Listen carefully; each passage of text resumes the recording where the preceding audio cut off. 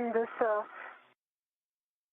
it is still attached to the other part, so maybe we can use it like this. Okay. I'm going to put this waste feather here. Okay, so let me do it then. Okay, and for Sophie, for that AET, what we want you to do is wrap it around, not closest to where it connects, but a little bit up, sort of just below where you check over center. And then you want to try to pull that. Okay. And at the same time, Anil, if you want to check side loading, I know it's a smaller cable, but we'll just want to, if we can wiggle it while she pulls, we might be able to dislodge this. Okay. Around this place, do you see what I...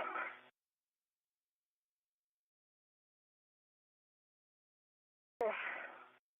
I'm in good position. 3, 2, 1. 3, 2, 1.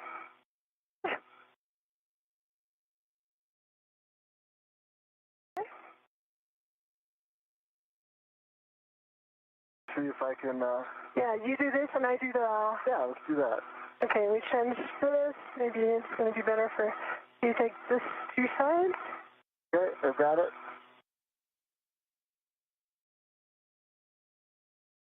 Take this. You wanted me to get both sides, I see. Happy medium, but if you want to go back down just a little bit.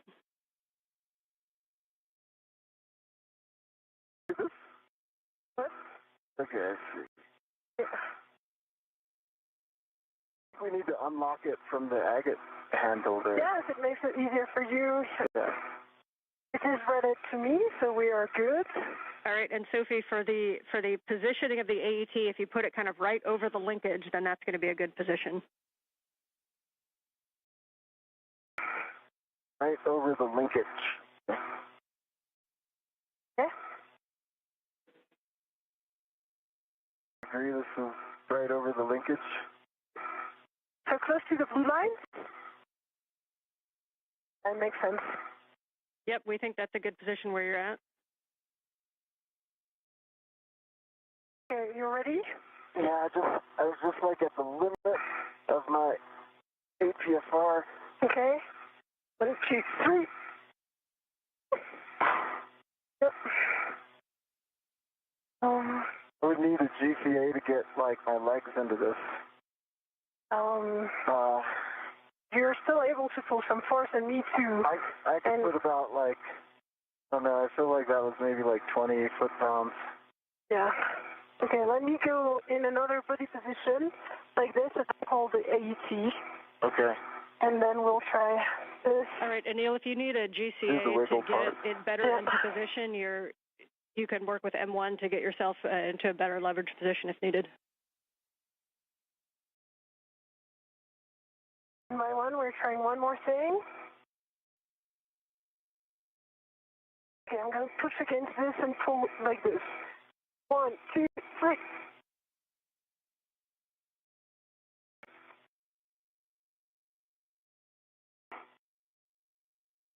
I feel like we try to talk to M1 while you continue to work on that.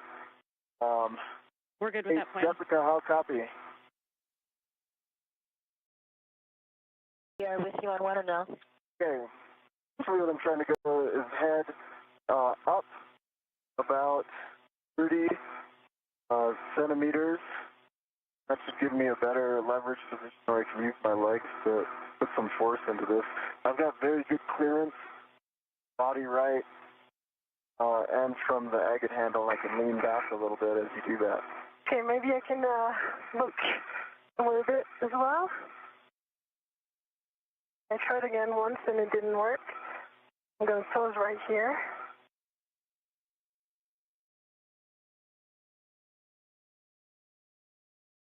We copy, Anil. Head up 30 centimeters. We're evaluating.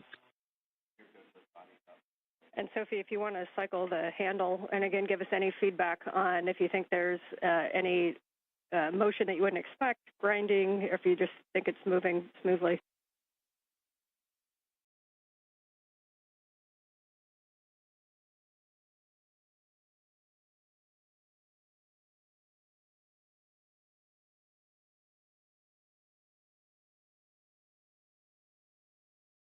know brakes are off. So. Yeah. And just around.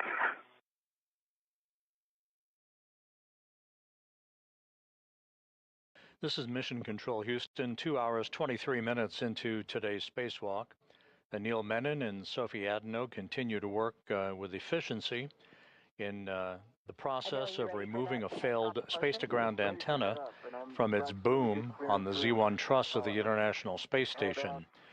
This particular antenna began to exhibit crankiness in its ability to gimbal or auto-track NASA's tracking and data relay satellites last November.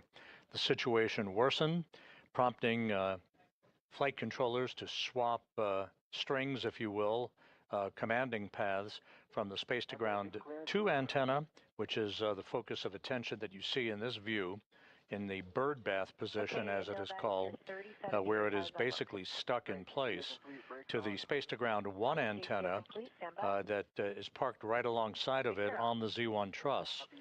In order to maintain full redundancy in the high data rate transmission capability from the station to the ground, we are in the process of removing this failed space-to-ground antenna, and later this afternoon we'll replace it with a spare that resides on a stowage platform of spare parts that exists on the port truss, the port 3 truss of the International Space Station.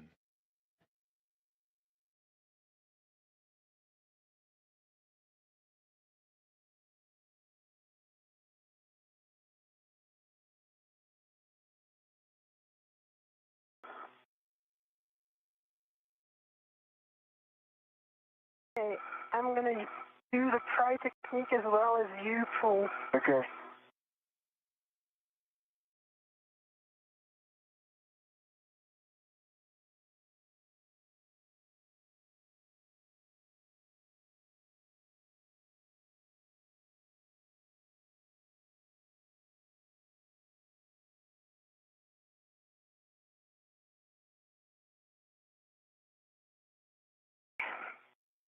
You want me to get it? Yeah.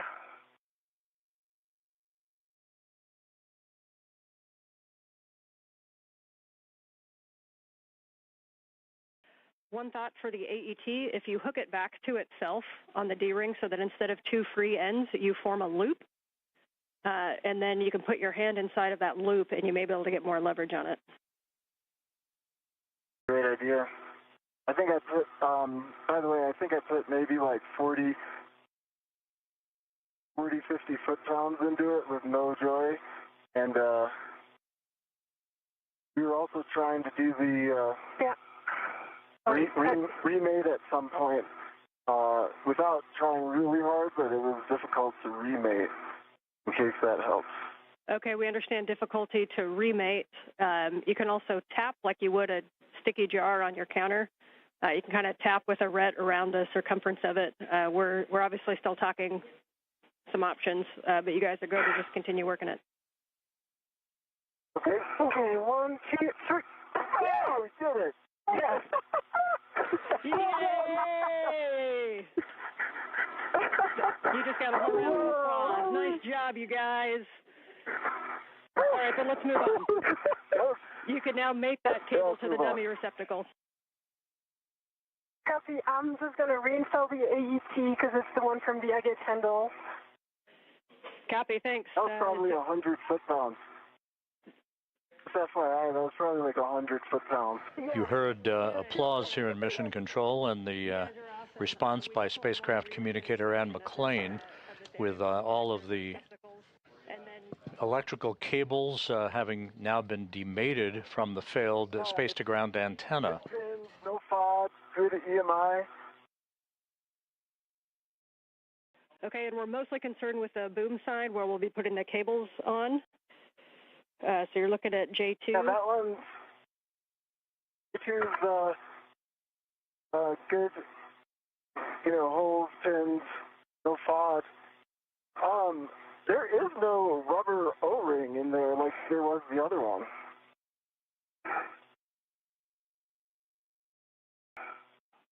Okay, that's expected. So let's get that cable. Once you got a good inspection, you can connect P5 to J7, the dummy connector, and then the caps on the both boom connectors, please. Okay, it's in the dummy connector. No, not yet. We're missing inside here. We're missing, like, 5 millimeters. And is it okay if we leave it on the dummy connector with, like, maybe 5 millimeter gap? Once these caps are placed on the dummy connectors for these electrical cables, Menon and Adenot will begin the work to release the torque on the 4 bolts that are actually holding the space-to-ground antenna onto its boom. They'll go in slow, deliberate fashion to release the bolts, approximately 8 turns per bolt. And that will fully release the space-to-ground antenna. Menon will haul that antenna over to a temporary parking place and ultimately onto external stowage platform number 3, where the replacement antenna, the spare, currently resides. Not for the Astros? What's that? How many curveballs was that today? Enough.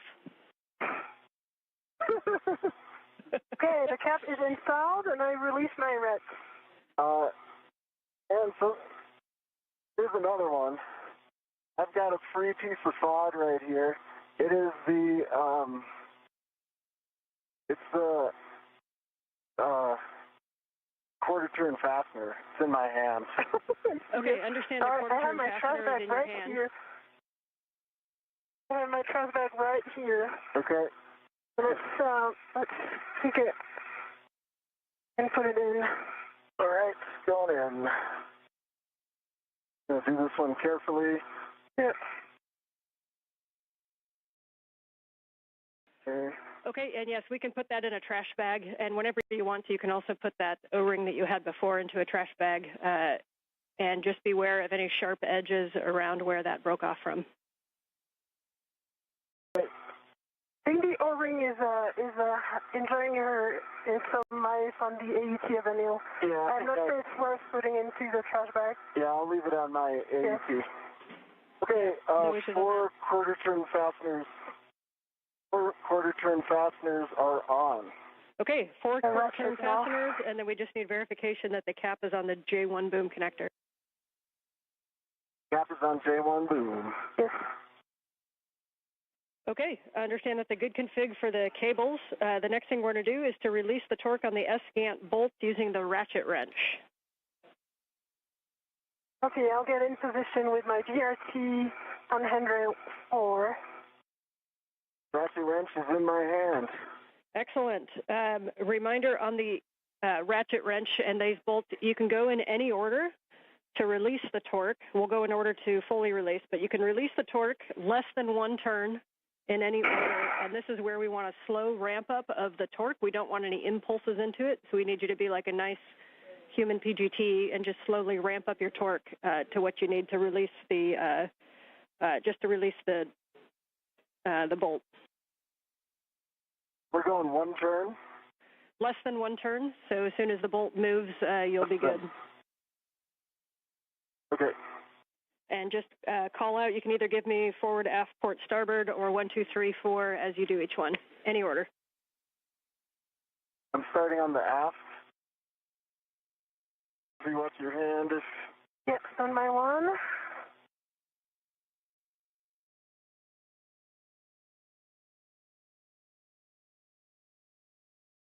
Quarter turn on the aft. I'm going to put in another quarter.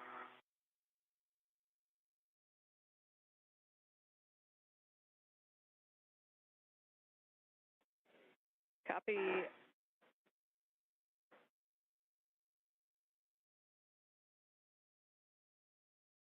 Another quarter turn on the aft, total of 1/2. I'm going to put in another quarter just because it does feel tight. Okay. We're okay with that on the aft. There's another quarter turn, so 3/4 turns. I'll stop there. Copy 3/4 turns on the aft bolt. I'm going to go the starboard bolt. Sophie, then I'll hand off to you, okay? Copy.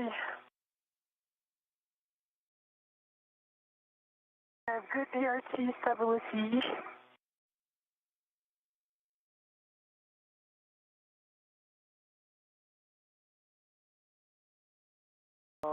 Sophie, I'm going to take the palm wheel off, interfering. Okay. Need help? I think I can do that. I've read it to it. Coming off.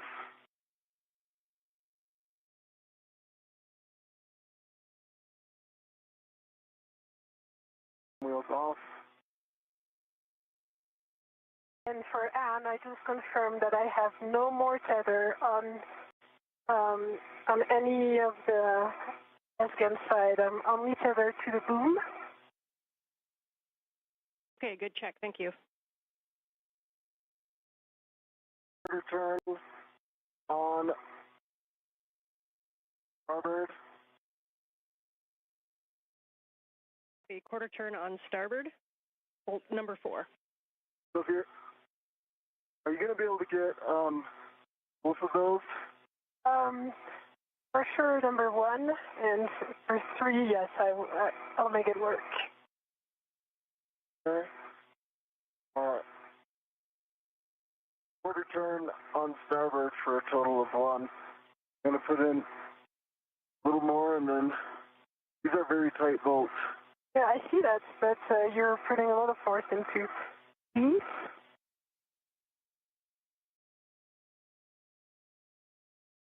Okay, I'm going to hand this off to you.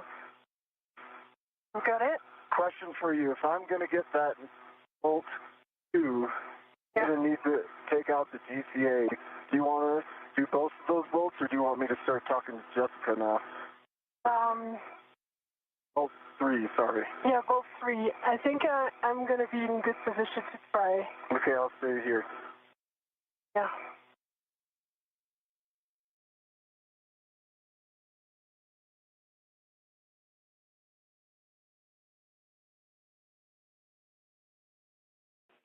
And I can see that you guys are using great technique. Just wanted to really make sure on all these bolts that the socket is fully engaged on the bolt head. You guys are doing it right, but just asking you guys to do an extra check because these are the only bolts we have. Love the extra advice, Anne. Keep it coming. It's unexpectedly easy to do. It could have switched its rotation on the head, perhaps. Like it might be in ratchet lock. You might want to just double check that you're ratcheting. Yeah.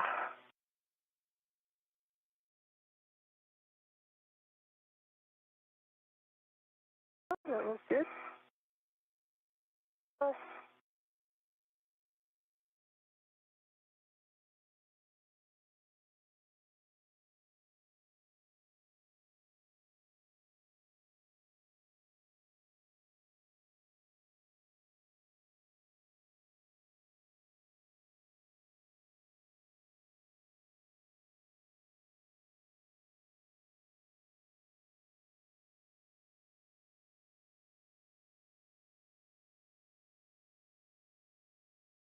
Just pull it towards me for lefty-loosey.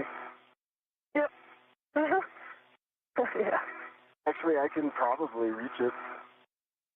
Okay. Need extra. Yep. All right. I've got it. Because my DRT is not enough. Yeah, I for that understand. older. I got it. Yeah. So that's quarter turn. Okay. Move into my hand. Good night. Another quarter turn. Good strength, Sophie.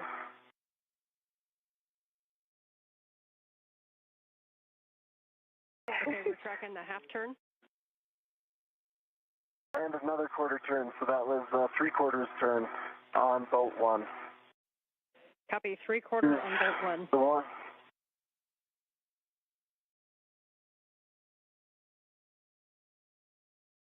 If there's anything I can do to stabilize you, let me know. I can kind of reach around here. Okay. I can hold your suit.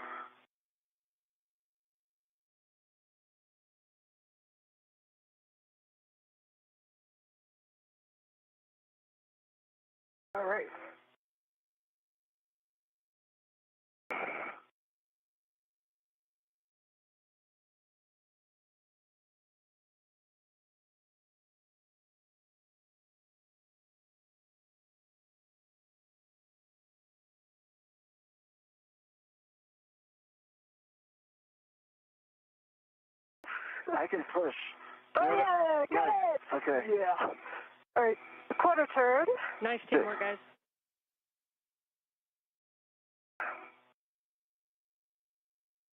Quarter turn. Third. And one more. One turn. Okay. Nice job. I've got... Wow, that was a huge torque. It controls the ratchet wrench. I'm putting it back. Copy. Okay, you guys can stow that ratchet wrench in the crew lock bag. And I'm going to have you set up to do the bolts, but we're discussing some things down here. So just going to get set up to do these bolts. And reminder, we're going to release 3 bolts, and then we're going to get set up to fly this.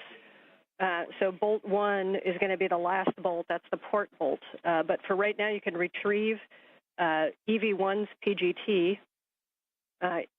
And Anil, you can ret to the S-Gant tether point.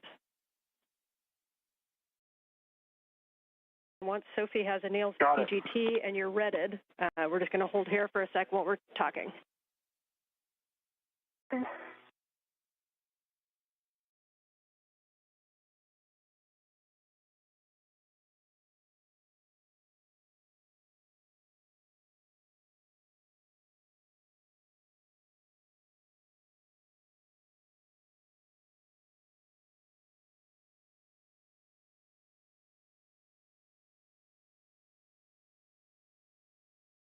Ratchet wrench is away.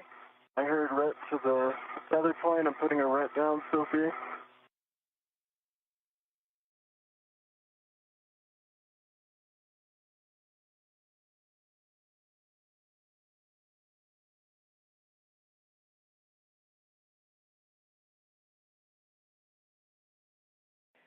As we continue to talk that, the recommended bolt order is going to be 3-4-2, so the forward bolt first, forward bolt. So that would be Sophie driving the forward bolt with Anil's PGT, and Anil will be retted to the tether point on the S-Gant handle.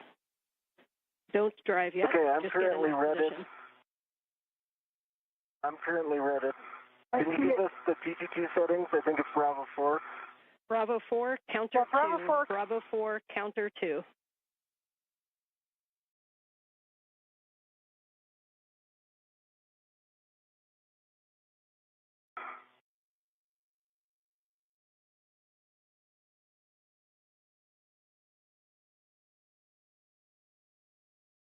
Got a good body position for bolt number 3.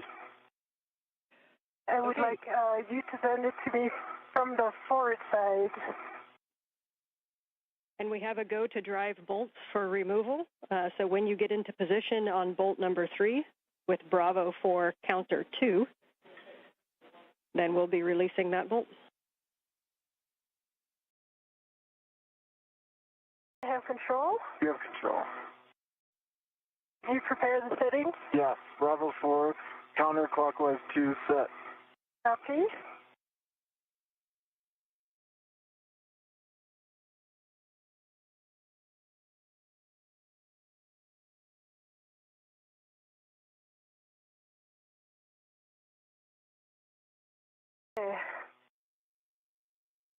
This is Mission Control Houston, 2 hours, 42 minutes into today's spacewalk.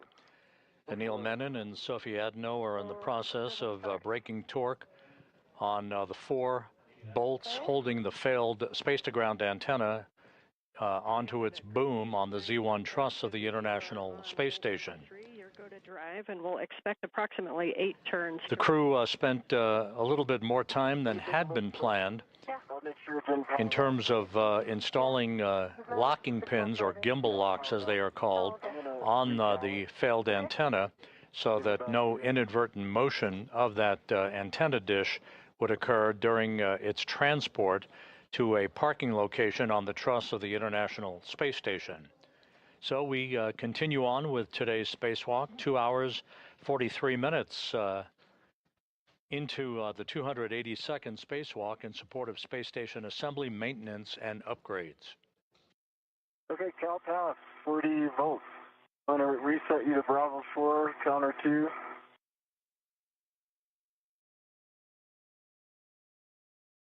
On Bravo 4, counterclockwise T, and I'm passing it back to you.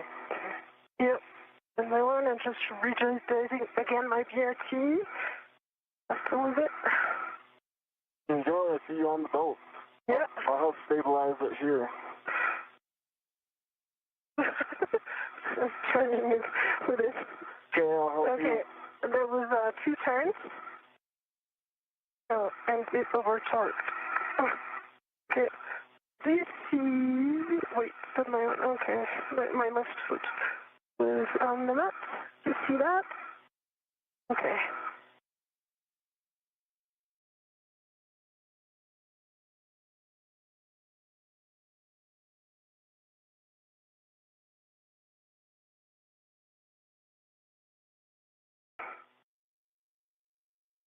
Confirm it's still on Bravo 4, counterclockwise 2.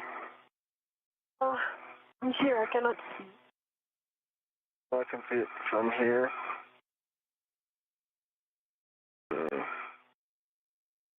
Yep. There you go.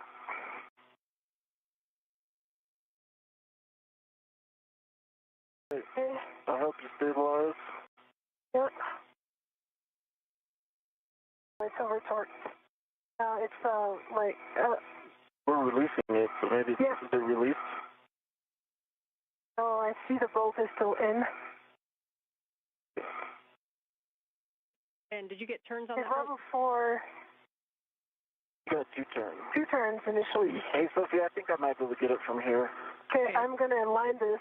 Okay. 2 turns. Let me work on the alignment. So you should have about 5 or 6 more. Okay.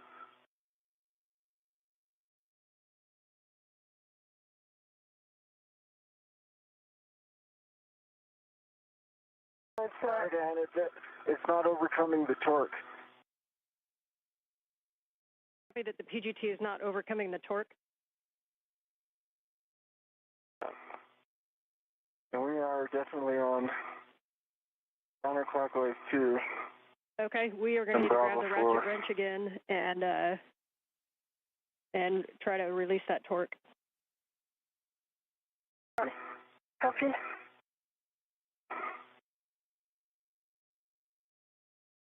I will say that when I was doing the ratchet wrench, it did feel like a height.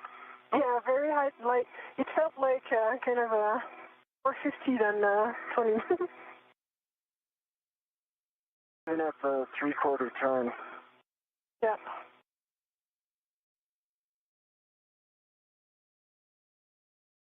Yeah, we copy that there was a little bit of a higher running torque than expected when you were doing the ratchet wrench. Sounds like a little bit of a sticky bolt. We can hit it with the ratchet wrench again. And it may not work with the other bolts still connected, but you might need to do a little bit of a wiggle on the S-scan as we release the bolts if there's any side loading.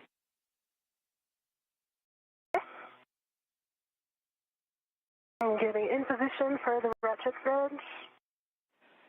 The other option is to go to a different bolt to release and then come back to this one. We are on this one, so let's do this one, let's see how it goes, and then let's move on. Okay, we like that plan. Yeah, that's a lot of torque. I felt that. I'm going to pull towards me, and then I'll push it towards you, and you finish that. And you're going to use the ratchet wrench until you feel the bolt kind of loosen up, and then we can go back to the PGT.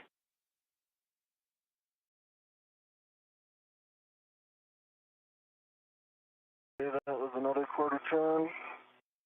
Another 1/4 turn. It's still very tight. Tracking an additional half turn.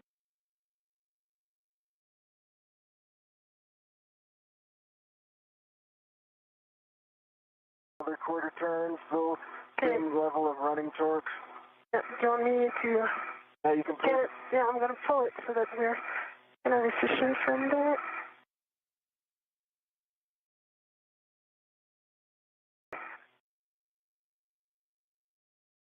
You still feeling the same running torque, Sophie? Okay, I did, still the same. I did a half turn. Okay, I'm going to give it to you. You start the 1/4, and I finish the half. Okay. Still the same running torque at a quarter turn. We copy. You want us to move on to another bolt? And or do you want us to keep working this one out? We're checking. You can continue to work while we're checking.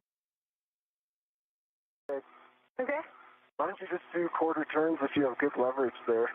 And we can also go on to a different bolt if this isn't going anywhere. Oh, it's easier now. Ratchet wrench is not the easiest to use. If you want to move to a different bolt and try the PGT, you can. That may free this one up a little. Sophie says it's easier now. It's easier now. We probably put another turn into it. Okay, I did one more turn, and now it's very easy to do. All right, let's go to the PGT. Okay. Sophie. Okay, I Good job, hold Sophie. the ratchet. I think you can take this and then just let go of the ratchet, and I'll Okay. I let go of the ratchet, and I align your PGT Okay. in the bolt. We're good. Okay. Ready? Yeah.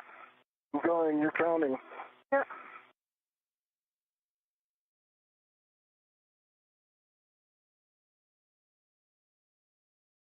Felt it release. It's released. And that was 5 more turns. Copy. Bolt 3 release with 5 more turns. You can move on to the starboard, bolt 4, closest to Anil.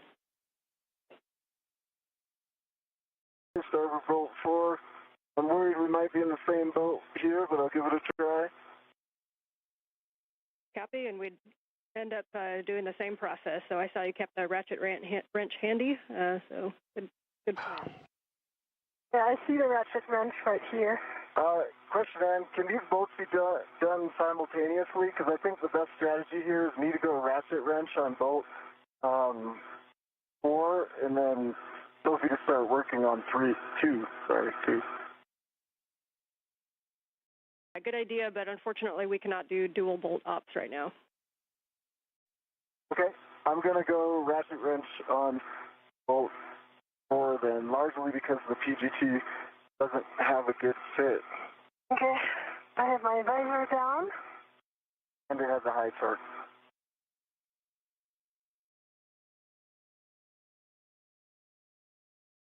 We're good with that plan, Anil. Thanks.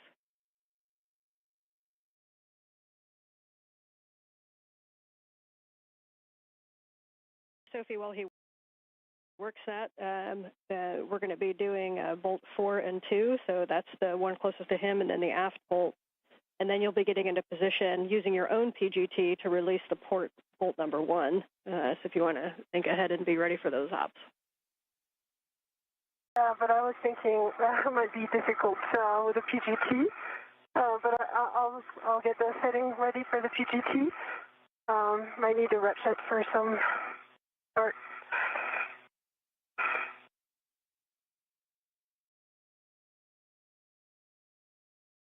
Yes, we concur. We'll see how these ones go if we expect to need the ratchet.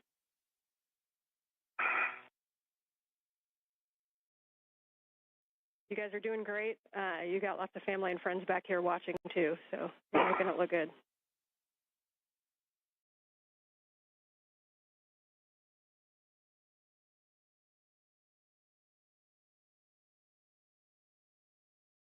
As we approach the 3-hour mark in today's spacewalk, Menon and Adenot continue to work in concert with one another on releasing the 4 bolts that are holding the failed space-to-ground antenna in place on its boom.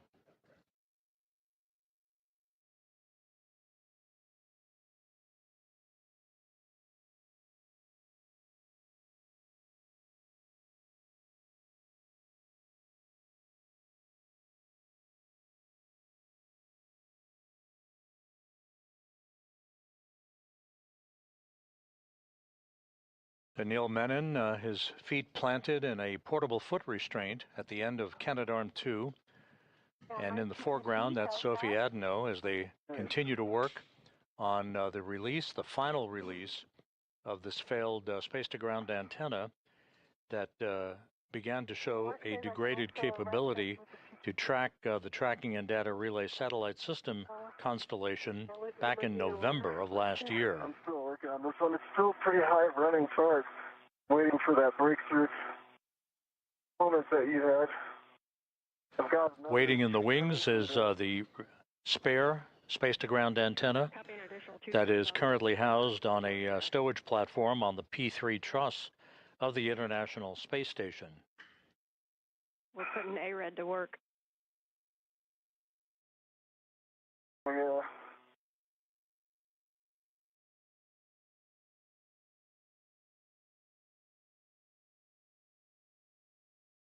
It's getting a little easier. Copy. Good news on 4. Sophie, one thing you could look at is on bolt number 2 on the aft.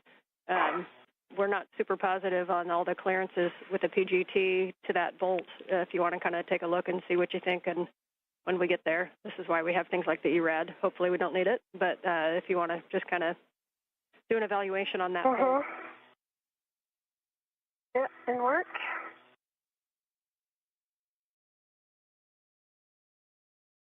Return into this. Copy, another return into 4.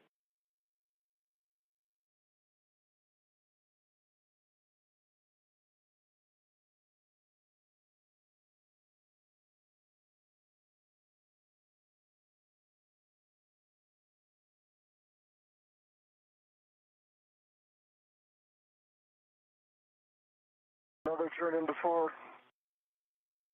Copy, another turn into 4. We will work with wobble socket on number 3.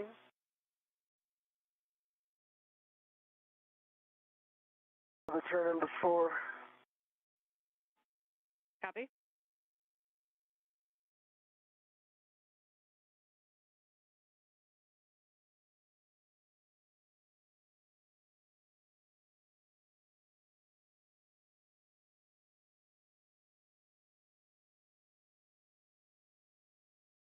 Easier now, Anil. That's easier. Do you want to give me the ratchet? Not yet. Another turn into 4. I'm not going to get a good piece. I'm not going to get a good PGT hold, Sophie. Okay. I'm just protecting here from your visor. Just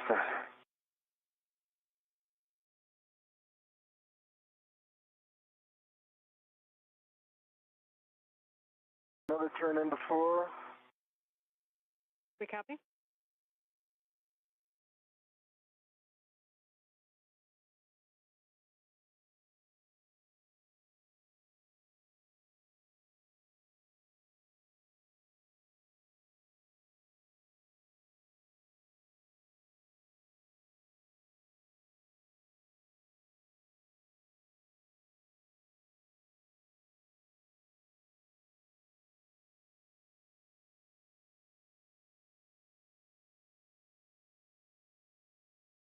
And 4 is released. You want the ratchet? Yes. This is the ratchet. Copy, bolt 4 released. And so, Sophie, you can work the aft bolt number 2, and this is a good opportunity for Anil to take a look at the view. We just want to, we're just looking at your met rates. Okay.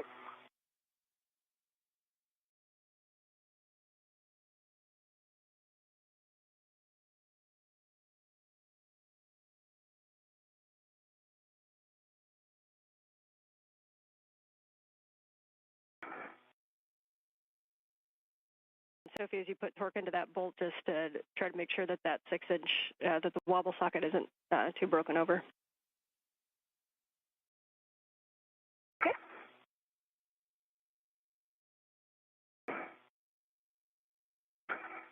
Okay, so we're coming the DRT force. You know, I could do this if I can get my met rates back under control. Yeah, I mean, I did like a tenth of a turn. Let me just change the orientation. I'll try another one. it might also work sometimes if you put your hand right at the fulcrum at the 90-degree angle where the socket attaches to the ratchet wrench and counter against yourself.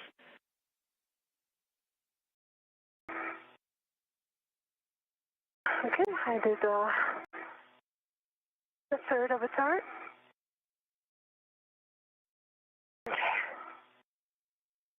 Quarter turn.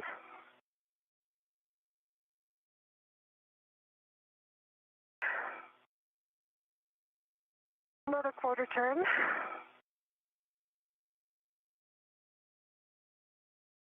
Copy the quarter turns.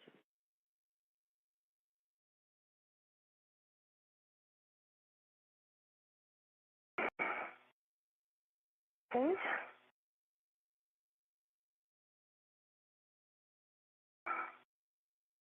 Another quarter turn. We copy. Good work. Is the running torque changed at all? A little bit. Okay. Or maybe not. And I do have a good purchase. If you think my net rate comes back to normal, you can tap me in. Okay. I'm not sure it's a good idea for me to grab the hit handle at this point, because soon we'll have only one bolt remaining, and not really like that. Okay, I have my hand on handrail 03F.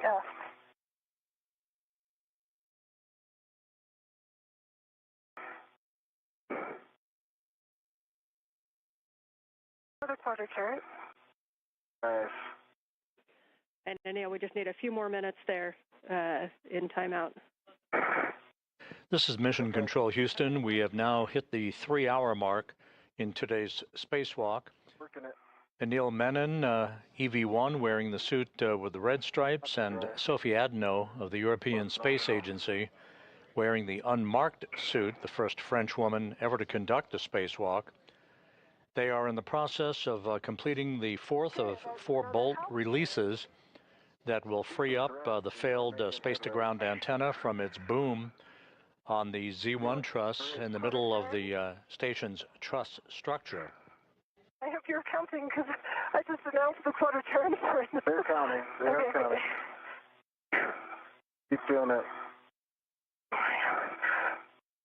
All that A-red I see you doing. Yeah. Pushing it.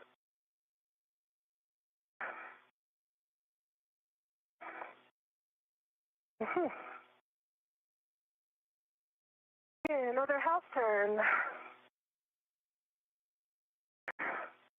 I don't even think that we could try the PGT. It's still very high torque. Yeah.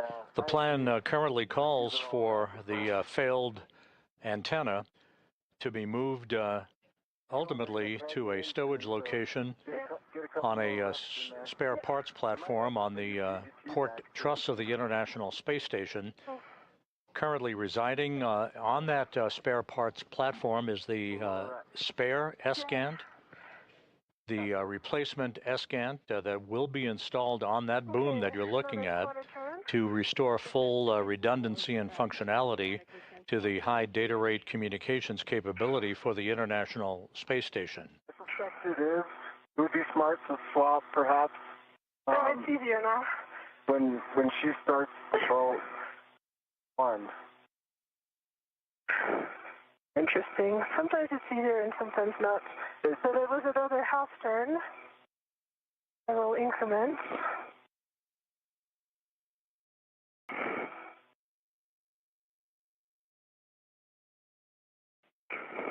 And just for you guys, when we do get to the PGT, we've been given a go to Bravo 7, so you will have some higher torque available. Okay. Do you want me to try to stick this bolt with Bravo 7 and see if it works? Yeah, let's do it. And is it okay if I try that? It's kind of low net rate.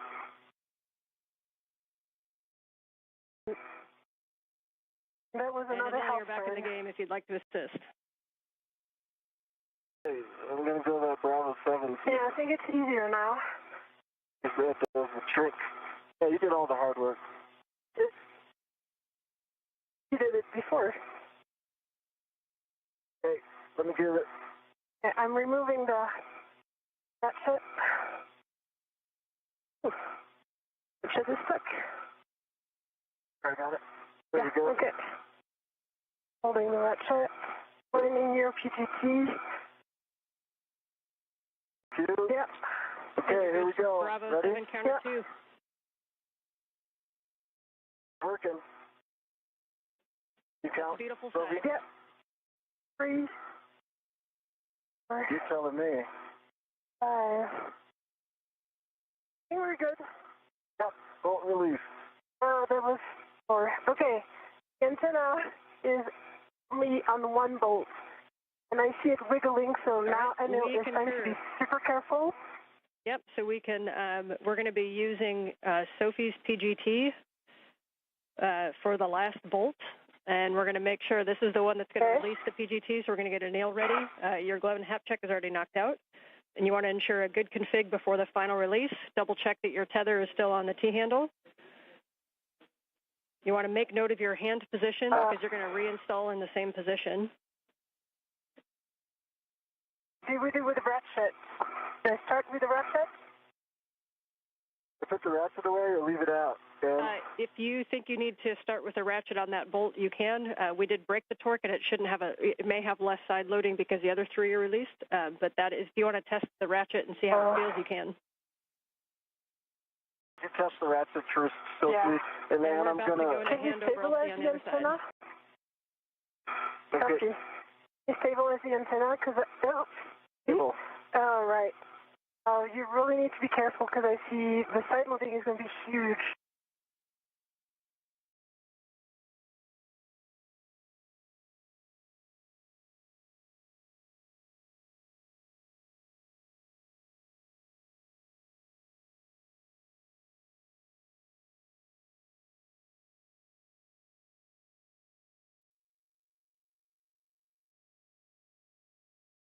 Easier? No. Are you pulling it towards me, the lefty loosey? Distance. Don't know why.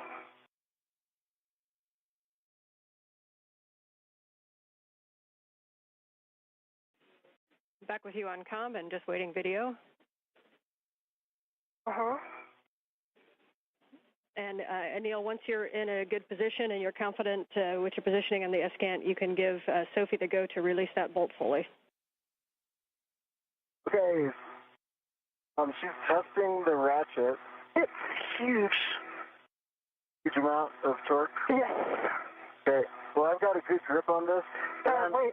What kind of movements on the S-Gant will alleviate things for Sophie?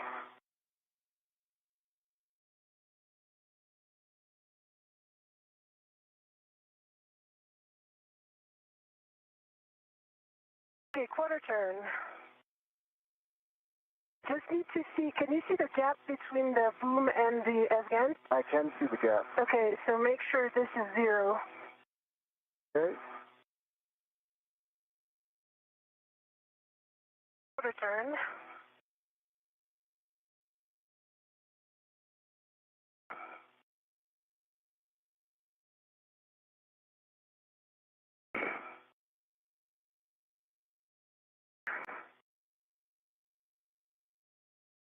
Okay, another quarter turn. Might try with a PGT. Maybe Yeah, dude. doesn't feel that bad. Okay. Can you stabilize the S-Gant so I can put the ratchet wrench away? Yes, and my one. If you get in good position. You can let go of the ratchet wrench. Okay. You can let go of it. Okay. Why don't we just leave it like this because I just want to try. It might not work with a PGT. Okay. But I'm going to have to put it away at some point. It's true. You can put it on my MWF. If you can just stabilize this. Okay, I stabilize this. Okay, ratchet wrench is going to go on.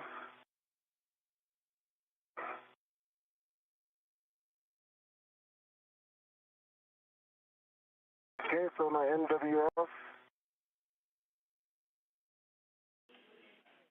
Alright, I've got control of the S-Gant. You got control of the S-Gant, copy? Your goal for bolt 1. Ground concurs.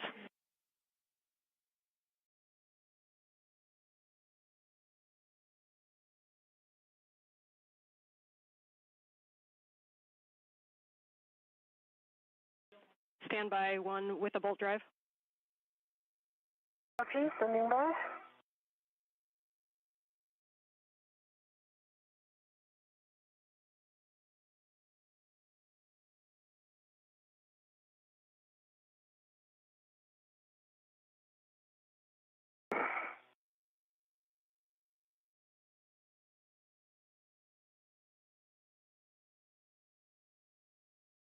All right, some big picture words for you guys. First of all, Soph, I'm going to give you a task to work while I talk to you. So we're going to have you remove the ball stack mutt and the scoop from the aft gimbal lock. Okay. Okay, while you work that, we're looking at times. You guys are currently just over 3 hours of PET. We're going to go directly to a long-duration tie-down of this S-gant on the Z1 truss. So we're going to remove that ball stack mutt and the scoop, and we're going to take it back to the medium ORU bag, and you can retrieve the long-duration tie-down tethers at the time. For Anil, we're wondering how you're feeling in the APFR, if after the handoff you think you'd be able to get in and out of the APFR easily to assist with Sophie. And if not, you may not be able to have that full assessment until we get you in the right position. But what we're thinking is we could do a two-person tie-down, which may be a little bit quicker. Or we've also tested it as a single-person tie-down. We think Sophie can do it solo if you don't think get in and out of the arm. I say we do the two-person. I feel like APFR ninja at this point. Okay, we'll have Robo come up with the swiftest plan to get you towards structure. And in the meantime, we'll have you stow that ball stack mutt, and then you may want to pre-position that medium ORU bag in a spot that you can grab the long-duration tie-down tethers. Then we'll have you go back up and do the port bolt, and then we'll do the handoff as planned, and then we'll do the long-duration tie-down tether. Still, I'm working on the ball stack mutt.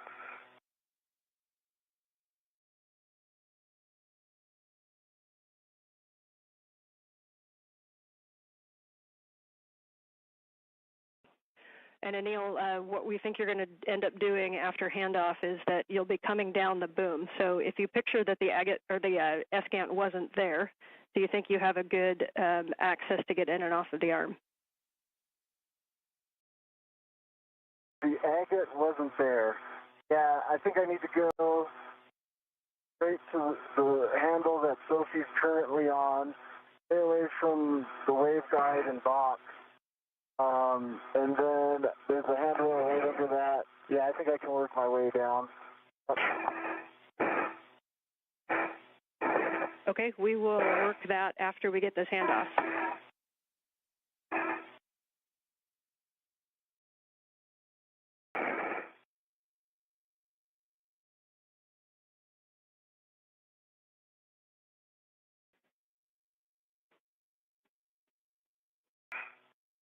If you prefer to take off the scoop after the handoff down on Z1, you can. We think taking it off right now is going to make the handoff and the tie down easier, but we will take your suggestion if you think something different.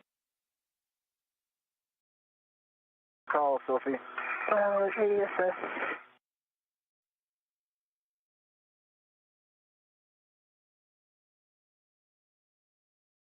are you thinking, Sophie? Yeah, I need to stabilize the S-gant right now. I think it's going to be better to remove the scoop now. Okay. I need to stabilize the S-gant because I see it moving with only one bolt. It's stable. Okay. I see a gap here.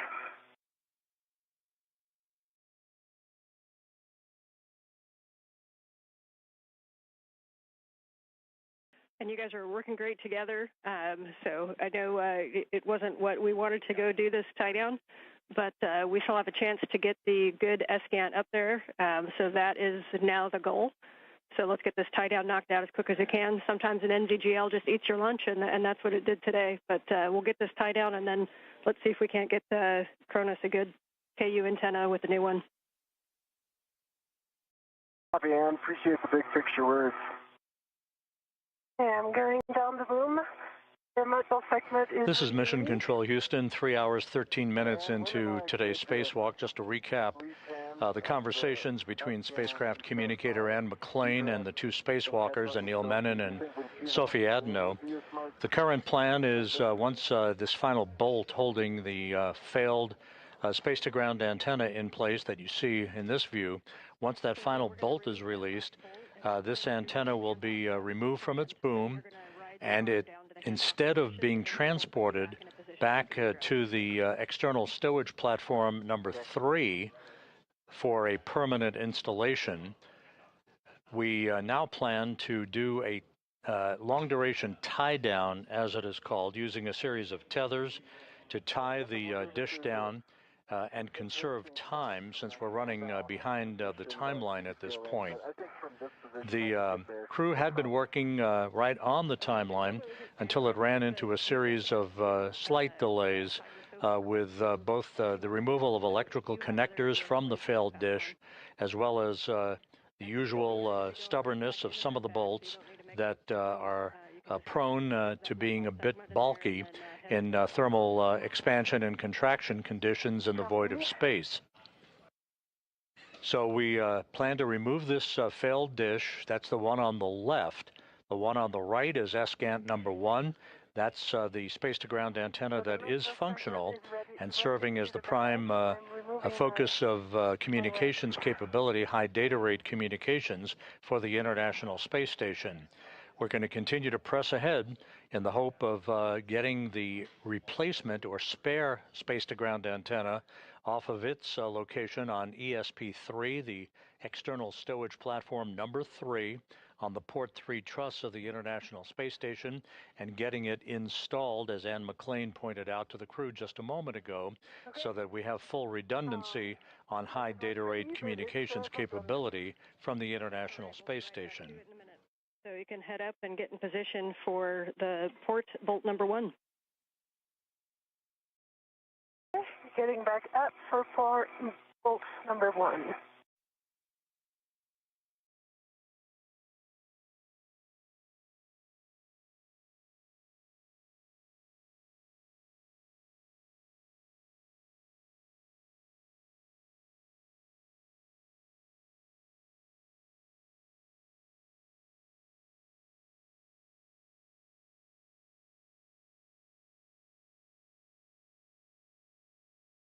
Is good for Bravo 7 there?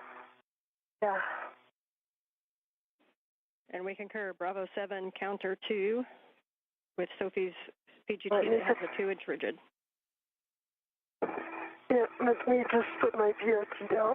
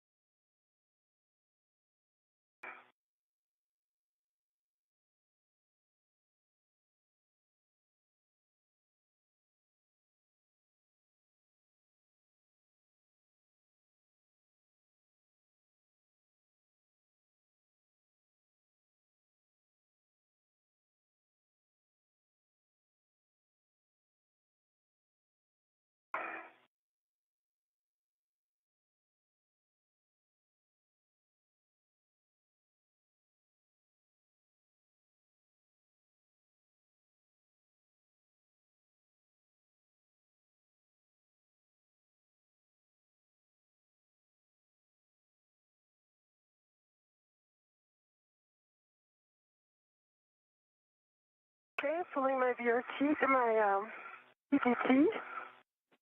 Copy.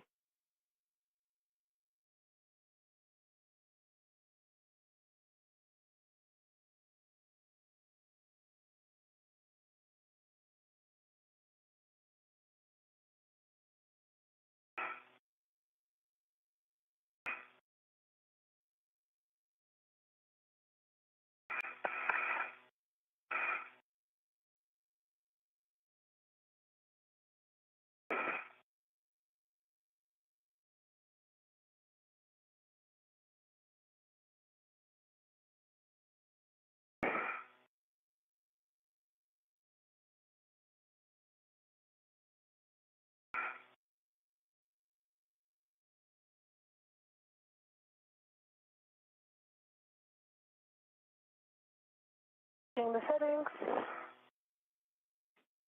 Yep, and just doing a Bravo 7 counter 2. Please.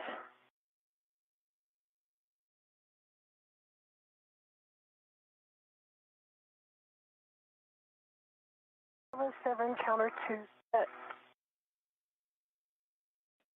All right, and on Anil's go, you can release that bolt. My go, Sophie. Okay.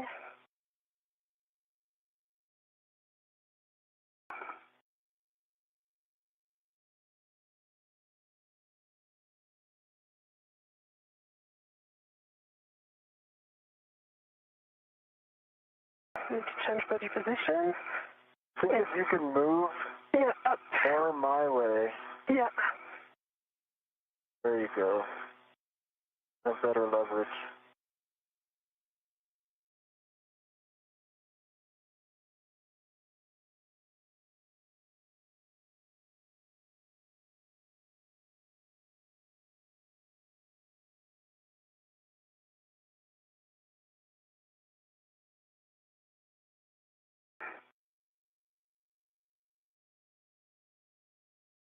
It's seated. Seated as well. And now she's Face nice and hard. I saw it turn. Yep. One turn. I need to revise my VOT again.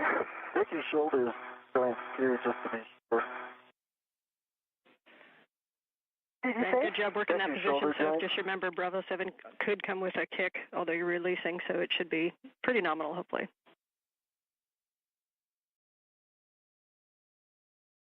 So like a quarter turn, like quarter turn. And you may be able to wiggle a little bit, Anil, if there's some side loading.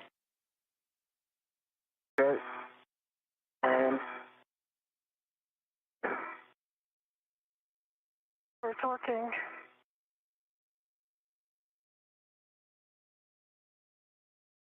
Okay. I do like tenths of a turn at a time. So it's over talking. and Yeah, so I think I need to take the ratchet wrench. let's see if I can just flatten it again one more time, just so I can see if maybe this helps.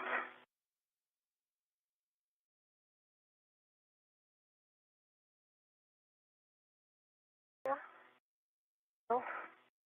I mean, I see the gap in the threading. Yeah, okay. Is that turning at all? This is Mission Control Houston. Just to recap, the two spacewalkers, Anil Menon and Sophie Adenot, continue to complete the steps to release the failed ESCANT, the failed space-to-ground antenna, from its boom on the Z1 truss of the International Space Station. The current plan is, once that boom is freed from the antenna itself, the antenna then will be tied down on the truss itself rather than moved to a permanent stowage location. That will conserve time, since the crew took longer than expected in bolt and connector demating operations earlier in today's spacewalk. We are pressing ahead with every intention of removing the spare space-to-ground antenna from a stowage platform on the port 3 truss of the station and bringing it to that boom for its installation and the electrical and data connection hookup. And we're not seeing the socket move. We recommend going back to the ratchet wrench. Okay. Okay. So Anil standby 1, I'm starting my PGT. You're starting your PGT. And am I good to just get the ratchet wrench with this one bolt and we both let go of the F-scan?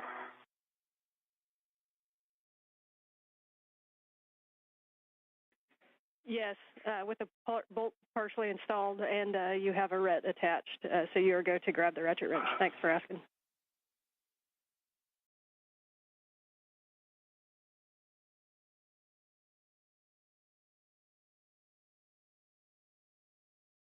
Sophie, so here's the plan.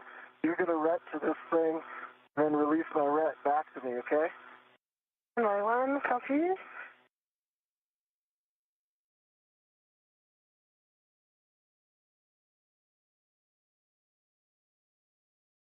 PGT stowed.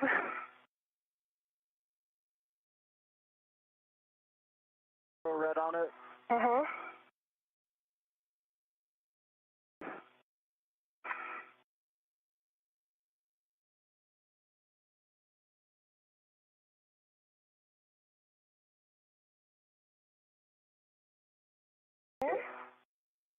I can grab my ret.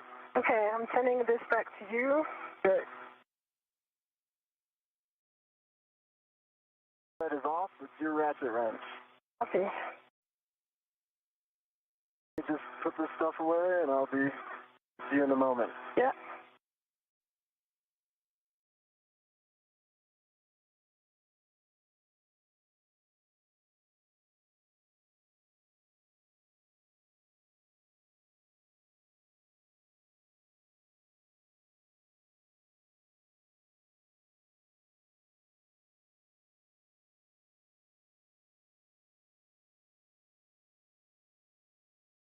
Okay.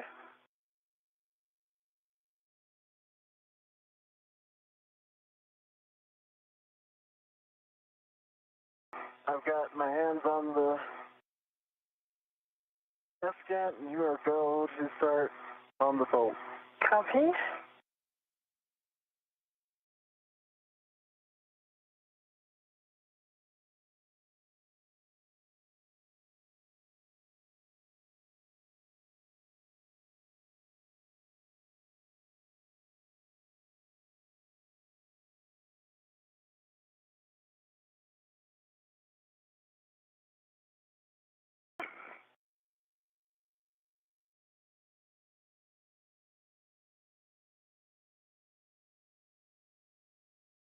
See it turning.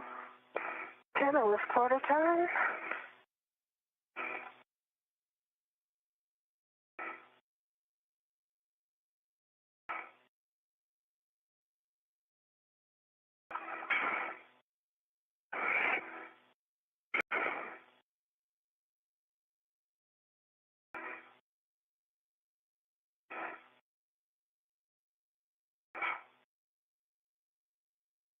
So another quarter turn.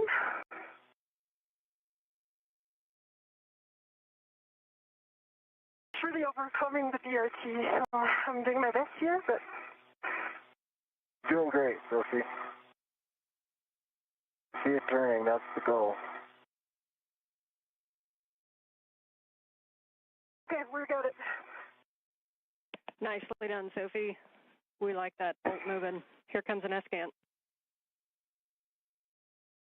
Okay. Anil, you got it. I've got it. I've got a good hold on it. Okay, and I have no ret attached to it, so I'm good. I've got a red attached to the T-handle by me. Okay, I'm going to finish with hand, if you don't mind. Be quicker. By all means. I think you can get the PGT quickly as well. You could consider that. Yeah, I would. You're right. I put the ratchet on my MWS. It's a quick still location if you need. Yeah.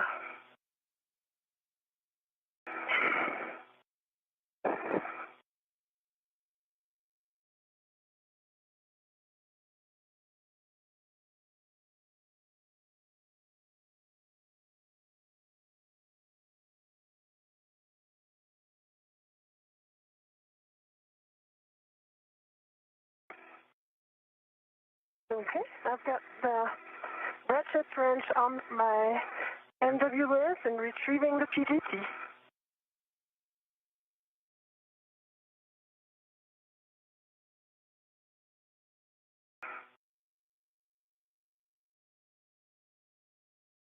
You still have good control? Good control. Copy.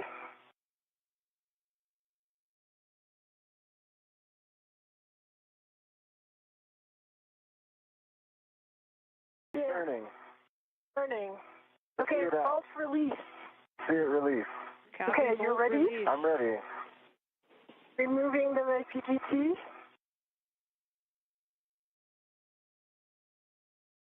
I think you can put your PGT away if you want. Yeah.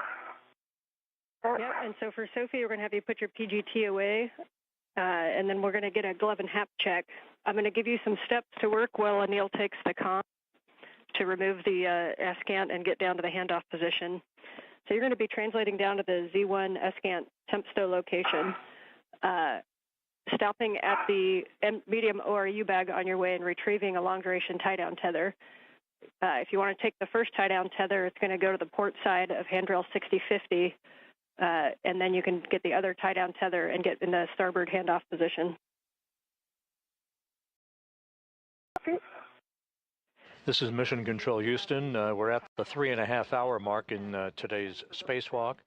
The failed space-to-ground antenna is now free of its boom and will soon be removed from the boom itself and be brought to a nearby location to be tied down with a series of tethers. This will be an interim parking place for the failed antenna, thus conserving time for the rest of today's spacewalk. That'll come off easily. It's a good time to observe so that we really understand the waveguides.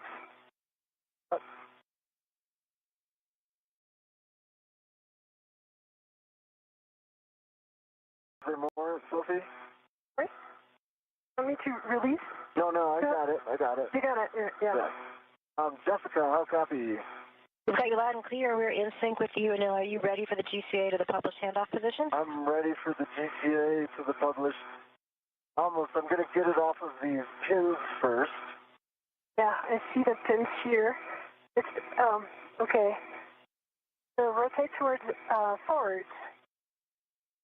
Now you're towards your feet. Yeah, that's it. Okay, I've got it. You got it? Free, and Jessica, I'm ready for that GCA. We copy. We're getting set up for that. Brakes are coming off. Copy off.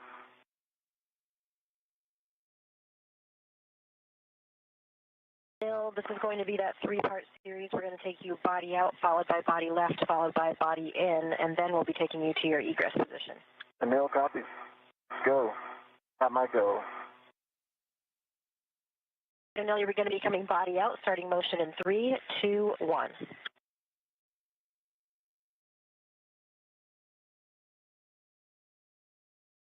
Okay, I've got it clear of the boom and very stable.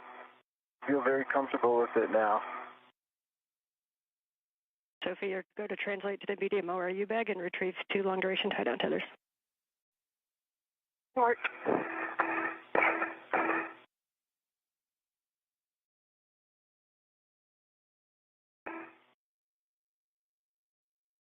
Good clearances here. Jessica, clearly getting better.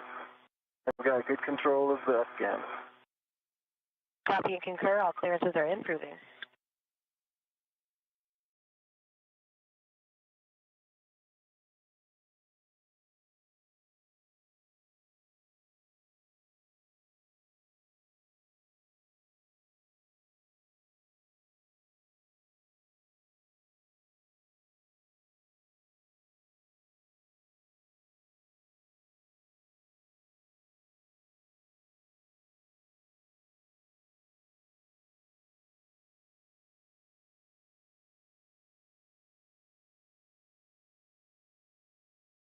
Still starting motion, body left. 3, 2, 1. Body left, and I'm watching the dish, keeping it clear of the boom. I'm putting a little lean back in. I've got primary eyes on clearances on this side.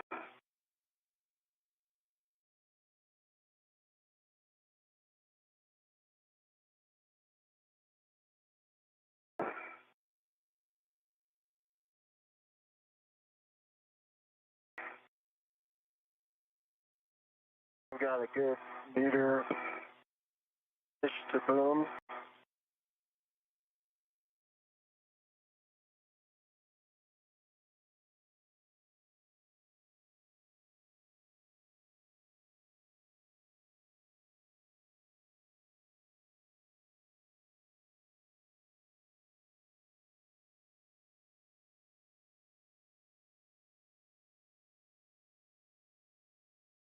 Starting motion, body in 3, 2, 1. Okay, and I'm going to keep clearances from Sophie here. Sophie, I've got eyes on you.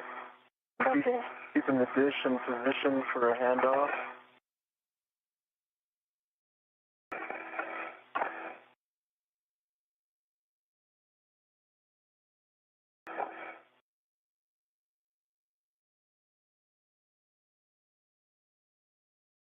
I'm right off your right shoulder, Sophie.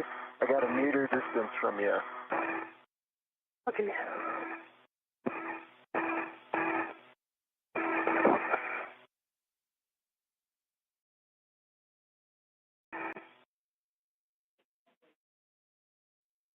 And for Sophie, if you're able to move to the nadir side of that handrail, that'll allow Anil to get in a little bit more. If you can slide down to the bottom of handrail 2.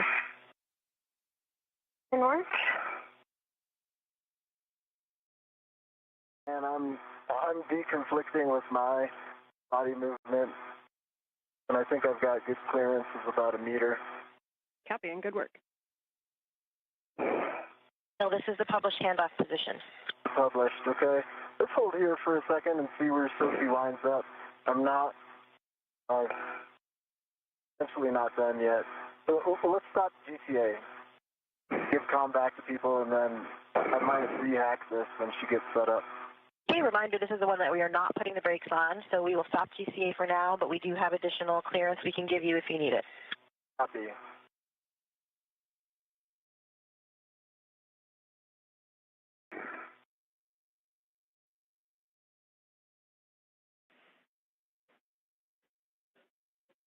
Okay, and for Sophie, we'll just be retrieving those 2 long-duration tie-down tethers and moving to the base of Z1. And between the 2 of you, just please maintain RET awareness on the S-scan as we hand it off. The final tie-down is with long-duration tie-down tethers, but in order to get it from Anil to Sophie, we probably would need to do a RET swap. Copy, RET swap.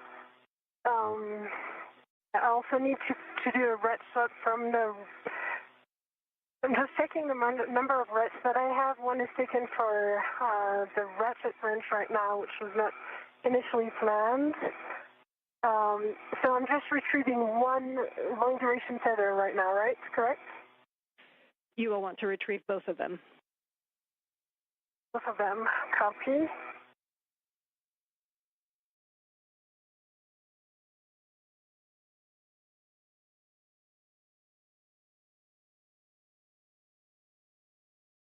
If you need an additional wrench, you could always move the ratchet wrench onto an AET.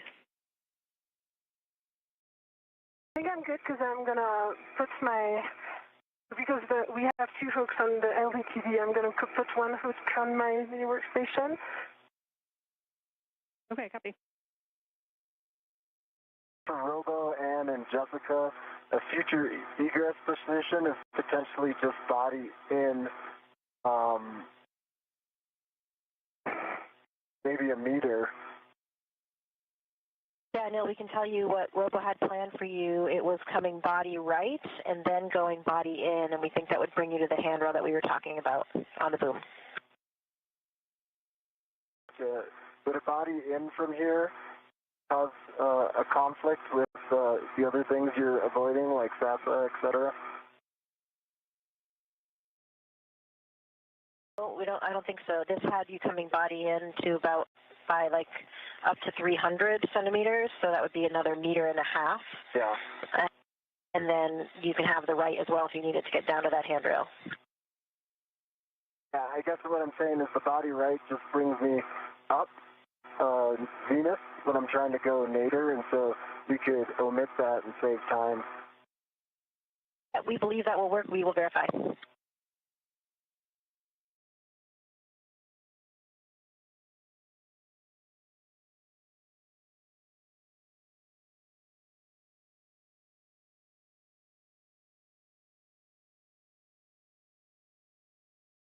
Okay, one is retrieved and is on my mini workstation, working on the second one. Copy.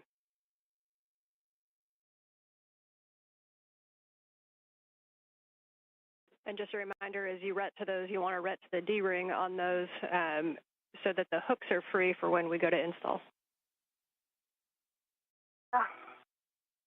I'll do the rets after. For now, I'll just put them on my mini workstation if it's okay for you, because I'm afraid I don't have enough rets.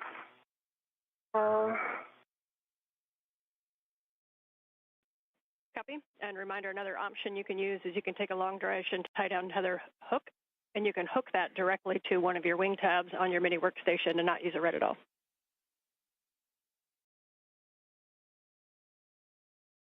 That's what I'm doing right now with the first one.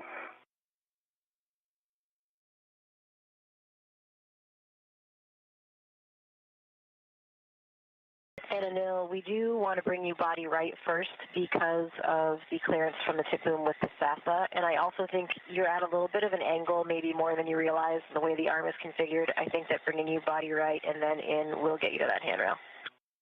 All right, that works for me.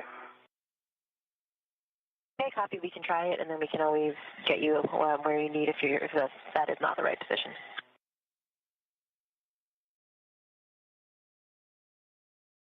I am guessing for this handoff, I would benefit from some body in 30 to 50 centimeters.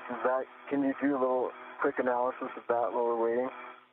I can tell you that we can definitely give you at least 25. Okay.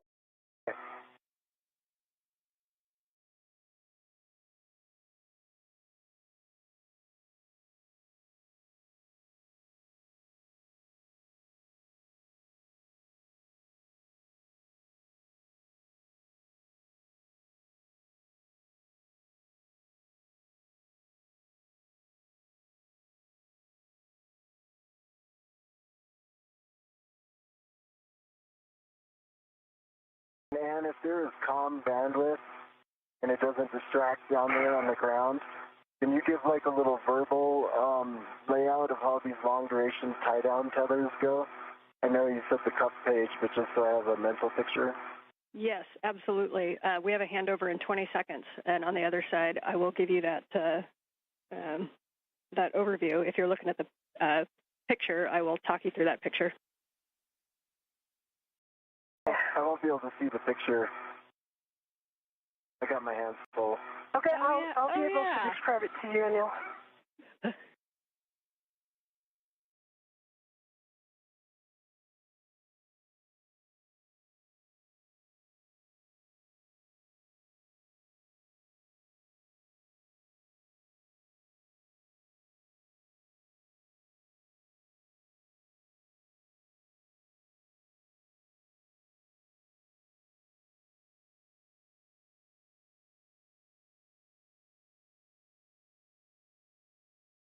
Handle and see if I can get this all the way to you without GCA. If that doesn't work, I'll ask for additional GCA.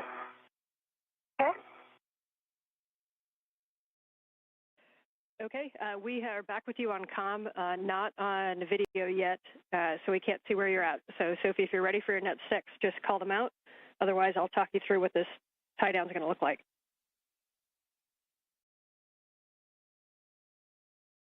Translating, so I think we got some bandwidth here.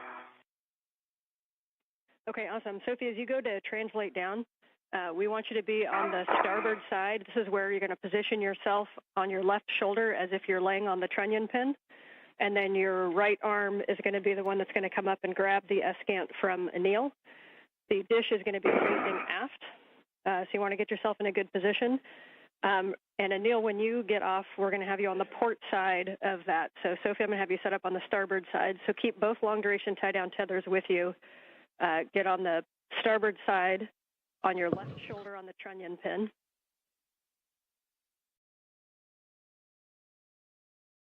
Okay, in work. So try to have a clever plan for tethering myself.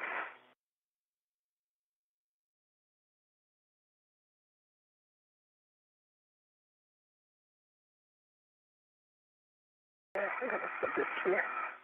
The sun's going down when you're set for your visor. Yeah.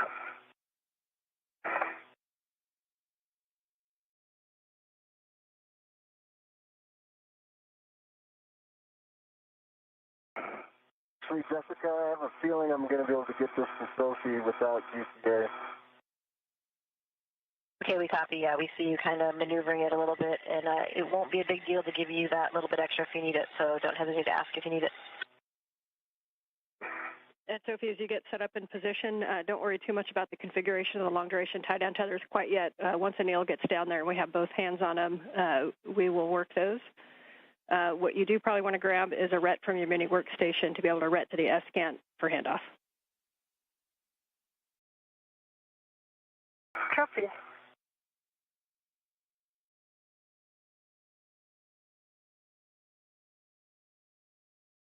Okay, no hold on. This is Mission Control Houston, 3 hours, 45 minutes into our spacewalk today. Just to recap where we're at, the spacewalk began at 7:29 a.m. Central Time, 8:29 a.m. Eastern Time. The objective was to remove a failed space-to-ground antenna from the location point at the Z1 truss on the International Space Station, the center of the truss structure. It began to exhibit degraded performance back in November of last year, and its swiveling or gimbling capability was reduced so significantly that we had to move to a backup antenna. They come in pairs. They reside side by side on the Z1 truss. The antenna in question has now been removed from its boom. That's S-Gant number 2. S-Gant number 1 remains an operational antenna to provide high data rate communications capability from the station to ground controllers throughout the world. The two spacewalkers today, Anil Menon of NASA and ESA's Sophie Adenot, began the spacewalk working per the timeline, but ran into some difficulty loosening up bolts and electrical connectors along the way and fell behind on the timeline. So to try to create time efficiencies, the flight control team here, under the direction of Flight Director Chris Dobbins, elected to tie down, they call it a long-duration tie-down procedure, using a series of tethers to tie down the failed space-to-ground antenna to the truss on the International Space Station rather than spend the time to transport it all the way back to a flight support equipment stowage platform on the Port 3 truss of the complex. The one by your left hand there. With that in mind, we are continuing to press ahead with a plan to remove the spare space-to-ground antenna that does reside on a spare parts platform on the P3 truss and bring it over to the now empty boom on the Z1 truss, install it, and see how far we get in the timeline before we determine whether or not we can complete all of the work associated with the installation of the spare space-to-ground antenna. Time will tell. We're at the 3-hour, 47-minute mark, with the flight control team continuing to press ahead with the current plan of tying down the failed space-to-ground antenna onto the truss of the station. Use my legs as leverage, not up on the triangle, but kind of sideways. If you can stay there, I can get you this S-Scan.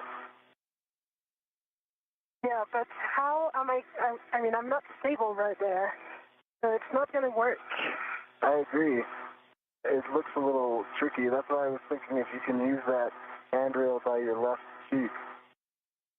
Yeah. To do a end effector, base tether, and then just BRT anywhere that will keep you stable. Yeah. I need to BRT. Yeah, and the other if you can't, it's kind of an awkward angle to get the BRT on 6051 sometimes, but your stability is really going to come with your left hand on 6051 and your right hand up toward the S-Scan. You'll be able to get a good purchase on 6051 if you can kind of turn a little bit, and then you'll kind of have your hand on that handrail the whole time during handoff, and then hold it until Anil gets down to assist with the tethers. And again, with your right hand, though, you're going to want to have a ret in your hand to reach up to ret to it. The ret is already on it, so we're good. But I think we made a mistake of taking the metal segment on just to help stabilize. So I'm working on my VRT right now to be able to hold the position. Maybe this one. Okay, and you don't have to be able to get into a perfect position. If you can, if Anil can hand off the S-scan and then reposition, even if he hands you a T-handle, you could hold a T-handle and just hold it stable with one hand on a handrail and your right hand on a T-handle until Anil gets in position to be able to, it might take all four hands to get it fully down in position. Yeah, so this is what I'm... Break, Sophie, can you double check to see if that ret that you've attached to the T-handle is locked or unlocked? I feel like it might be locked. Oh, that's a good point. It just locked on against the structure. All right, so now I think I'm in a good position now.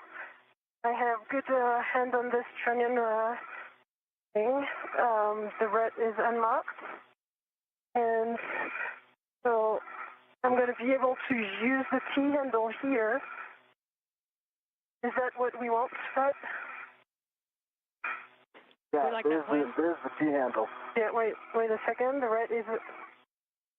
And then you come after right away. Is that correct? And I am coming, yes. Okay. Okay. Do you have control of it? I have control. I'm releasing my ret. Copy.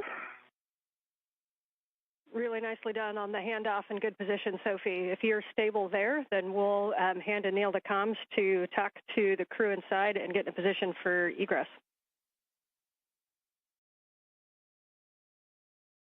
Sophie, you have full control of this. Do you want me to help you move this a little bit? Or do you want to just keep it there? Keep it there. Okay. Jessica, how copy? Got you loud and clear, Anil. This first motion is going to be body right. And can you verify that the antenna itself is clear enough from you for that? I'm clear for body right, and I can gently touch the antenna to ensure it's clear. Okay, copy.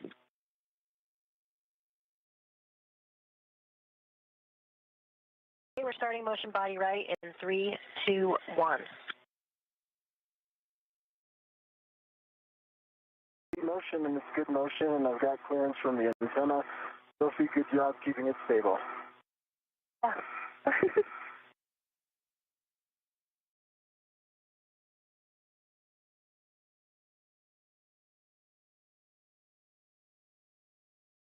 Right, and now we're going to start that motion body in. Wait in 3, 2, 1. Stop 1 second. Stopping motion. Sophie, if I go body in, I'm going to hit this antenna. Are you able to bring it towards you? Like this? I think it's the limit because otherwise I'm close to the trunnion pin right now. Okay. Jessica, can we go body right 20 more centimeters? Stand by.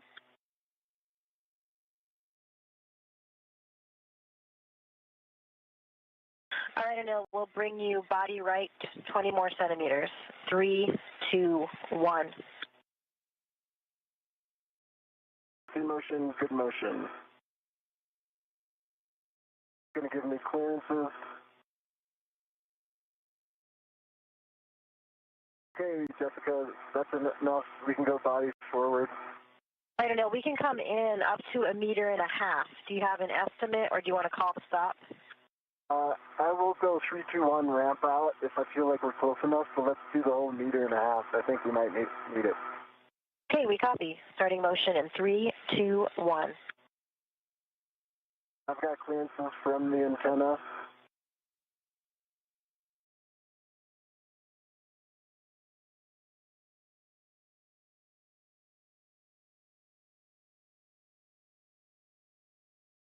got good clearances from the antenna, and I'm watching my crew lock bag as well.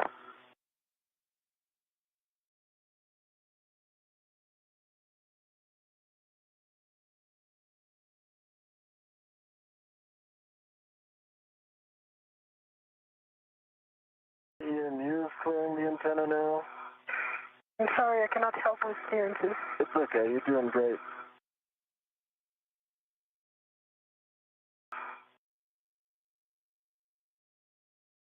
A meter remaining. See, my crew lock bag is clear of the antenna. Ramp out in 3, 2, 1, ramp out. Okay, we've stopped motion. Stop GCA. GCA complete.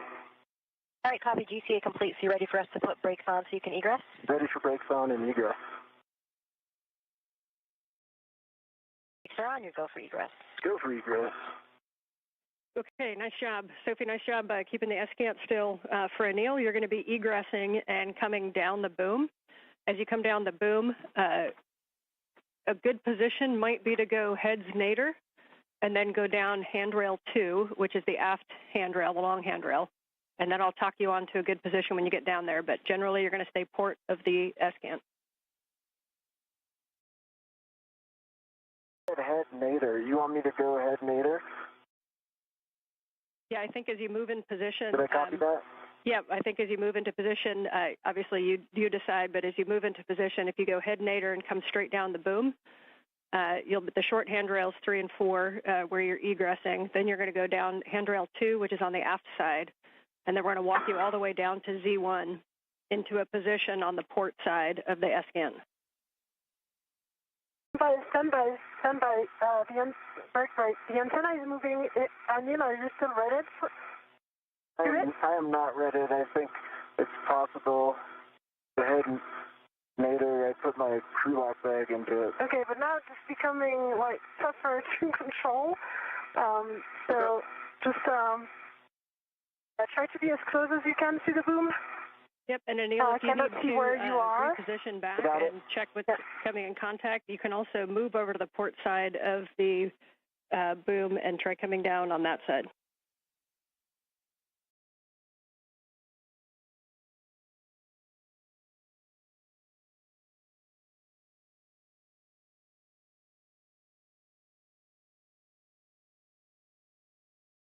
I see. I think it was your crew lock bag.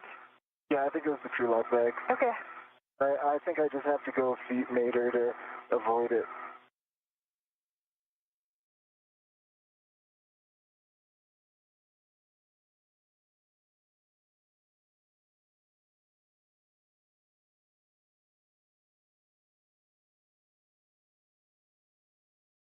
I'm repositioning a little more aft. Slowly.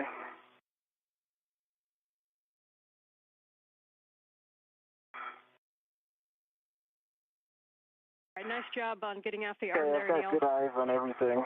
And I see your feet coming down. If you put your feet just forward, you're going to be staring at handrail 6058. That's a good one to hold on to. 6051 to orient you, or sorry, 6050 is the one that's pointing direct aft. That's where one of the long-duration tie-down tethers are going to go. We're going to do this tie-down very deliberately. As you know, when we do these tie-downs, we don't know if it's going to be weeks, months, or years. And so the biggest thing is we need to make sure that this is in a safe config. So if you can both be very deliberate on where things are going and calling out any issues that you see. Also be aware that Anil's tether is in a very non-standard config, so not something that we're used to. Make sure that we're not tacking him down alongside the S-cant. Right now, I see your real Anil going on your right shoulder. That's it, Sophie. Okay. And Anil, if you need to do a rich man's fair lead onto the boom, that might keep it clear of the S-cant, but your call.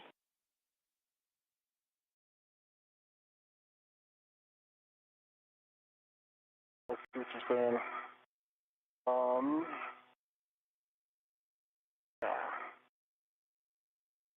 Or if you want to do a 4-man fair lead, you see on your left shoulder there is VH36, and then right. I got it. I got it fixed right now. Well, you are Yeah, so brake, go for it. All right, Anil, that's a good handrail to come down on. Again? Okay, so as you get into position, you're going to have a lot of room to just kind of keep your feet on the port side. Just take a double check of your crew lock bag, make sure that's not going to get in the way. I'll talk you through the tethers one by one, but big picture, we're going to have the dish is going to be facing aft. We're going to put one tether is going to go from Anil to Sophie wrapped around a handrail and back to Anil to clip, and then we're going to put a second long-duration tie-down tether down by the agate handrails. So for Anil, when you're ready to get into a position, I'm going to have you holding on to handrail 6050, which is the aft-facing handrail that's just over the lip to your right side. In front of my eyes. Okay, I see it. I'm down there. I'm gonna. Yeah. I need to relocate my. Yeah, and we need to have a plan for like how. This is Mission Control Houston. We have now reached the 4-hour mark in today's spacewalk by Anil Menon and Sophie Adenot. They are in the process of conducting what is called a long-duration tie-down of the failed space-to-ground antenna that was removed from its boom on the Z1 truss a short time ago. This will ensure that the failed antenna is in a safe configuration for some period of time until it can be dispositioned to be installed on a stowage platform on the Port 3 truss of the International Space Station. Meanwhile, flight controllers here under the direction of Chris Dobbins, currently evaluating the time remaining in today's spacewalk in order to determine whether or not we address the spare space-to-ground antenna and whether time permits its installation into the now empty boom on the Z1 truss. Over the edge is 6050.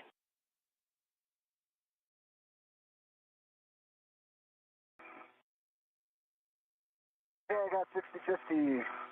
Phenomenal. Right in front of you, there's a long-duration tie-down tether on Sophie's MWS. We need to grab one hook of either of those, and that hook is going to go to the wine glass stanchion on your side, Anil, of that 6050. Right. So if I could give you some advice, no, take the one that is attached to the hook, like the one that is closest to the trunnion. I'm gonna take them. You want me to take this one? Yeah. Right here. Yeah, this one. Okay.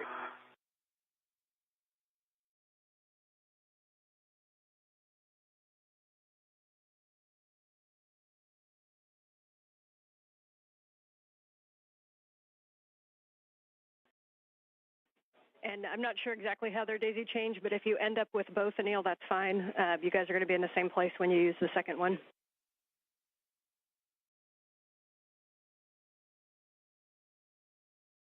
He has one hook.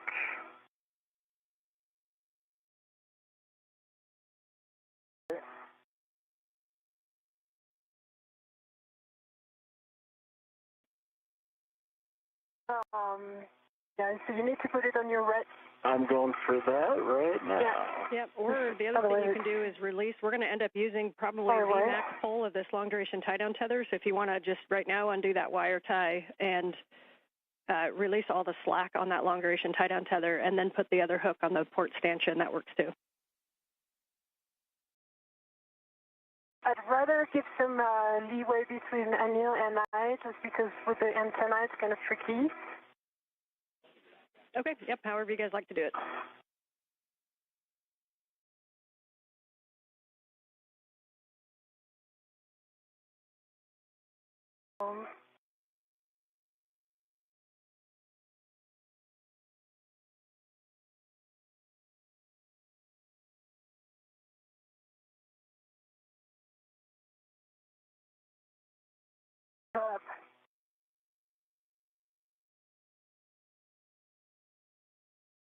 And I'm about 5 seconds away from having that long duration tie down tether, that wine glass Expansion on 6050 is on now. All right, nice job. Now you can just kind of tend that out of the way, and the next thing you guys are going to work together to get the SGANT antenna faced aft. Take a good look at your tools and tethers and make sure that there's nothing in the way. And you're going to lay down that SGANT antenna, and then what's going to happen, we're going to hold it right against Z1. And Anil, the tether, the long-duration tie-down tether on your side, we're going to pass it over to Sophie. She's going to wrap it around 6051, and she's going to pass it back to you, and you're going to hook it back to that same stanchion or to itself. Just start loosening it now so I could pass it to her then. Do you agree? Yeah, that's a good plan, because then once I give you the antenna, then you're going to stabilize the antenna. Okay, you should be able to pull that and it'll just come loose. Yes, I agree. Okay. All right. So, but you need to put your resetter and effector and more port of this stanchion. That, like, you're sure you're always saying port. I've got an idea. Yeah. Yeah, and Anil, you may lose access to 6050 once we move the antenna. Now, we can always move the antenna and grab it if you need to, but there is a handrail that should be by your right quad, which is handrail 6058 that you might be able to use. Okay, I think I'll relocate some air. That gives me a port movement plane.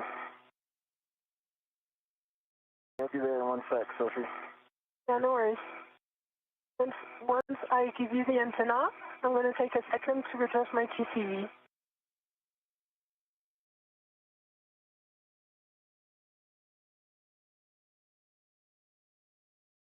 That's great. Great location. All right. Maybe the other one to the VH36, the end effector, which is the small one on your left hand.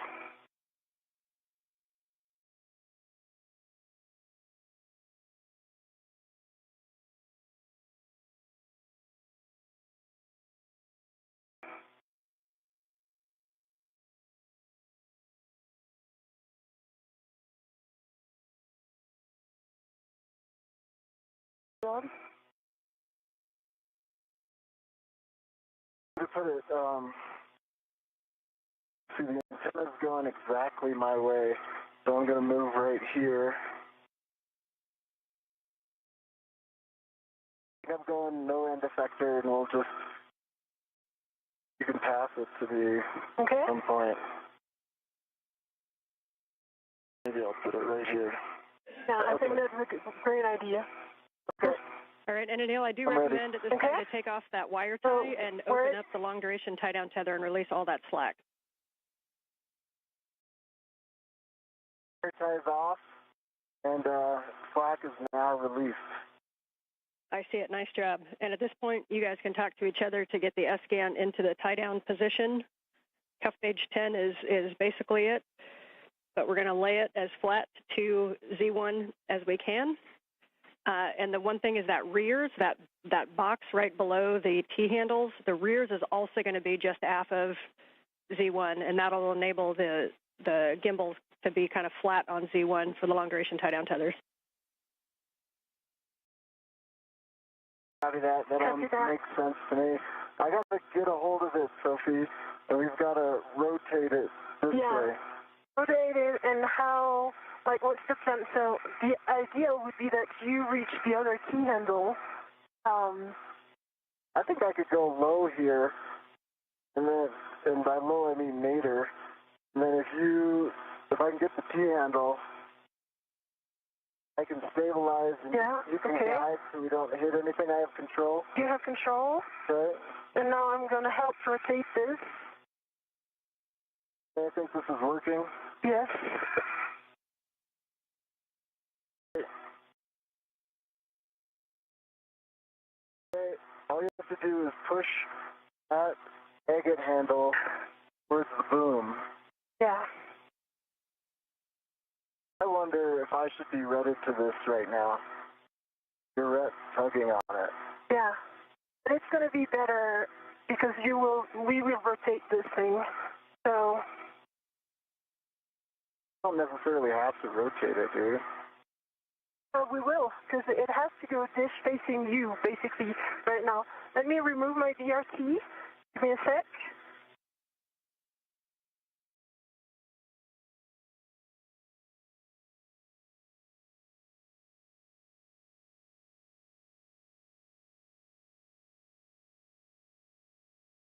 Sorry, when you said rotate, I thought you meant turn it around to dish axis. Yeah, I'm on the same page as you. The dish needs to go aft. Yeah. So I'm going to take care of the agate handle. You might want to...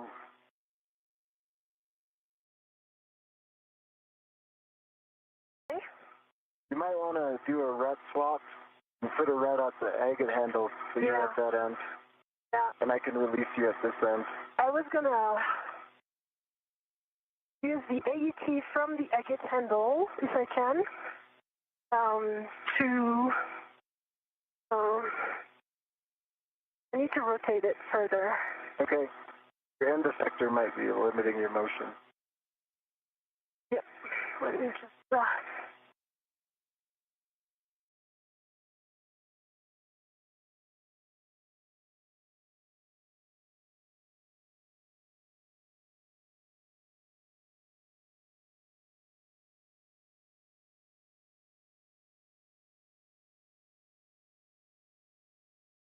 All right.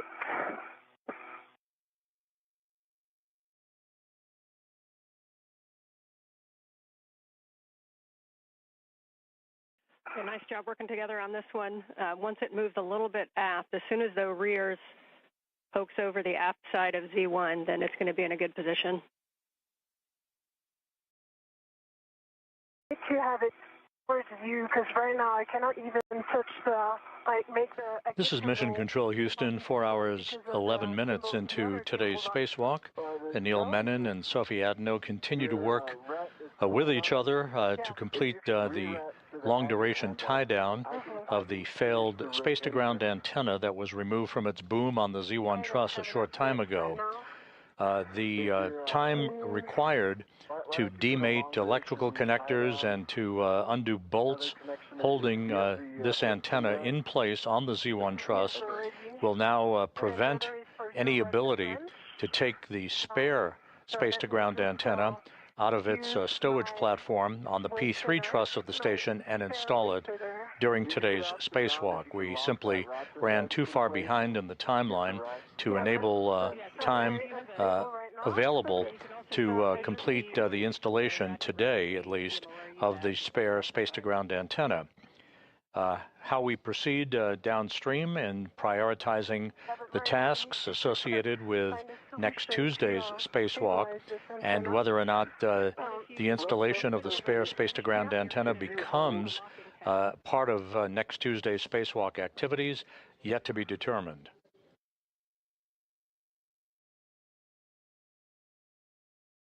It has a ratchet. It has the working tab right now.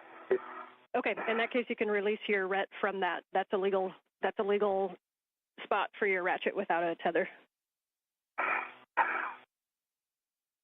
Oh, I have my VRT, sorry, ret. So I'm going to use my VRT ret, even easier. But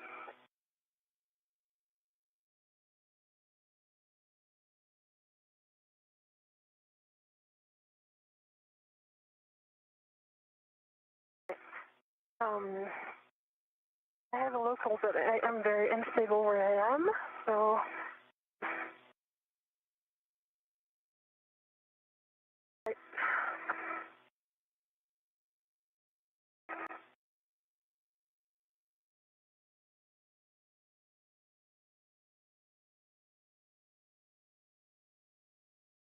Great, so...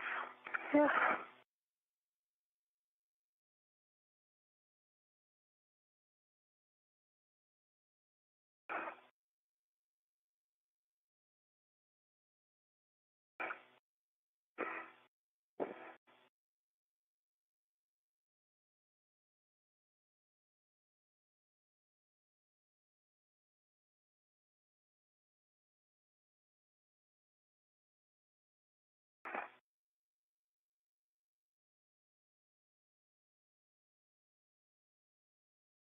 You guys are doing great. I know this is a little bit of a new work site and a weird config, but keep working through it.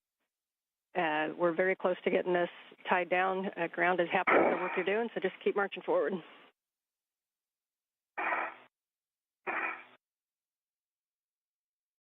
And well, Sophie's working that. I'll just give you what I think my plan is to get this dish facing aft. It's to rotate the agate handle towards the boom, and then I think I can go body nadir to get this dish in the rear part of it past the aft part of G1, and I think I can do that all from this particular position.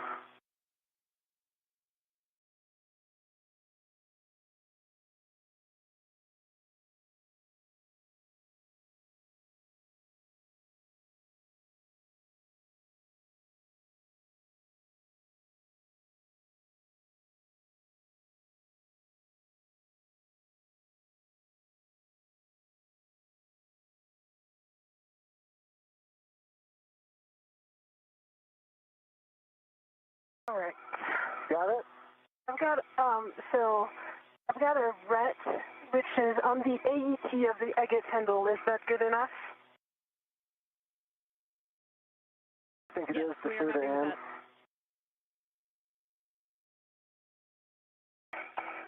that. Okay. Good problem solving on that one. So now I'm gonna release your ret. stand by one. I need to unlock it. It is unlocked and I'm ready to receive it.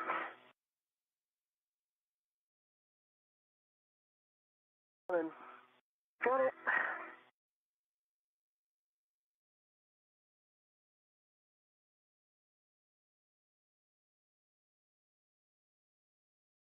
Okay.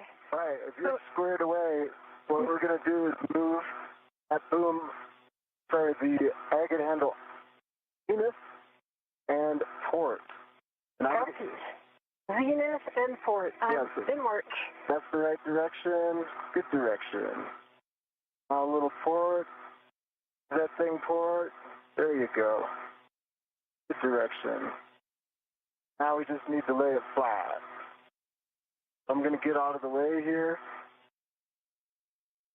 And the rear is past the aft side of And for V1, orientation, so all I need to do is get out of the way. the one thing that matters Mhm. is that the gimbal locks are, either one of them is faced zenith up.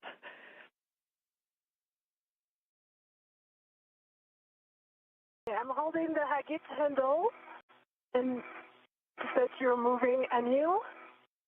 I see you're clear of the T handle. So with your, yeah, that's good. Okay. Great job, Anil. Awesome. Now I can hold it in place stably while you put those long duration tie down tethers on, okay? Yes. All right, so I have for the one first tether, we end like that here. position. Nicely done. If Anil, if you can take the tether that's on your side of 6050 and pass it over the S-Gant to Sophie.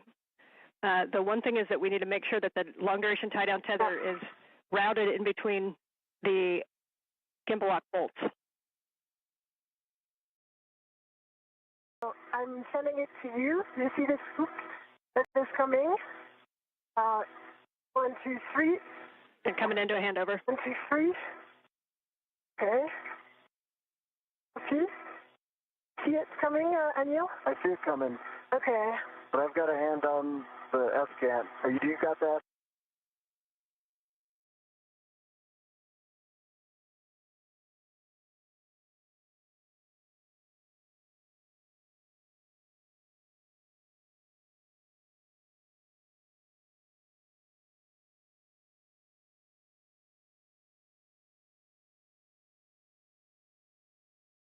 I'm going to relocate my end effector, okay? Copy?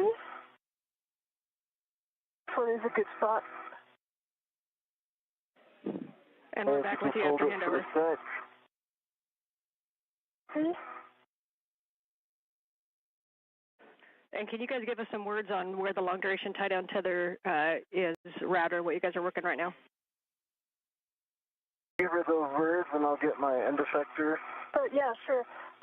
So right now, Anil is just repositioning that he can give me this long-duration tie-down. And for now, there's no long-duration tie-down. It is only stabilized by my hands and the red that is on my mini workstation. That's all we got for now. Okay, and I'm seeing bolts, Fox, and Golf. They look like they're facing you. When you do the long-duration tie-down tethers, just make sure that those are facing zenith. Either one of them can be facing zenith. The Fox and Golf facing zenith. That's the plan because it's the only one. It would be like click on the. Yeah, and it doesn't have to be that one. It could be the one on the other side. We just need a gimbal lock facing zenith. That's going to be the case. Okay, I've got the long duration tie down tether. I'm in a good position. Yeah. Sophie, I was working, so I didn't track all of that, but just tell me what to do next. So now I need you to hold the T handle, the T bar, or the rear plate. Okay, I've got the T handle. Yeah. And also send me your long duration tie down, and I'm going to put around 6051. When you say my long duration tie down tether, do you mean the one that you have in your, like, close to your helmet? Yeah, so the tether that you have on your side on 6050, it's got to go over the S-scant. The strap needs to go in between gimbal lock bolts. Then Sophie's just going to loop it around 6051 and hand it back to you. And then you'll need to clip it either to the wine glass stanchion on 6050, or you can clip it to the D-ring on itself. Okay. Sophie, that? It's in work. Okay.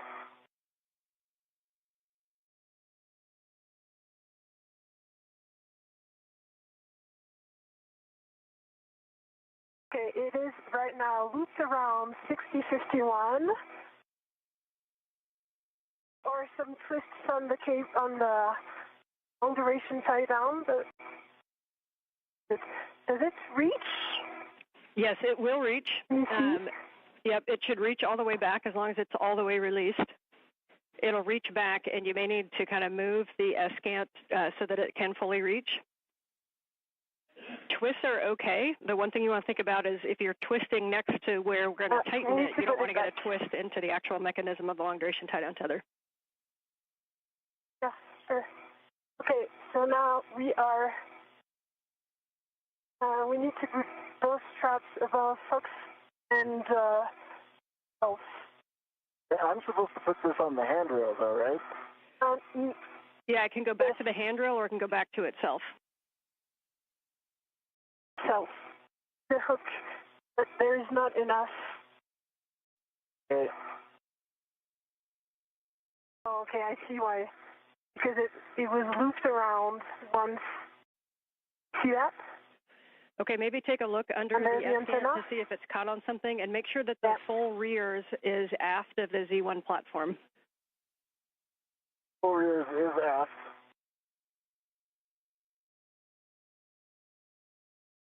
And long duration tie down tether is fully loose.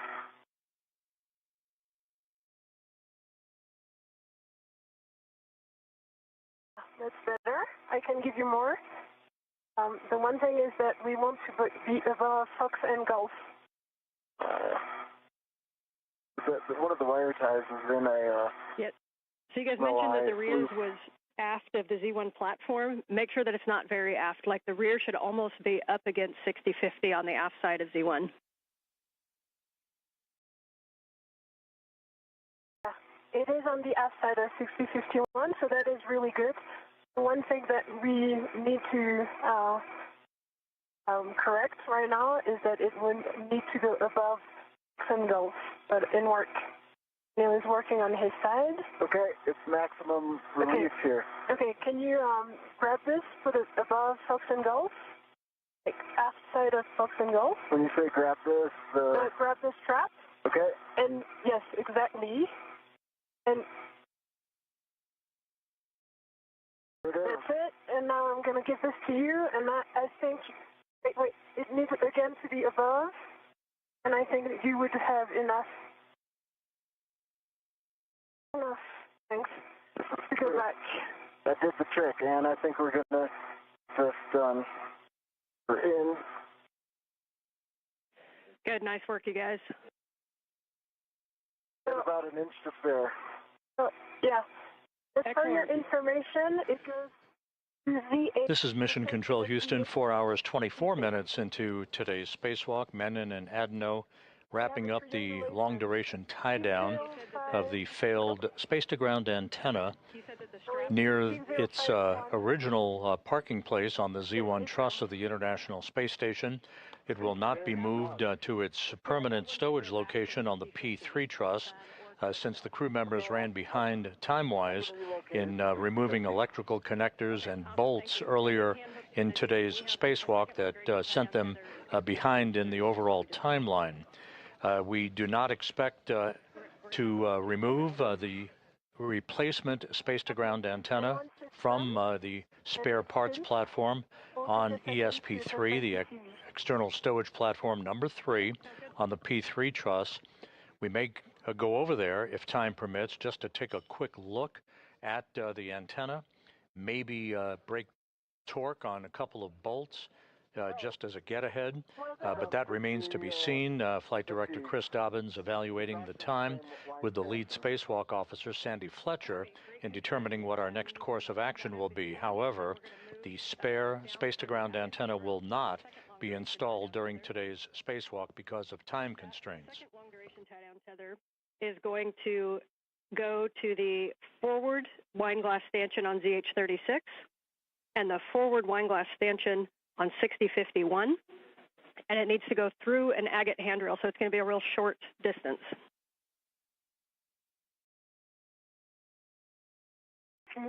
Anil, I'm going to give this to you.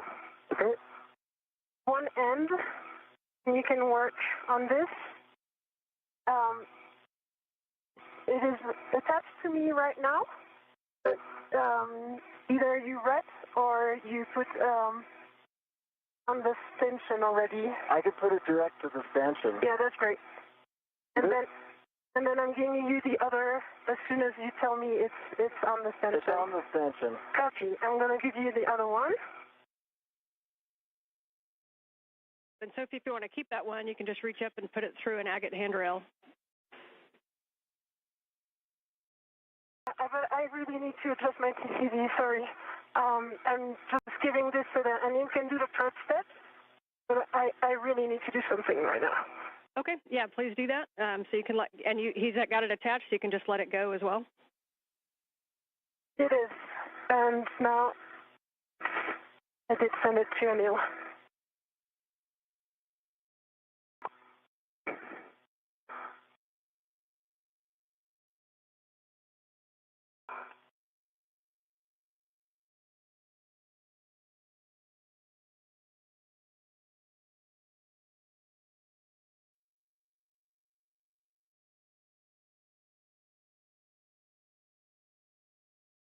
And want to talk me through this? So Sophie's getting set up. Yeah, definitely. Just a couple words for Sophie. Reminder that if you're trying to go warmer, go to lower numbers. If you're trying to go colder, go to higher numbers. If you're cold, reminder that you've got glove heaters as well.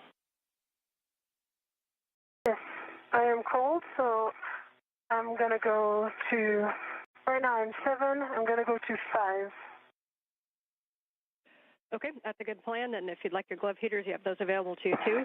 For Anil, that long duration tie down tether is going to go from ZH-36 underneath an agate handrail, and then over to Sophie's side, it's going to go on the forward side of 6051. This needs to go under one agate handrail? That's correct. Okay. If you need it to go under more, it's fine. It just needs a minimum of one. Okay. And the idea that the tether is going to be over the top of the central boom of the S-Gant. So over the top of it, but underneath at least one of the agate handrails. We'll get it ready for Sophie. Okay, TCV is 5 and glove heaters are on. Copy TCV 5 for EV2. All right, Sophie, this has gone through an agate handrail. Yes. And take your time to get I'm ready. Okay, there you go. I've got it. All right, so that's going on the aft side of 6051. And the next step after that's going to be to tighten it.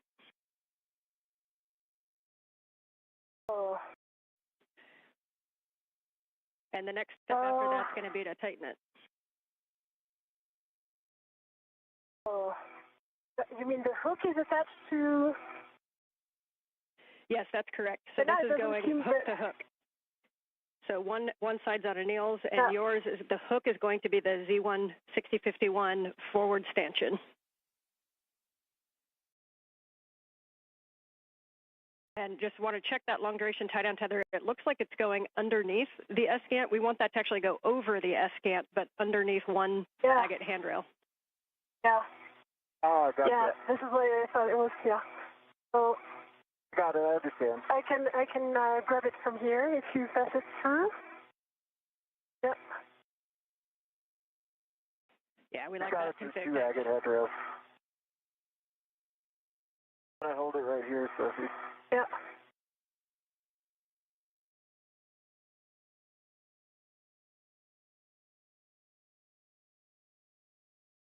Go. Okay. All right. Now I'm going to give it back to you, and I'll slightly. Got it? Yeah, you got it. And now, if you lift this, do you see the handrails? Where it goes? It's here. The one. I see it. There. It's there. One right in front of the gimbal. The other gimbal. Yeah, right. Good words. Okay, so for right now, we just need to cinch this up really strong. So first, we want to really double check those hooks to make sure that the gates are fully closed on those wine glass stanchions. Then we want to tighten the long duration tie down tethers and set it to low profile. You can move the S-gant around a little bit. We want to make sure it's pretty solid against the top of Z1. And Anil, given the location of the hook, can you give me the strap? This is Mission Control Houston, 4 hours, 31 minutes into the spacewalk by Anil Menon and Sophie Adenot. The failed space-to-ground antenna, which began to exhibit degraded performance in being able to track NASA's Tracking and Data Relay satellites, constellation of satellites, late last year. That failed antenna has been removed from its boom on the Z1 truss of the station as Menon and Adenot are in the home stretch of tying it down, what is called a long-duration tie-down, using a series of tethers. It is being tied down on the truss of the station near its operational point at the Z1 truss.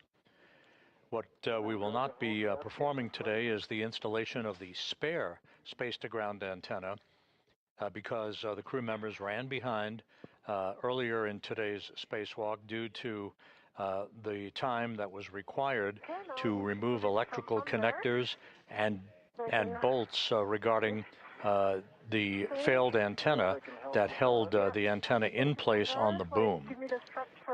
Okay, here it is. The team is currently looking at perhaps 1 or 2 get-ahead tasks just to take advantage of the time outside of the void of space today. But the work to install the replacement space-to-ground antenna to restore full redundancy in the high data rate communications capability for the International Space Station will wait for another day. There will be some meetings that will be held to determine the priorities and the further course of action coming up on next Tuesday's spacewalk and other activities associated with downstream spacewalks.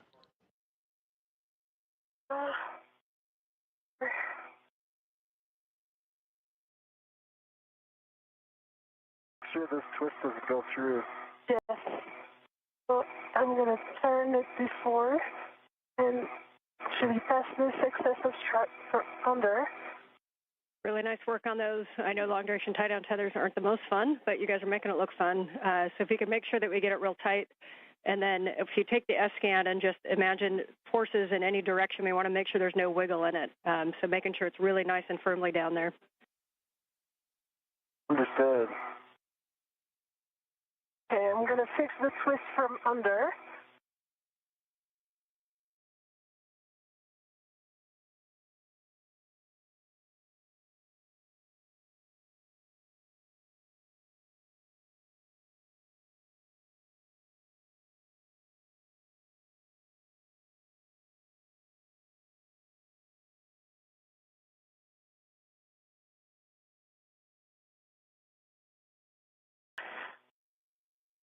Okay, pulling again. Okay, it's blocked. Go back.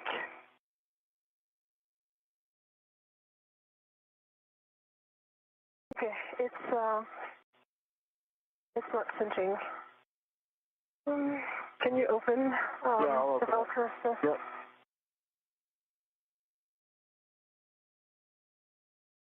And based on that angle, it may actually be more of a zenith pull to tighten it instead of over towards Sophie. I don't know if that would make any difference. Let me try. I think Anne's right. Yeah. Pull it towards the, there you go. Okay, right where it's...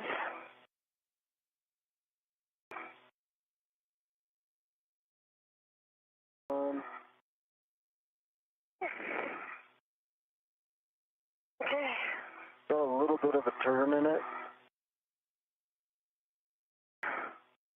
but it's pretty tight actually. Yeah. Like when I look at this side, it's got like quarter-inch play in it, maybe on the agate side. Do you want this Anne like immovable or? I think if we tighten this one, it's going to be enough. That's pretty tight on that end. Yeah, that end is really tight. Yeah, we're looking and listening. You may want to also iteratively tighten with the other one, and then keep doing those wiggle tests. Best effort, but if you really want to make sure that this is secure and won't twist or pull with forces. Okay, I can help by just pinching like this, and you... We need to untwist it first. I think that's lesson learned. This one right here. Yes. See if you can rotate it. Yeah. This one is going to be... Yeah, okay. I see what you mean. There you go. Yeah. You can start pulling right there, or do you want me to pull my direction? Let me see. I'll pull as much as I can.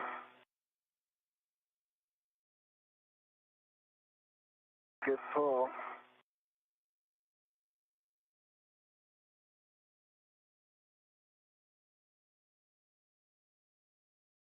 Good pull.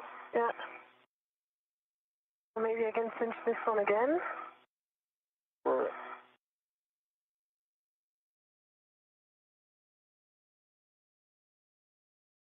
no, it doesn't work. And does it?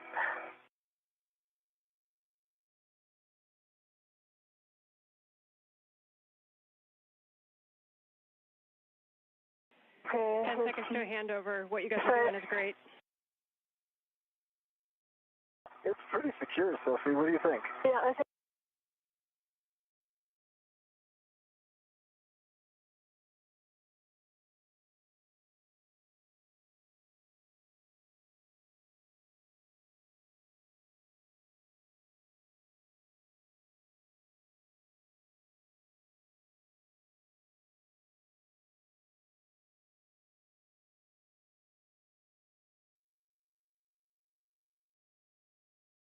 More here.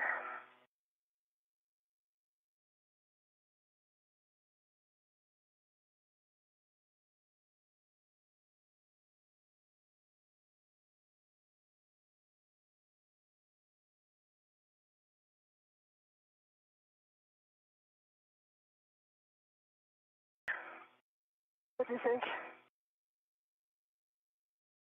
Pretty good. And are you with us? I am back with you. Audio, no video. Okay. I think we've got it max tightened. Because of the long duration tie down tether confirmation, there's probably like maybe quarter-inch movement capability in it if you apply direct force. If you wanted it tighter than that, I would recommend putting like an AET. Yeah, I got the AET right here. Okay. So and then tying that down to a handrail on either side of the agate handle, and then. Copy. And since it has also two tether points, can you check that I can remove my ret? Because I think it also put this like force.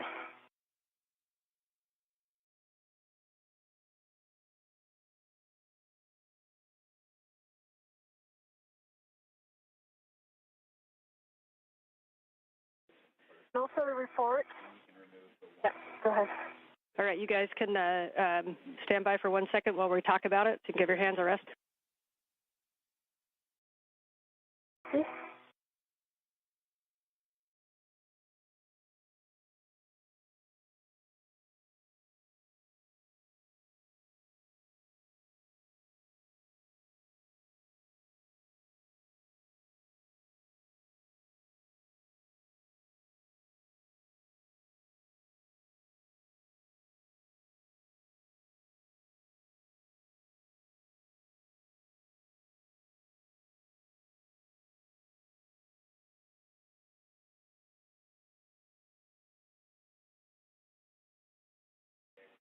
We're still chatting about some things. You guys take the opportunity to relax your hands and enjoy the view for a sec. Nice. The view is Anil. I enjoy. See if I can get my camera for you. Oh yeah, I can do that too.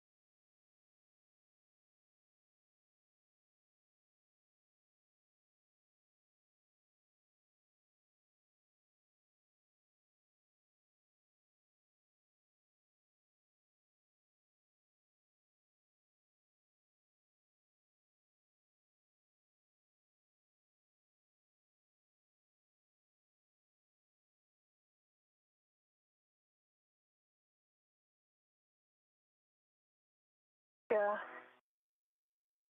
Sure. Okay, for the SCANT tie down, good news is we're super happy with the tie down. That was really excellent work with those tethers. I know it's not easy. One of the NZGLs looks like it popped off on that failed SCANT. We're wondering if you can take a look and attempt to reattach it. Do that. Okay. By the way, when I go to release my ret, do you want us to put the extra AET to... We do not need the extra AET, and you are go to release your ret. Okay. So the extra AET is going to go on my mini workstation and work. Copy. And one suggestion is, Sophie, if you want to stay there and work that NZGL, Anil, you can start moving back up toward the arm.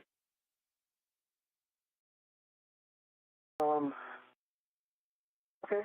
Unless the NZGL on your side and it's easier access, up to you guys. Yeah, that's what I see what you're saying. Sophie's got direct access to that. So I'm moving up to the arm. Copy. And Anil, when you get up there, if you wouldn't do us a favor and just look back down at that whole work site for a HECA scan, that would give us a really good top-down view of the tie-down. Okay, I'll do a HECA and take a couple photos. Copy. So, Sophie, we'd love you to take care of that NZGL, and then when you have time, either before or after, a glove and hab check. Okay. Just taking care of my share lead, which went away.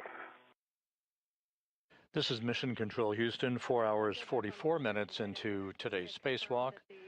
Anil Menon and Sophie Adenot, they are in the process of cleaning up the work site on the Z1 truss of the International Space Station after having removed a failed space-to-ground antenna from that work site.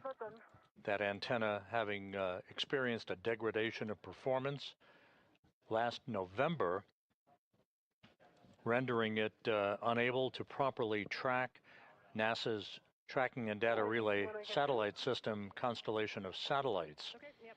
That antenna, which was removed, has now been tied down in a safe configuration on the truss of the station for future disposition.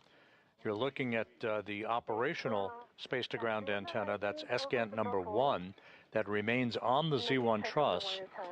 Time simply got away from the crew today. They spent a longer period of time than had been expected in locking down some locking pins called gimbal bolts onto the failed space-to-ground antenna to prevent its inadvertent motion during its transport. That, coupled with the time required to demate electrical connectors and other pieces of hardware, put them quite a bit behind the timeline today. And as a result, the net effect was that we are not going to pursue the installation of the spare space-to-ground antenna, which lives out on the external stowage platform number 3 on the P3 truss of the International Outpost. That will be deferred to another day. Future discussions will be held to prioritize tasks associated with next Tuesday's spacewalk and to determine whether or not we pursue the failed or the replacement space scan activities next Tuesday, or wait for another day to take that task under consideration.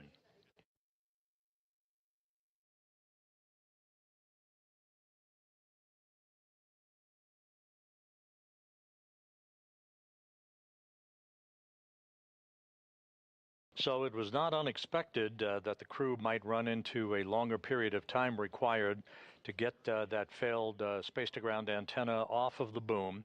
That had been anticipated all along, and it did turn out to be the case today. The operational antenna is there very clearly in the field of view. A series of radiators that dispel heat from the station systems serving as a backdrop for Menon and Adenot as they complete a few additional steps in tying down the systems associated with the boom that the failed antenna resided on. And the MLI on the buckle.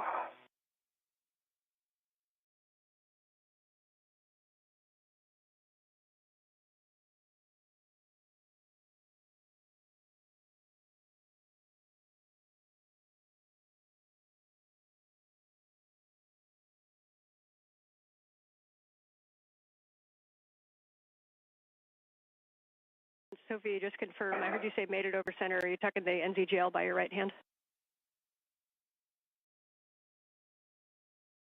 Oh, I was talking about the other one. The one that was fully demated. That's true, this one was also demated, like not never. The flight control team here is currently determining whether or not we will pursue a few get-ahead tasks and what those tasks would be to take advantage of the crew's time outside. Today's spacewalk began at 7:29 a.m. Central Time, 8:29 a.m. Eastern Time, and has resulted in the removal of the failed space-to-ground antenna, which has been tied down in what is called a long-duration tie-down configuration, but a very safe configuration for that antenna on the truss of the International Space Station. Yeah, acting. Small one is aft, over center. Yeah, they were aft. Connected. Connected, yeah.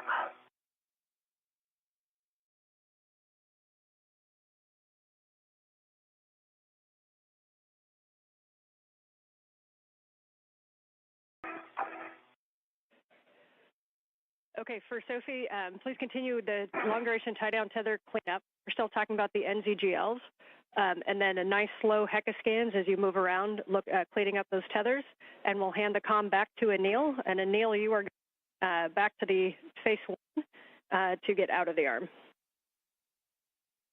Hey. Picking up comm. Jessica, how copy?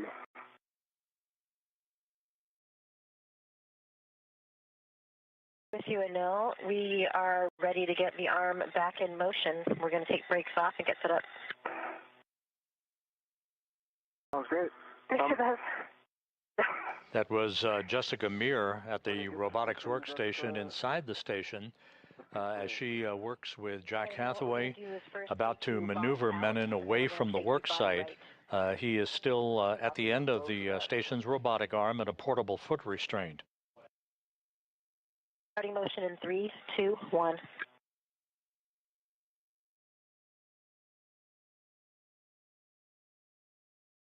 Good motion, good motion.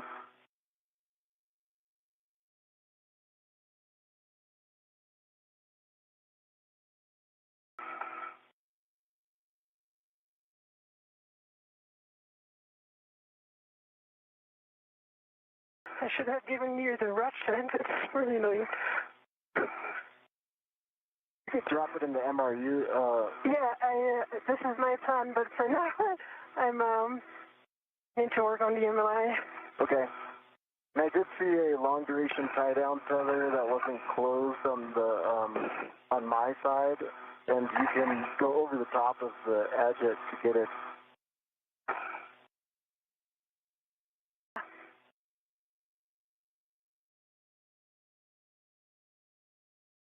This was indeed my plan.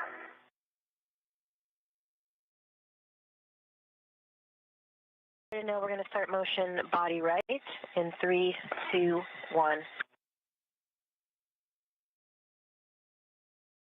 Motion, good motion, Jessica.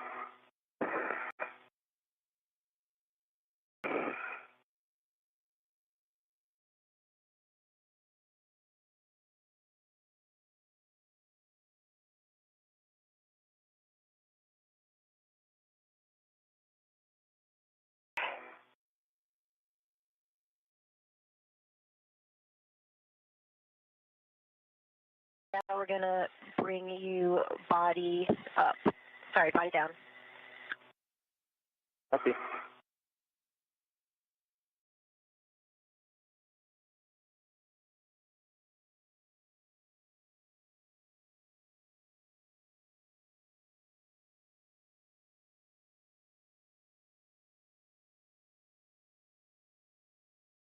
Now this is the Z1 back off position. We're going to get set up for your JoeCast ESP3. And for all crew, we are going back to Phase 1, so we're going to the APFR egress position. The egress. Hey, we copy. We're going to the APFR egress position.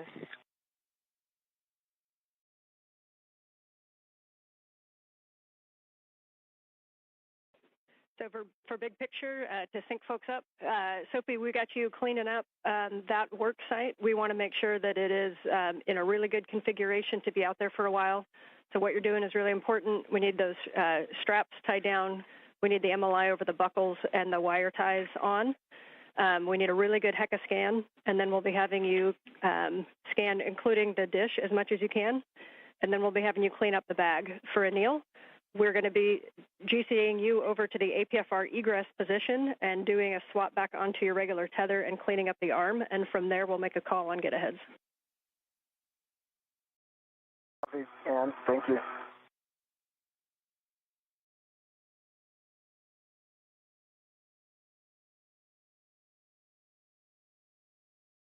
I've got a good photo range of all of this. I'm just kind of blanketing the area. Let me know if there's anything in particular you want me to target.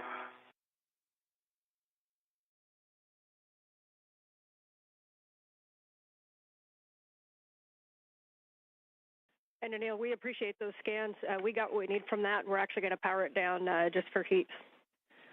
And one go back for you, Sophie. We are going to take a look at that NZGL that you noticed the back shell's back. We're basically going to have you demate it and remate it and see if we can't get that over center. And then we may need to do a wire tie. Copy.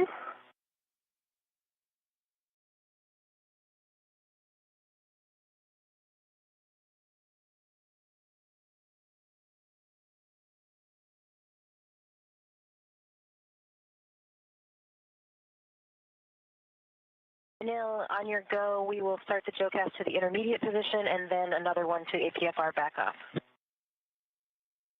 we go for me. We'll be starting motion in 3, 2, 1.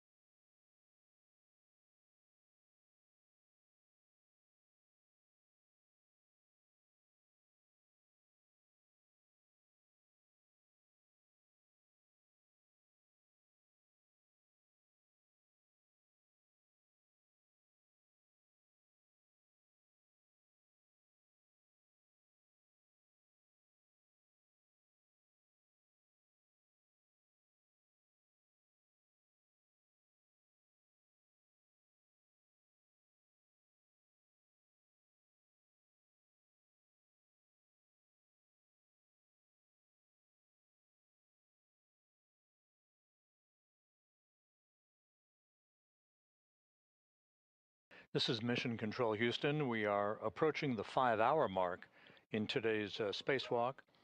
As previously mentioned, the forward plan now calls for Anil Menon at the end of the station's robotic arm, as you see here in this view, wearing the suit with the red stripes.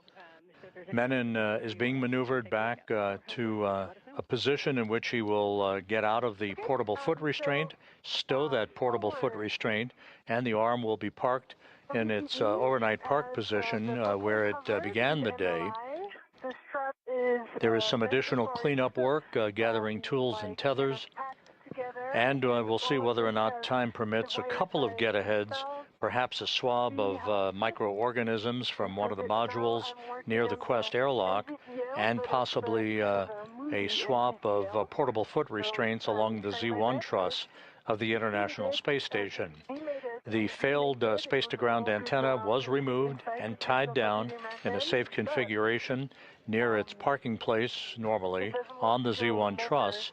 However, time will not permit the retrieval and installation of the replacement space-to-ground antenna, which will remain in a safe configuration, a safe slot in external stowage platform number 3 on the port truss of the International Space Station. It will be installed on a future spacewalk. Just when that will happen will be a matter of discussion by NASA managers and flight controllers. Okay, so for that wire tie, basically what we want to do is we want to prevent thermal loading to the inside of that cable, since we will be coming out at some point and touching this again. So we want you to have it kind of in that half-connected position that you had it, and then use a wire tie. Be creative to somehow pull that connector down onto the other side of the connector, and so that it just stays touching and stays mated. Starting motion in 3, 2, 1 for the next maneuver. Ready for motion. Understood.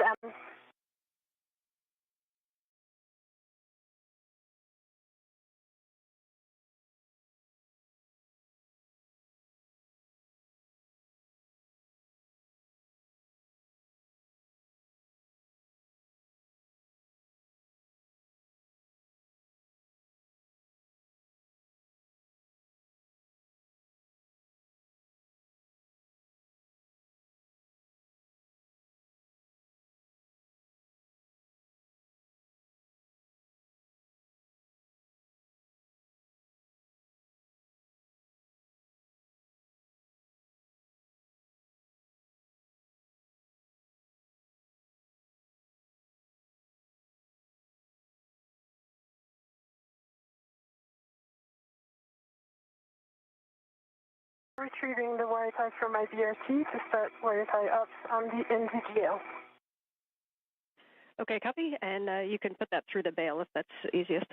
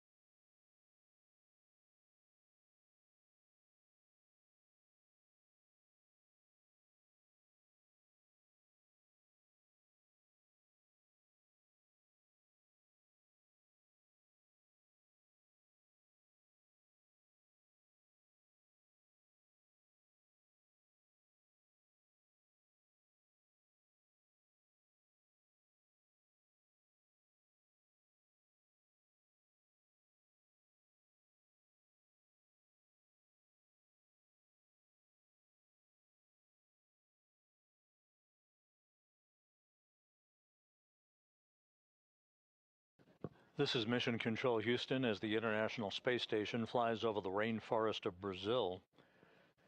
A good view of Anil Menon riding at the end of the Canadarm2 robotic arm with Sophie Adenot not far behind as they make their way back toward the final work site of today's spacewalk. Time will determine whether or not we do have, in fact, the time to take a swab sample of microorganisms from one of the modules near the Quest airlock. On the left side of your screen is the SpaceX Dragon spacecraft that will return the Crew 12 crew on board the station, Jessica Meir, Jack Hathaway, Andrei Fedyaev, and Sophie Adenot. They'll be returning to Earth in the next several weeks to complete their long-duration mission on board the International Space Station.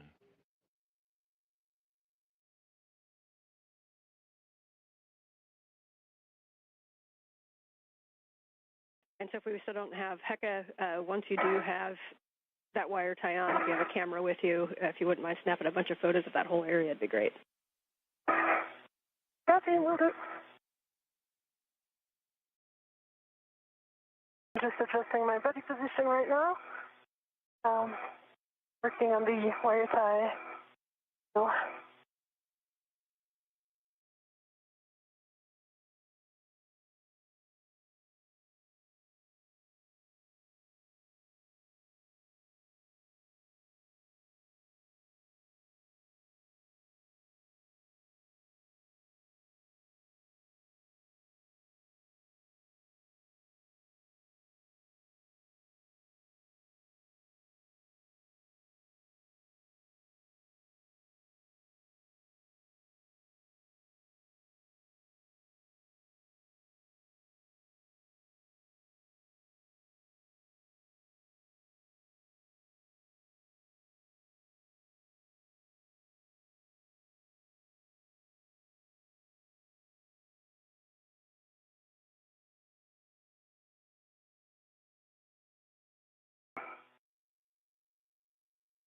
it really goes through.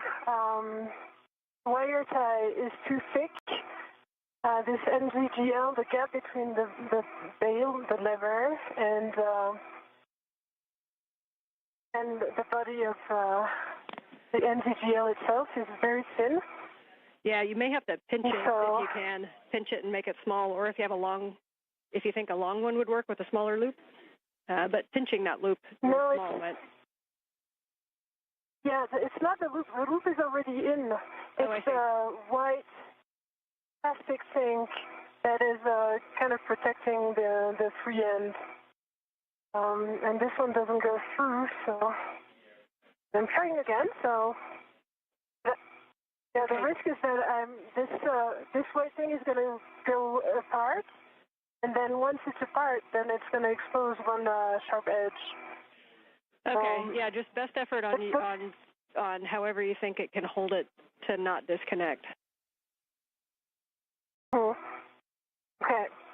Yeah, we've got an idea, and that will be good.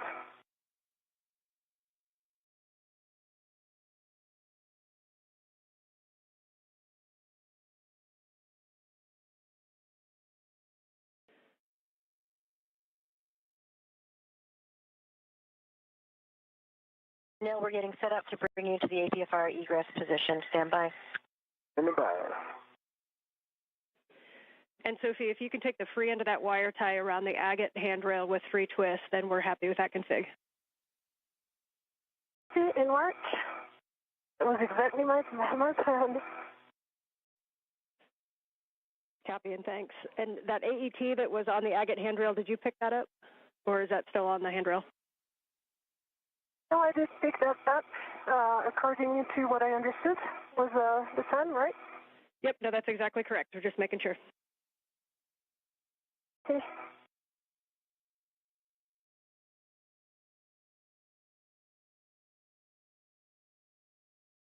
Man, I've reduced my TCV to 5.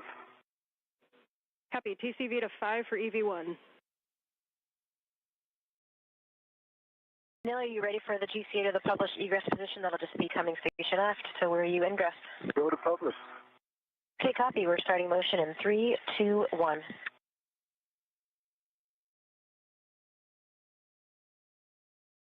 See motion, good motion. Got good clearances here, and I know you have an orthogonal view, but I can also give you.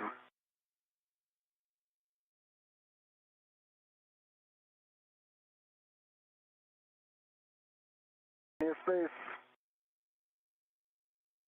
Okay, 3 house twists done, and I'm removing my ret. Hey, it's not going to move.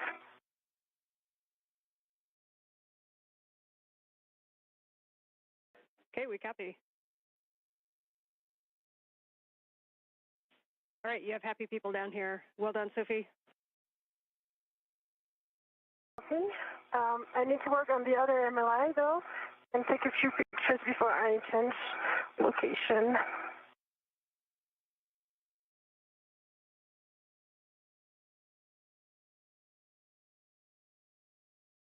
Glove heaters are off OSS for Sophie.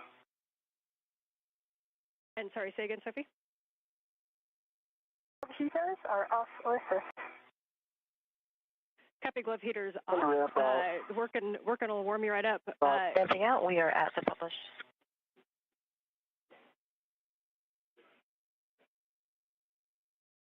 And I believe the NG stop GCA complete.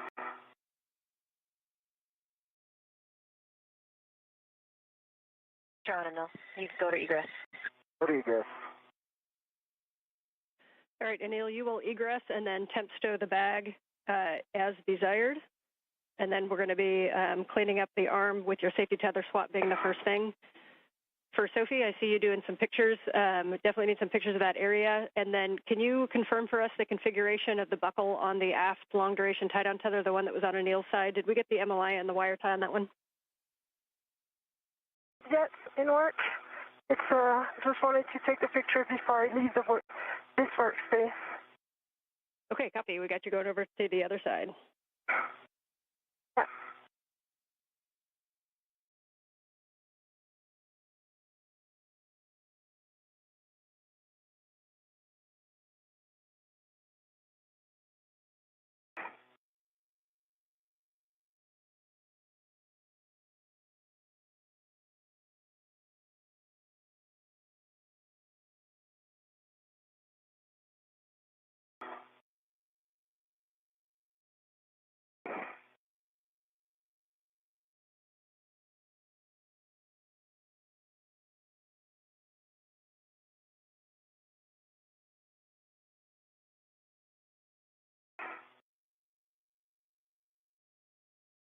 And Neil, once you're in a good position and ready to work the tether steps, we'll take the comm over and I'll walk you through that, including when you have your waist tether down.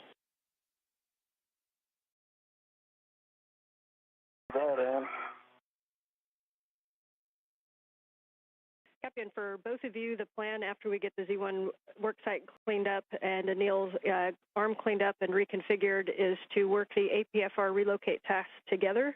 So we'll be grabbing the ESP2 with, or APFR rather, and coming up to Z1 to do the swap.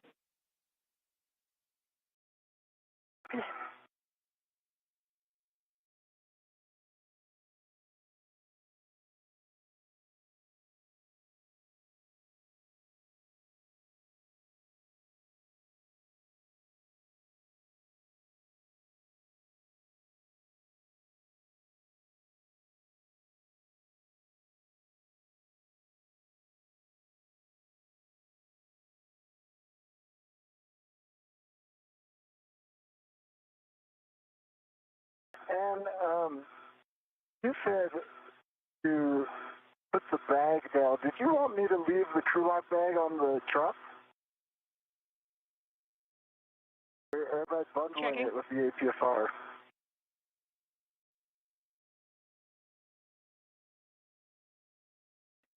Yes, bundling it to the APFR is fine. Where's it going next? Because if it's going close by, I'll do the quick bundle that we've discussed. If it's going far, I'll do a really solid bundle. Yeah, so you're going to be taking that APFR to the port CETA cart. So you can look over to your left and see it right there. So it's up to you if you want to do the bundle on the APFR and take it with you and then bring it back, or if you want to just temp stow it on the truss. Okay, I'm going to temp stow it.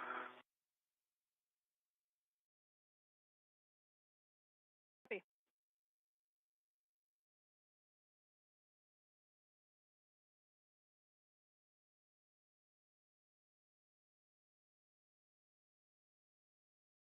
Sophie, as you get set up over there, it looks like your hands are empty for a sec. If we could get a glove and hap check, please.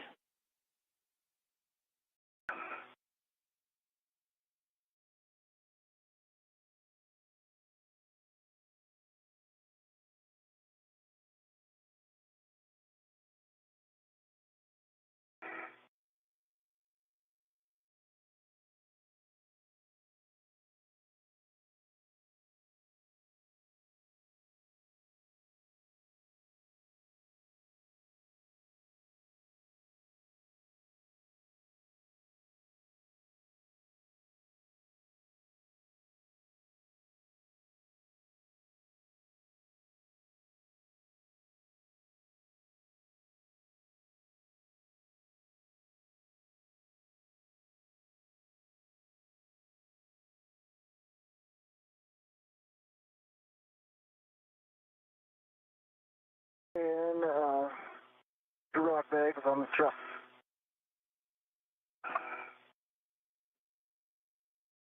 Okay, copy. And are you ready for your tether swap steps? Ready for tether swap. And for Sophie, hat is dry. And gloves in work. Stand by. Okay, copy. And Sophie, you can head up to the medium ORU bag and clean that up.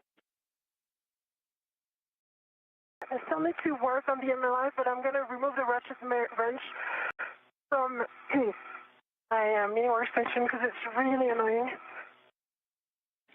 Okay, and put it into the medium ORU bag. That's great. And then we have you going down to the other long duration tie-down tether to clean that up. And I'll take the comm with Anil for the tether swap. Copy. Okay, for Anil, with your waist tether down, you're going to retrieve your green hook from the NTA vertical handrail and attach it to your red tether reel. Work. Locking the green reel.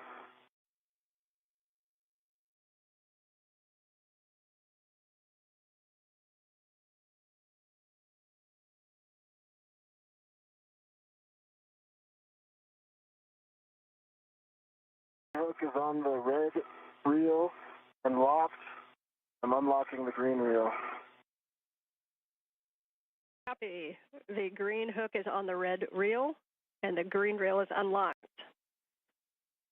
You can then release your yellow hook. You can release your yellow hook from the SSRMS and attach it to the green tether reel, also checking gate and hook.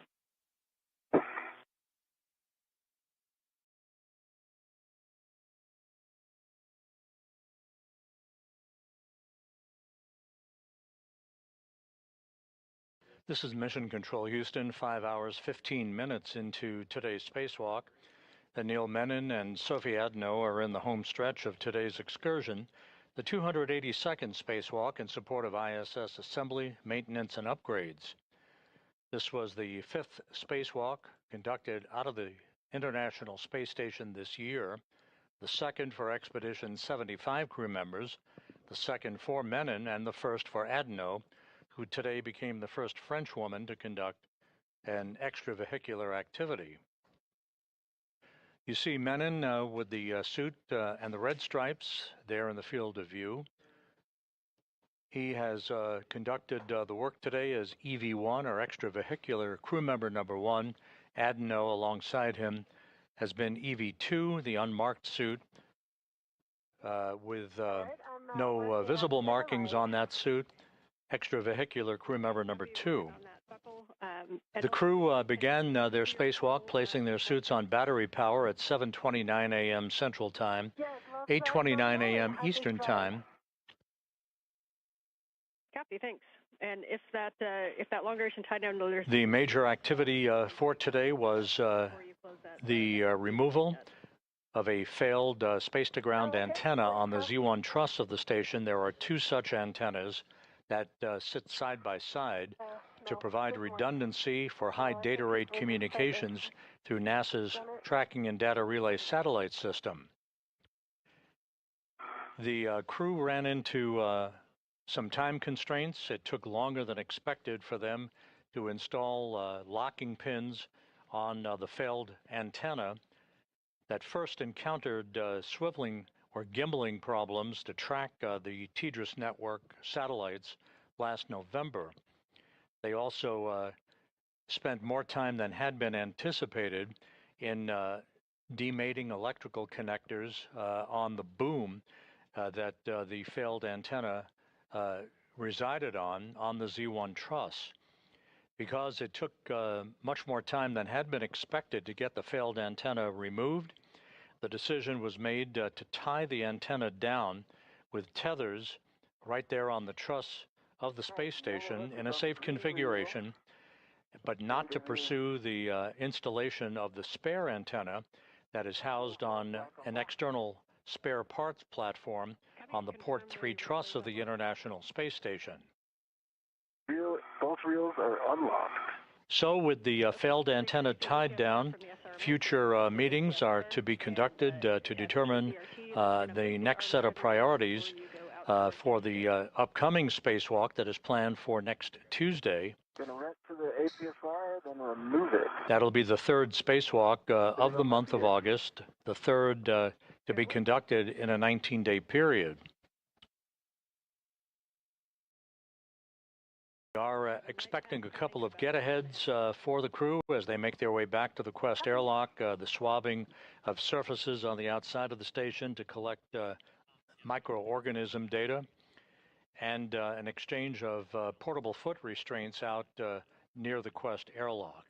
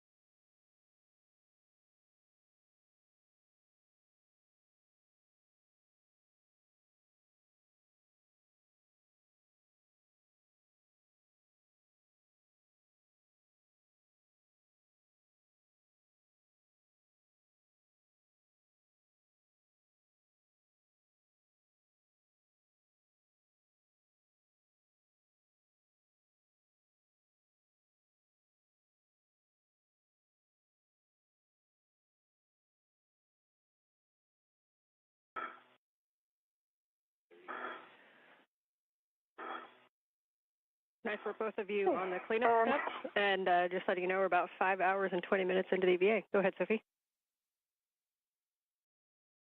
5 hours, 20 minutes. So the last VTV buckle is covered with MLI and 3 housed with the wire tie. We see that config. Beautiful.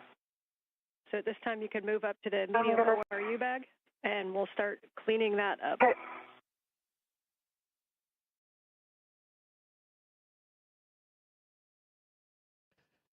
So the bottom line of today's spacewalk is that Menon and Adenot were able to remove the failed space-to-ground antenna. It is in a safe configuration in what is called the long-duration tie-down configuration with tethers on the truss of the station. However, as occurs from time to time during these spacewalks, there were bolts and electrical connectors that proved to be more bulky than had been planned.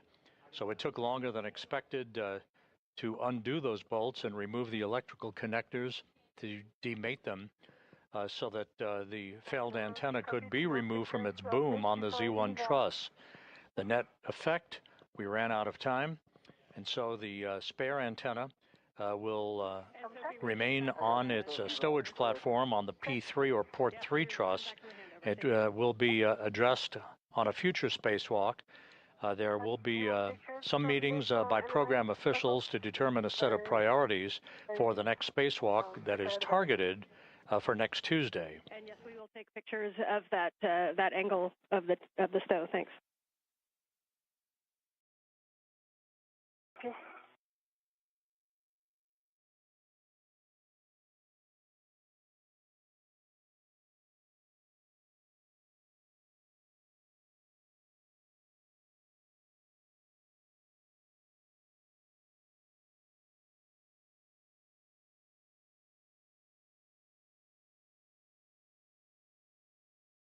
The excess strap of the forward LDTV, I was not able to put it inside the MLI of the buckle because it was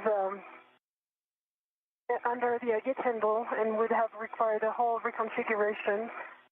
So I don't know if you're okay with that plan, but I just put it under another egg handle so that it doesn't fly around.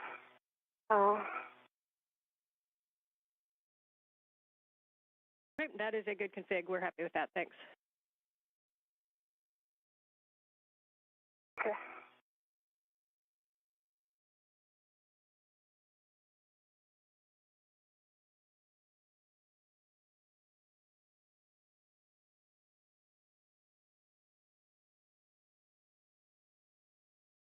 Okay, APFR cleanup complete on the BRT. I think I would be go for the back off. Okay, we agree. If you just give one more copy, we'll get set up for that. And I'll pass you off to Jessica.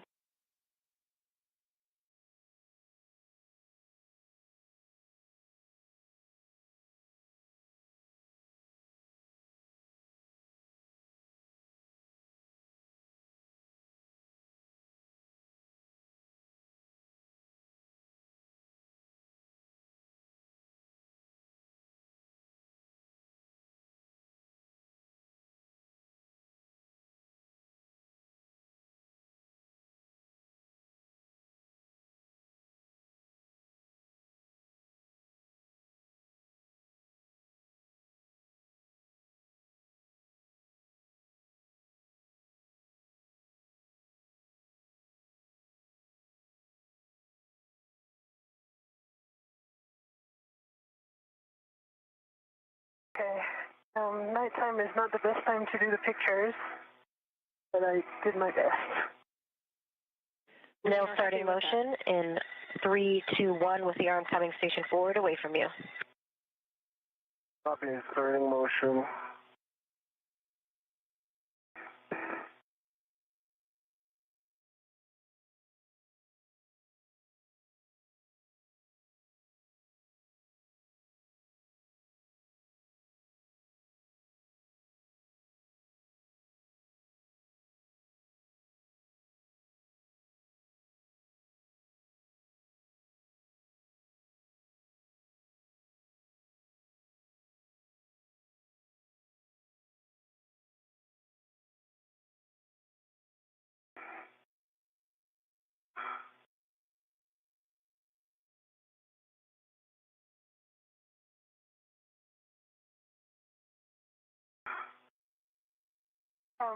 And just a clarification, I close the bag with everything in it. I do the HECA scan, and then I put it on my BRT. Is that correct? That is correct. Yeah, we're happy with that. So you can put that on your BRT.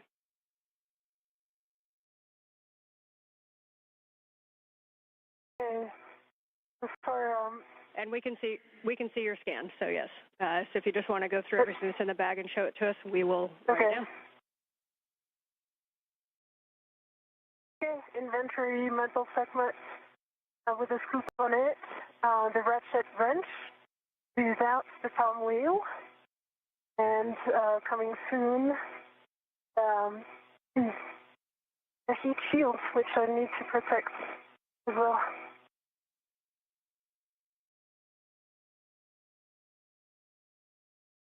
It's a good inventory, so you can pack that one up and get it on your BRT.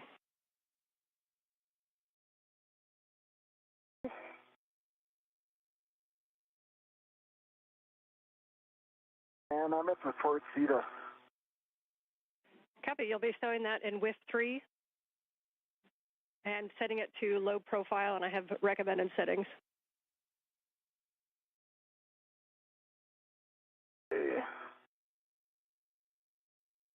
Go for settings. Copy. It is 6 Papa Papa Fox 6. 6 Papa Papa Fox 6. That's that top left WIF. 6 Papa Papa Fox 6. I'm at the top left list. Copy. And big thing too is we want to make sure that the ingress aid is low profile and won't move, so it's tightened up there. And then we'll just get your words on making sure that it's clear of the MT and the POA.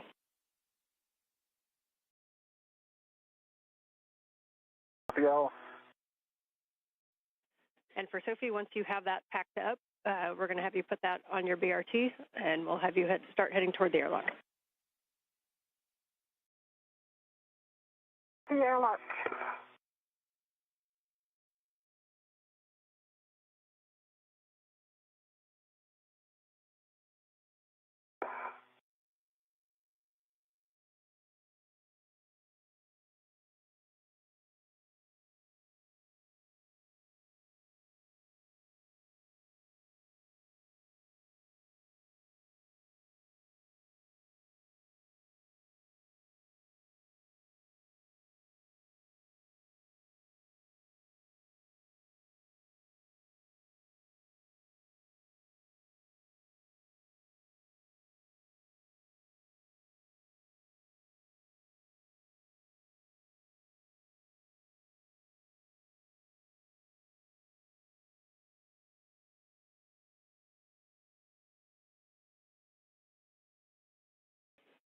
Big picture for both of you as you're working your tasks. Sophie, we see you work in the bag, and Anil, we see you work in the APFR. When we're done, we're going to have Anil head down to ESP2, and pick up the APFR that you previously gave us the inspection on, and we're going to have you relocate that to Z1. And for Sophie, you're going to grab that medium ORU bag, and you'll be heading back to the airlock. And we don't have any further tasks, so you can take your time and enjoy the view while you do that.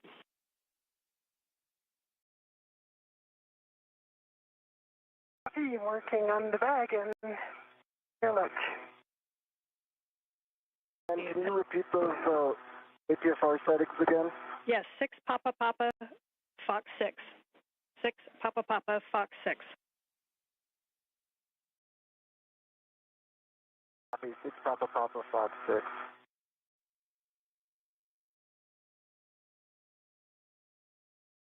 For a picture in your mind, the boot plate should be kind of facing toward the MT.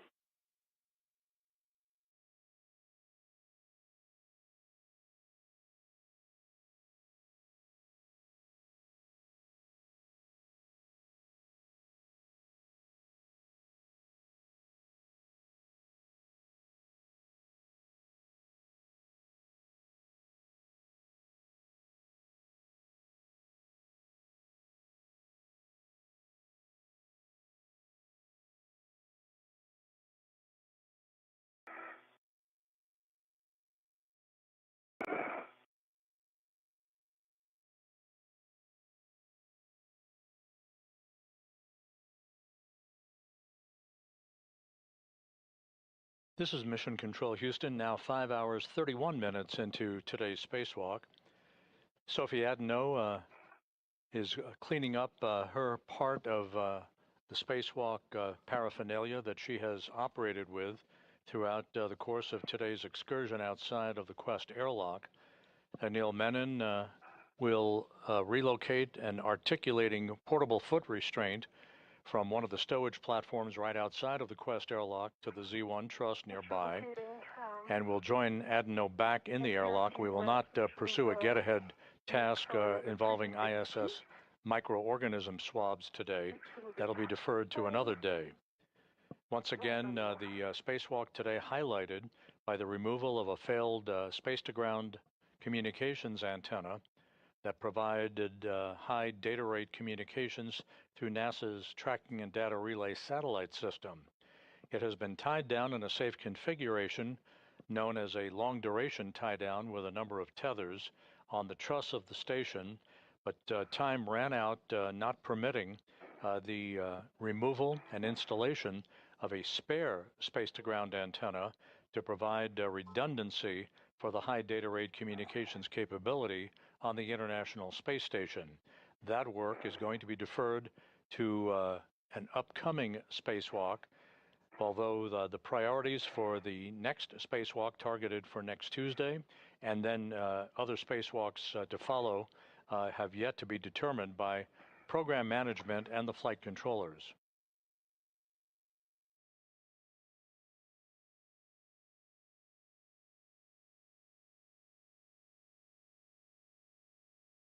Okay, 6 Papa Papa Foxtrot 6, set in Wish 3, locking collar, black on black, good pull and twist test, and it does look low profile. I'm sure you can see it in the HECA. Copy, that's a good config. So this time you can move back to retrieve your crew lock bag. and you'll go down toward the airlock. You can drop your crew lock bag off and then pick up the APFR. Hey, going for crew lock, then APFR.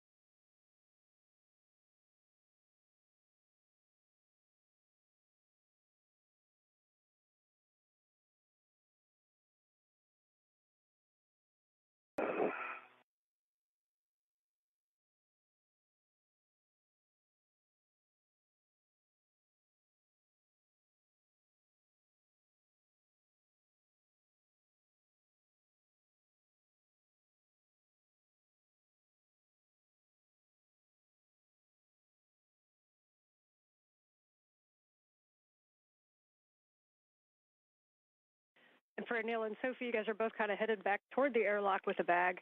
You guys can work out the choreography yourself, but if so, Anil, when you get down there, if you want to attempt to stow the bag, and then Sophie can put both bags into the airlock while you relocate the APFR, that may work. Like a great idea. If the timing works out.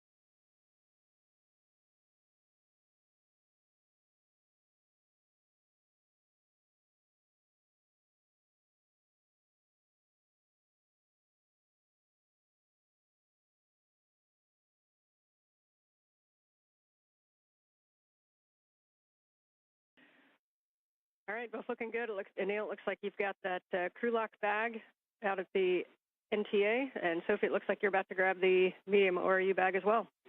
How are you guys feeling? Oh, it is on my VRT. I'm about to do a final check before heading back to the airlock. Okay, copy.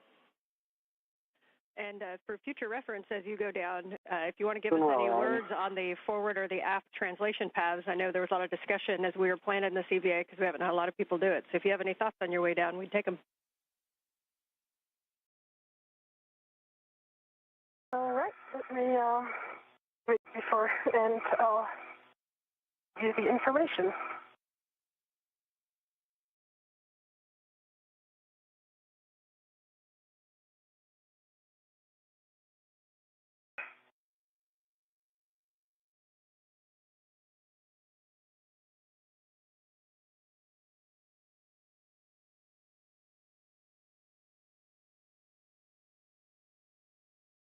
On the seat of spur.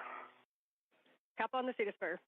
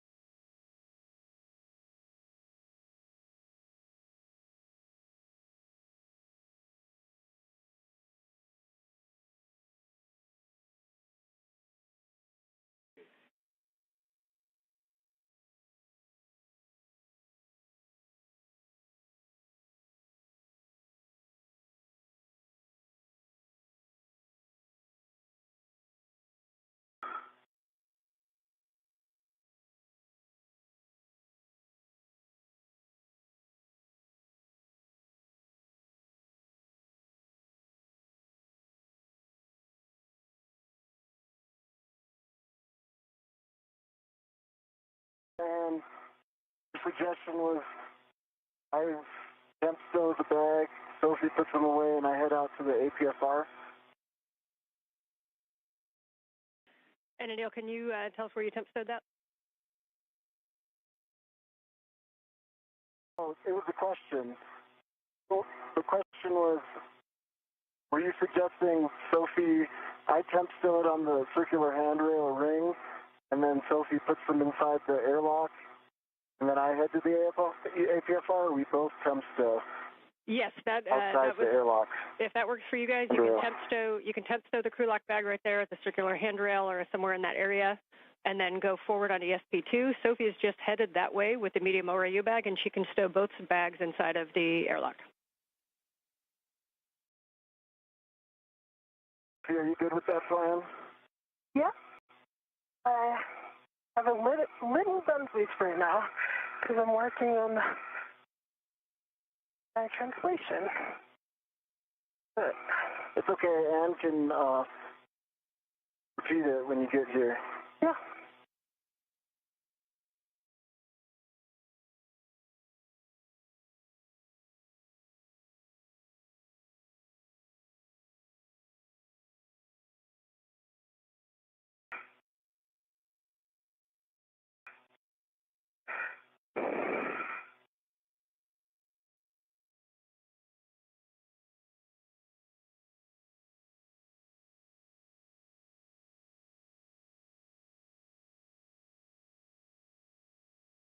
And Sophie, you came down the forward side of Z1, is that correct?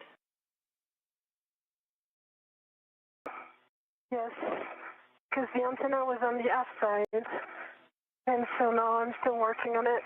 Okay, yeah, so you'll come down, as you get down to the bottom there, you'll see 6024 and then WIF 9, and at that point you can either kind of reach over to the high-pressure gas tanks, or you can go more zenith, and you'll see handrail 6005, and you can get the high-pressure gas tanks from there.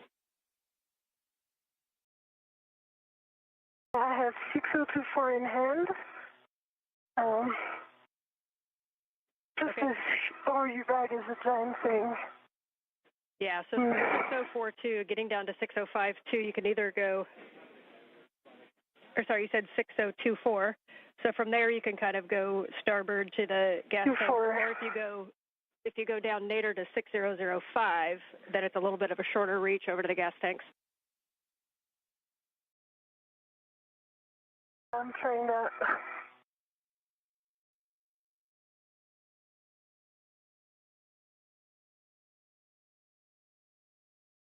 And the airlock brake attempts to forward part of the circular handrail. Copy, Tempsto. So you are going to translate to ESP2F4, which is the one that you passed before. That's on the most starboard side of the forward side of ESP2.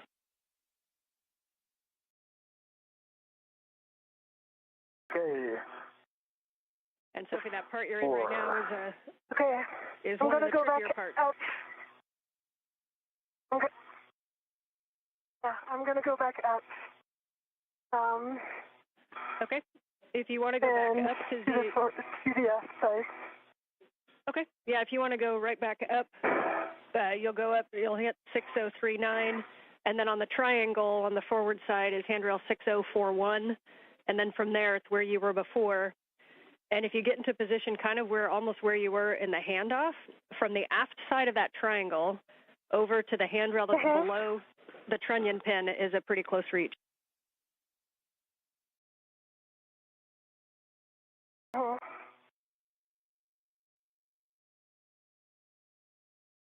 Yep, nicely done. So from the... I'm over the triangle. It's just, Yeah, so that, in your left hand is 6040. If you reach from that down below the trunnion pin, you'll see handrail 6003, and that'll take you right down the aft path.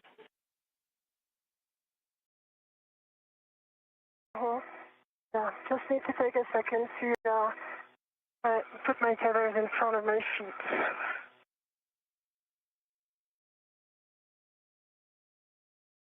Good call, slow and careful.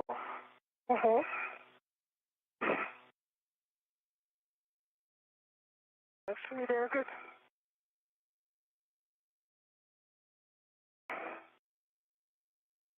Okay, mindful also about the antenna. Yep, nicely done. You'll go 603, 6003, 2, 1, and then you'll be able to reach across.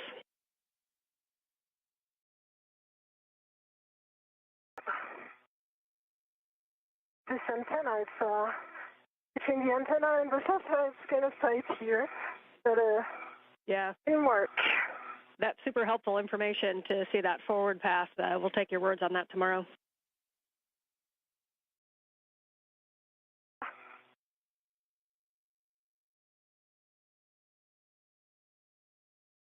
This is Mission Control Houston, 5 hours and 47 minutes into today's spacewalk. Anil, Menon, and Sophie Adenot are making their way back toward the Quest airlock. The work all but complete for the day, except for some cleanup work that the two spacewalkers are involved in. The failed space-to-ground antenna, the SCANT-2, was removed from its boom on the Z1 truss of the International Space Station and tied down in what is known as a long-duration tie-down with tethers by the Z1 truss where it resided.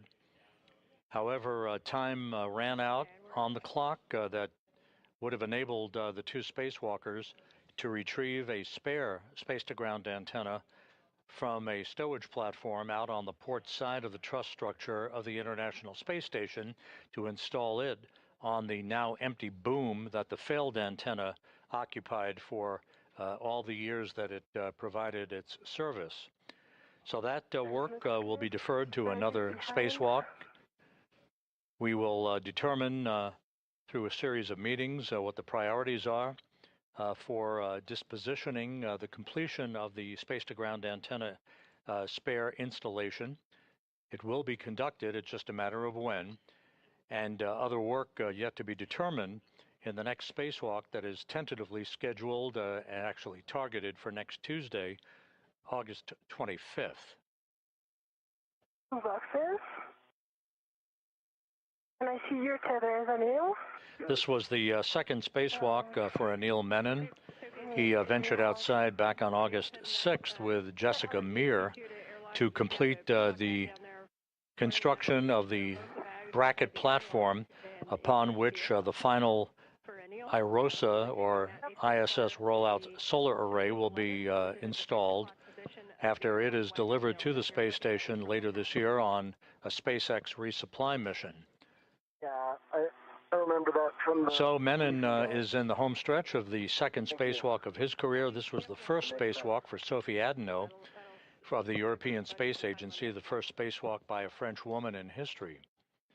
And again, the determination of the priorities for the upcoming targeted spacewalk for next Tuesday, along with determining when we will complete the installation of the spare space-to-ground antenna, which we could not get to today when time ran out.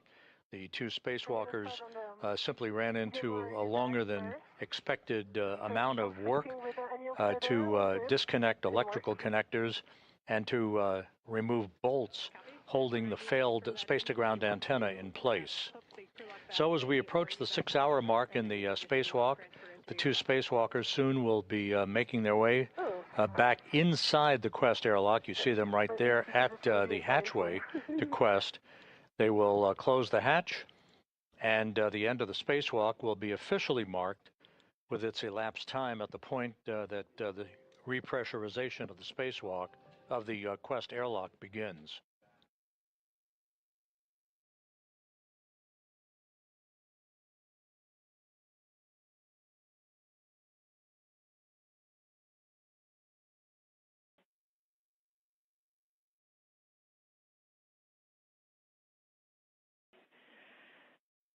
Anil, question for you when you came off the port seat cart. Did you happen to tap the brake pedals? Did not. Copy. I'm sorry, I thought about it, but I thought... That's okay, that's on us. That's on us. But we might have bought you a free translation to the port seat cart and back. So after you stow the APFR, we will have you go tap that twice, please. Win for me. Anil, your tethers look good. It's not in my way, so opening the thermal hatch now. Okay, sounds good. I'm heading down. Thermal cover, sorry.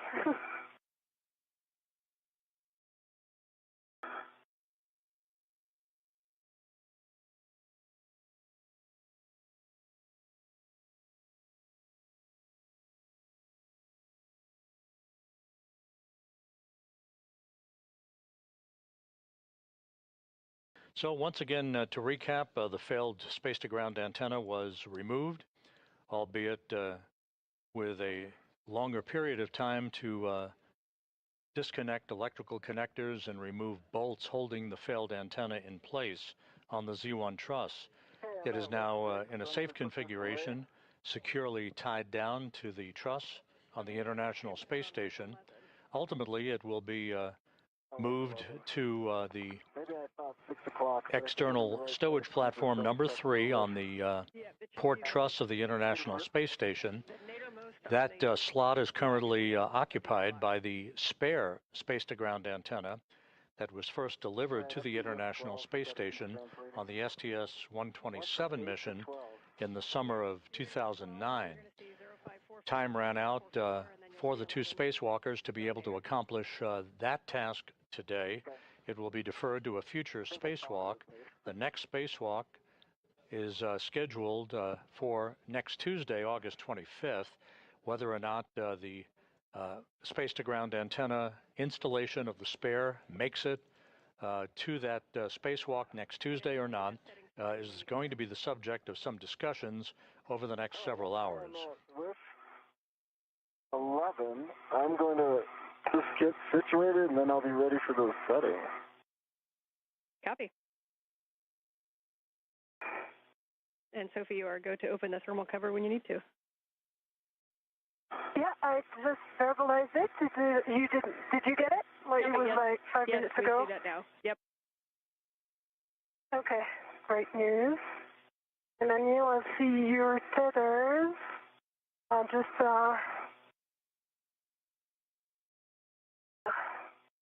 Now you're going aft.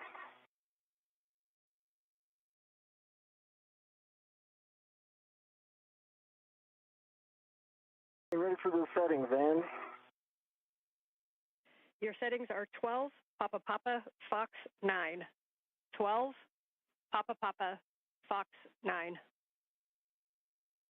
Oh, Papa Papa Fox 9, got it.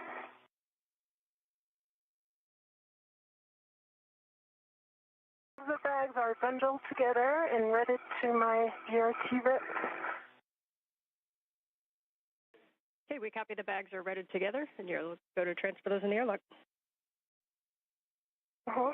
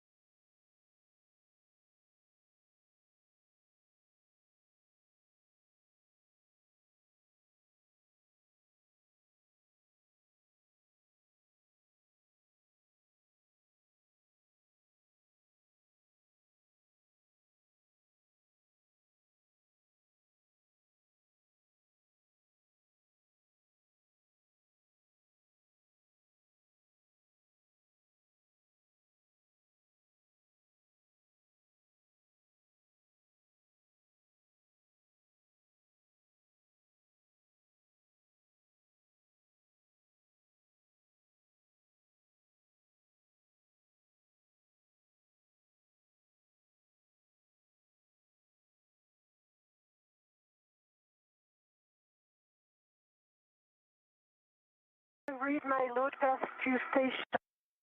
Right. Base tether is small hook gate close lock back on black. Large hook gate close lock back on black. On the airlock waist tether, gate close lock black on black for the big hook, and small hook gate close lock black on black as well. So I have a good load path to station, and I'm retrieving my local from the and going back in. Okay, we concur that that is a good load path. Hey, And 12 before, Papa Fox copy 12 Papa Papa, Fox 9. twist, off the pressible, black and color, black on black. Copy, good calls. You are go to translate to the port seat occurred, and Sophie, we see you about to get in the airlock. You might want to pause there and take a view. It's going to be a little bit before you're back. But nicely done.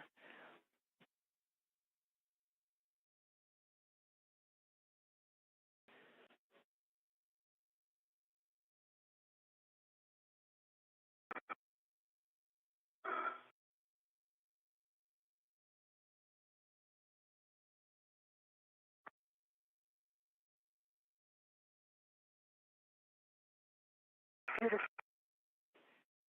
and Anil, before you start your translation, we'll take a glove and a hap check, and then we'll send you back out there. Anything I can help with, Anil? I'm in a good spot. Right glove, right index finger has a few small remarks and looks nominal. And copy for Anil, thanks. And for some pretty small, some small dark with the image not bigger than a fingernail. And there's also another on the left thumb.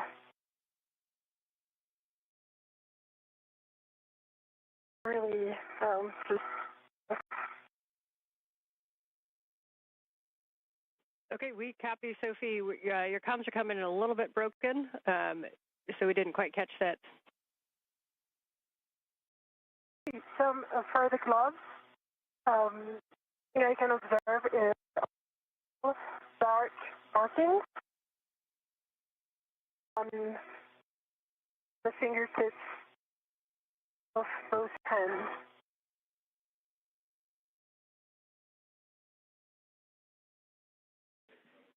Okay, we copy. Thank you. You're welcome.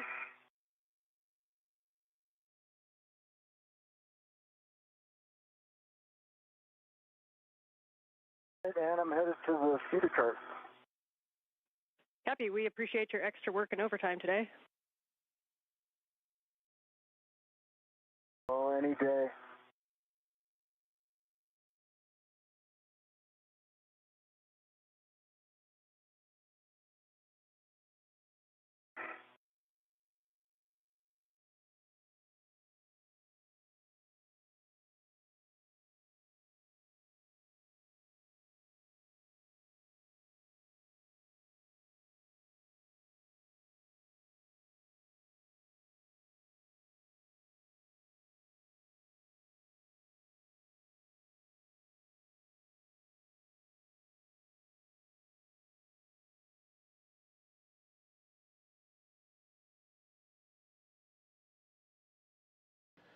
This is Mission Control Houston. We've just passed the 6-hour mark in today's spacewalk. Anil, Menon, and Sophie Adenot soon will be back inside the crew lock section of the 2-compartment Quest airlock. They will close the hatch behind them and begin the repressurization of the airlock to mark the end of today's spacewalk, highlighted by the removal of a failed space-to-ground communications antenna. Although time did not permit the installation of a spare that continues to reside on a spare parts platform on the port truss of the International Space Station, that work to be deferred to a future spacewalk.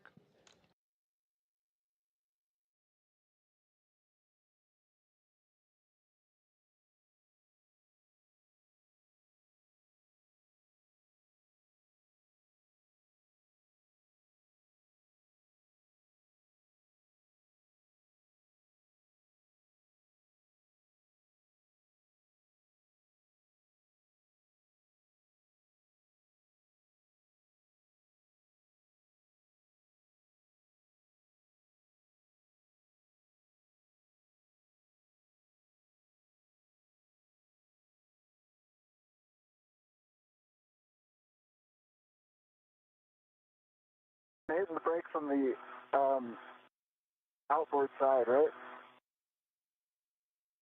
Inboard. Yes, that pedal that's right in front of you, that's correct. 2 pumps a day keeps the myrrh away. Pumped it. Unfortunately, on this one, the myrrh won. Oh, I thought you were going to say, unfortunately, go back and do it again.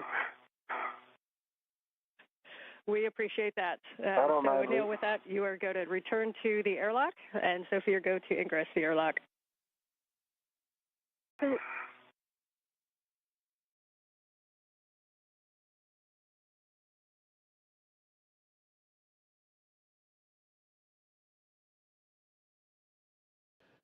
Once the airlock repressurization begins and we stop the clock, we'll give you the official time for the elapsed time of today's excursion and other statistics associated with today's spacewalk.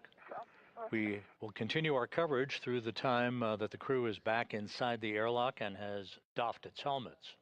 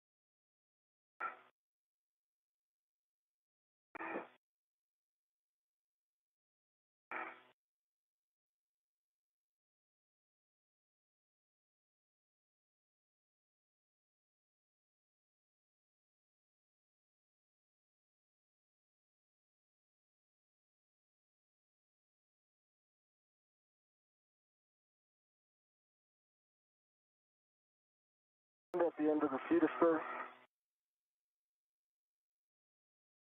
Copy.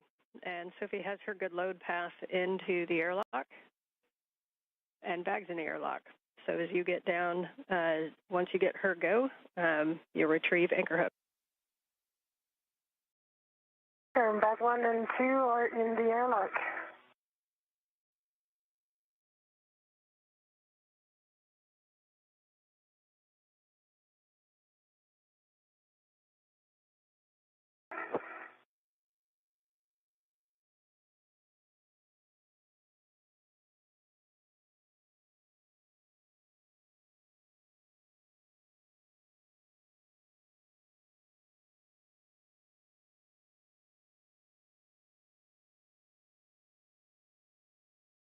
All right, Ann, I'm going to verbalize everything so I get this last part right, okay?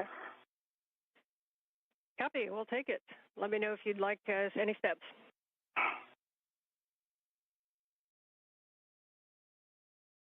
All right. My load pass is through forward anchor hook, so I believe Sophie got a load pass to station, so I believe I'm go to take off the aft airlock D-ring, which is her anchor hook, EV2, and put that on my red reel. Anil, we concur with that plan.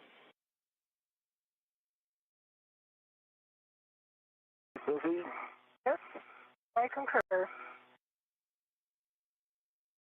I prepared all the bags really aft so that you can ingress.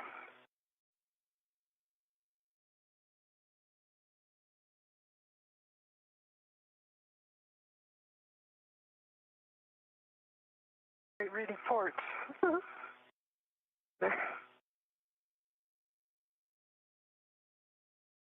Your anchor hook is on EV1's red reel, closed lock, black on black. Now I have a load pass through you, Sophie. Yes. So I'm going to pick up my anchor hook and put it on my NWS. We concur. Agree? Yeah, concur.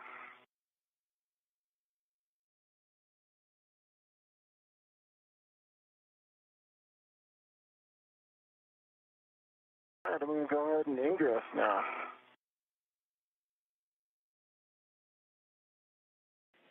Copy. You go to ingress, and if you want an end effector on your thermal cover, you can. I'm going to do the feet first ingress, and then come back for the thermal cover. Okay, and I'm ready to guide your feet.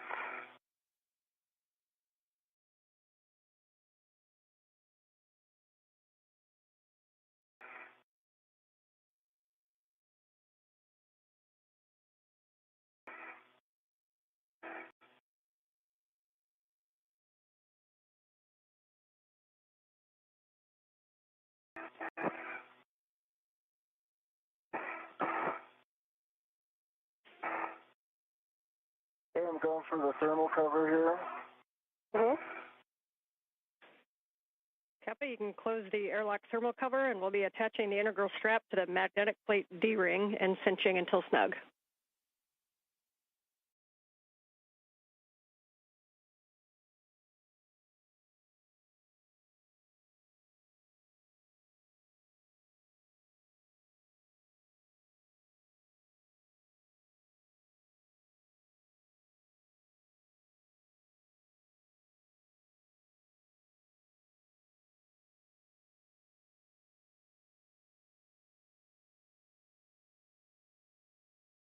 So the crew back inside the Quest airlock, closing the outer thermal cover. And That'll be followed by closing the hatch itself to the crew lock section of Quest.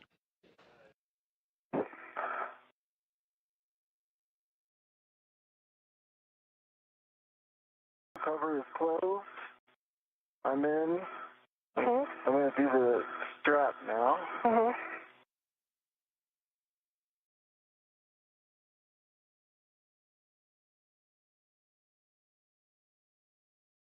And once you have the strap cinched, we'll take the number of Sharpie lines visible, expecting 6.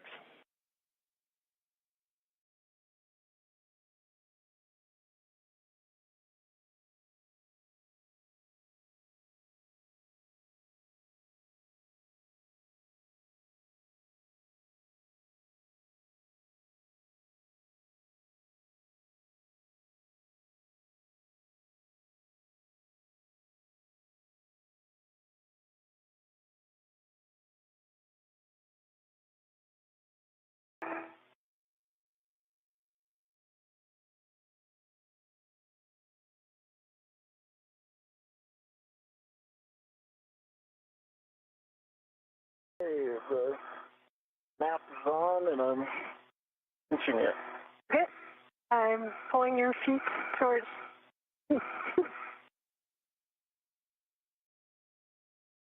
6 Sharpies.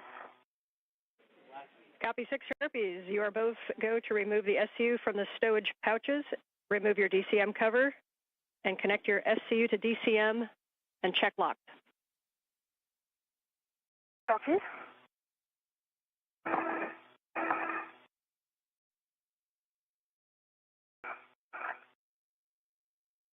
And Anil, if you could turn your HECA off, please.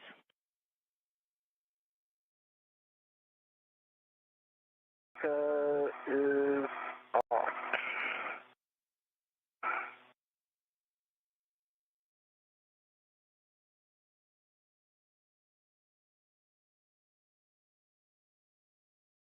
As you work your SCUs, just a note on the water that comes out of the SCUs, reminder that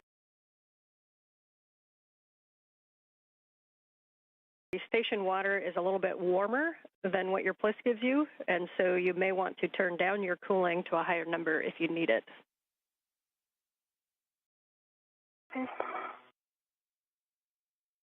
And leave mine at current setting.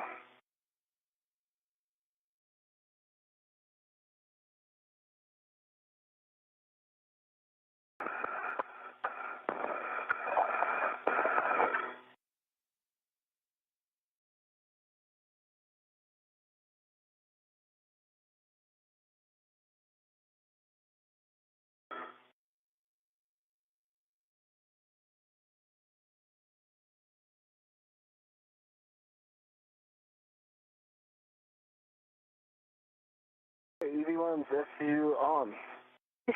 EV2 SCU on. Connected. Copy. SCU for EV1 and 2 are connected. We are in the pre-repress cue card.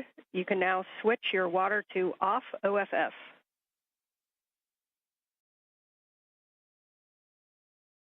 EV1, water is off. EV2, where is up? Copy. And we have a 2-minute wait here. Today definitely showed how well you guys can adapt. The strength of the plan is in the planning. And while we did a lot of things that were not on the nominal timeline, we did nothing today that we had not already planned for. Your ability to adapt and change to the plan is what made today successful. So thank you. And if it's, for the team, we went into this with a mindset of we wanted it all to go perfectly, and I think that's a great winning attitude. Things were a lot different than expected, but I would say that what I'm really impressed with is that all of those contingencies were well thought out, and I heard those plans by the ground team, Sandy Fletcher, Chris Dobbins, Lucas, the whole team had thought through all those scenarios. And it just, I think that the success of today really rests to you all there and MCC and everyone who put in some work planning this, because you really thought through everything, and I felt like we always had a clear pathway ahead, and I had even heard that pathway and studied it, so thank you all for that, and I'm just so grateful to work with you all today. And Sophie, if you'd like to add anything, please go ahead. Yeah, thank you. Yeah, what a day. I concur with everything you said. I would say that my deepest gratitude goes to everyone who made this possible, pioneers who came before us, but also the incredible teams working behind the scenes today. In this preparation, like being ready for the unknown, took a whole amount of people to be able to think everything through. And in the end, although it was a lot of unknown and unplanned, in the end, everything was kind of rehearsed and prepared. So well done. I would like also to thank you, Anil, for not only being an awesome EV1, but also a great friend. Jessica, Jack, thank you for helping us getting ready, paying attention to every detail that counts for such a big adventure. And finally, to everyone in Houston who made today's EVA a success, thank you. Because yes, even if we had a lot of unplanned things, it is a success. We are safe and the hardware is safe. You make us fly, you keep us safe. and you make moments like this possible. And finally, a very special thank you to you, Anne. From the very beginning of the preparation to every minute of today's EVA, your calm voice was always there to guide us. You are simply outstanding, so thank you.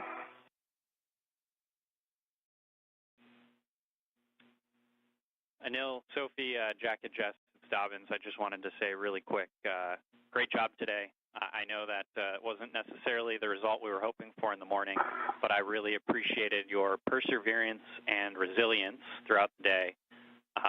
Thank you for being prepared for all of the next first failures, since I feel like we dealt with all of them for the first half of this EVA, and appreciate you working as a team, both with each other, the four of you, and with us. Without that, Escant would have been in a worse configuration than it is. We'll get back out there and finish this up sometime, hopefully before at least one of you comes home.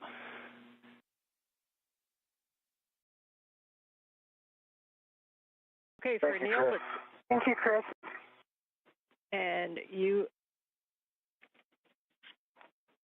Anil, you are go to close the hatch, verify that the outer hatch is clear of hardware, and the handle position is per the decal, and you can close and lock the hatch. Position per decal. With that, a round of congratulations from our two spacewalkers, Anil Menon and Sophie Adenot. Menon wrapping up his second spacewalk in just 12 days. For Sophie Adenot, the first French woman to walk in space, this was her first spacewalk of her career.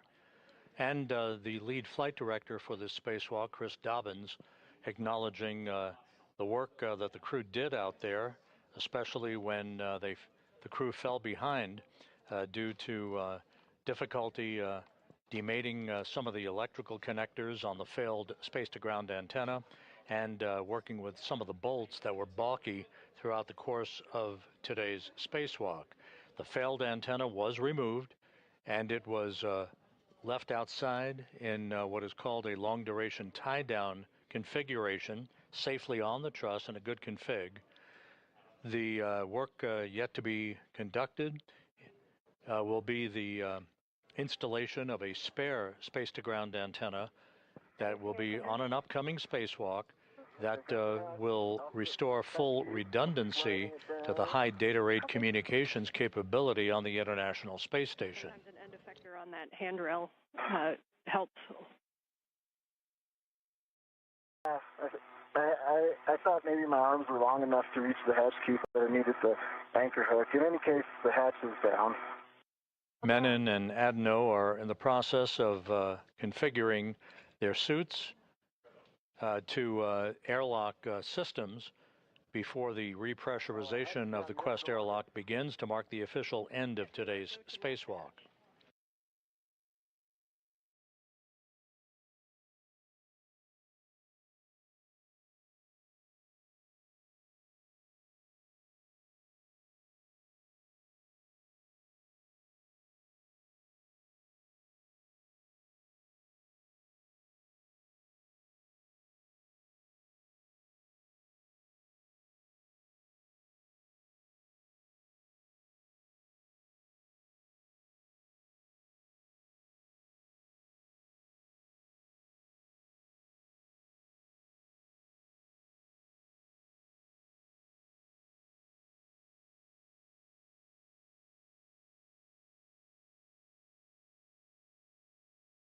Seconds from a 20-second handover. Right.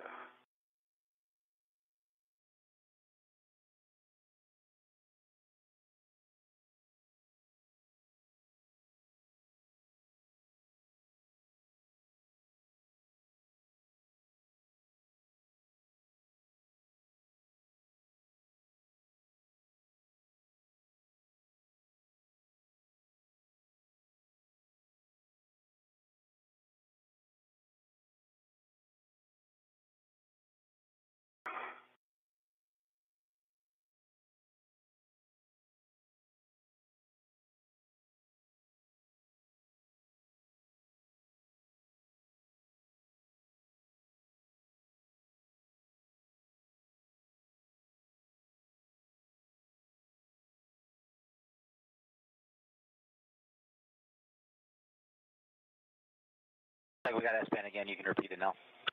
Hatch is locked. The locking mechanism is in place.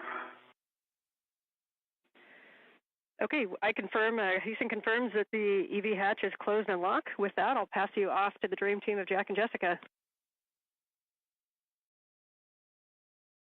All right, it's great to have all of Expedition 75 back inside the hull of ISS again, and we just got a few minutes to get you guys at the same pressure. Sophie, if you're ready, on the UIA, check that the oxygen EMU 1 and 2 valves, 2 of them, are open. Oxygen EMU 1 and 2 valves are open. All right, take the power for EV1 and 2 switches, there's 2 of them, and take that to on, ON. In work?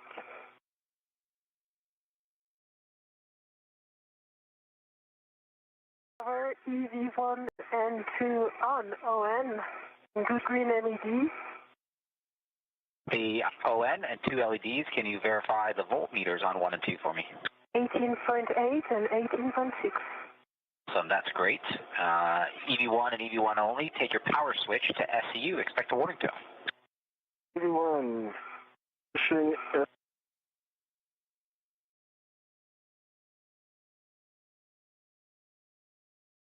Contact? Got you.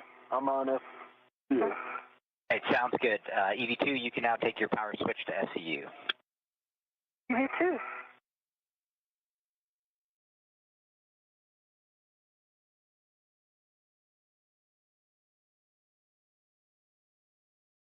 Power to SCU. Both EV1 and EV2 are on SCU power. All right, for both EV1 and EV2, take your O2 actuators to press. Okay. Please verify on the DCM that it does say O2 position to press.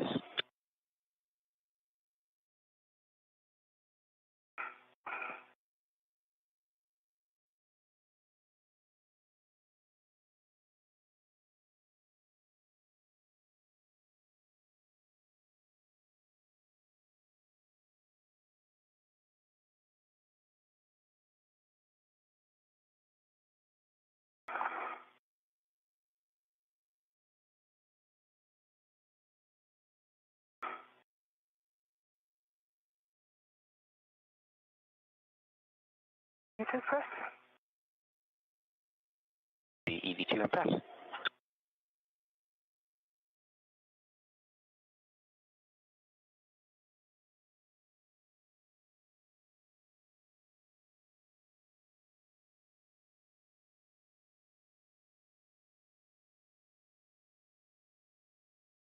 EV1, press.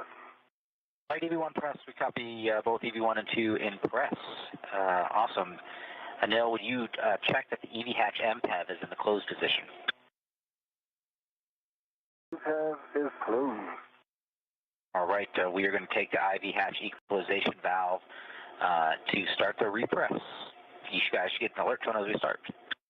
Okay.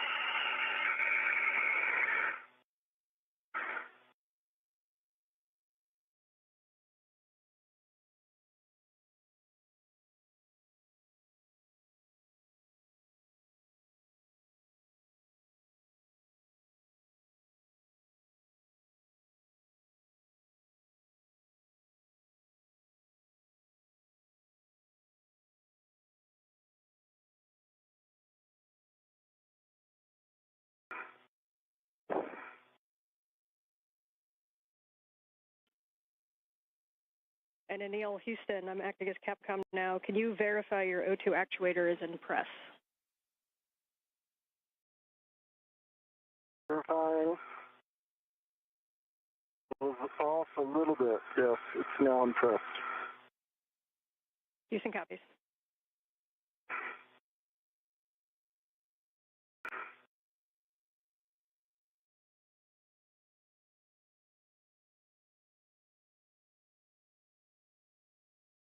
Jack, can you go down the right? Go down the right.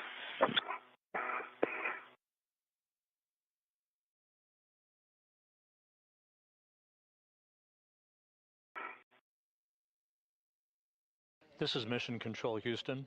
The repressurization of the Quest airlock is now underway. The official end time for today's spacewalk, 1:52 p.m. Central Time, 2:52 p.m. Eastern Time, giving us an elapsed time of 6 hours and 23 minutes for today's spacewalk. Again, today's spacewalk ending at 1:52 p.m. Central Time, 2:52 p.m. Eastern Time, for an elapsed time of 6 hours and 23 minutes. With the repressurization of Quest underway, we will now gather some additional statistics and have those for you momentarily.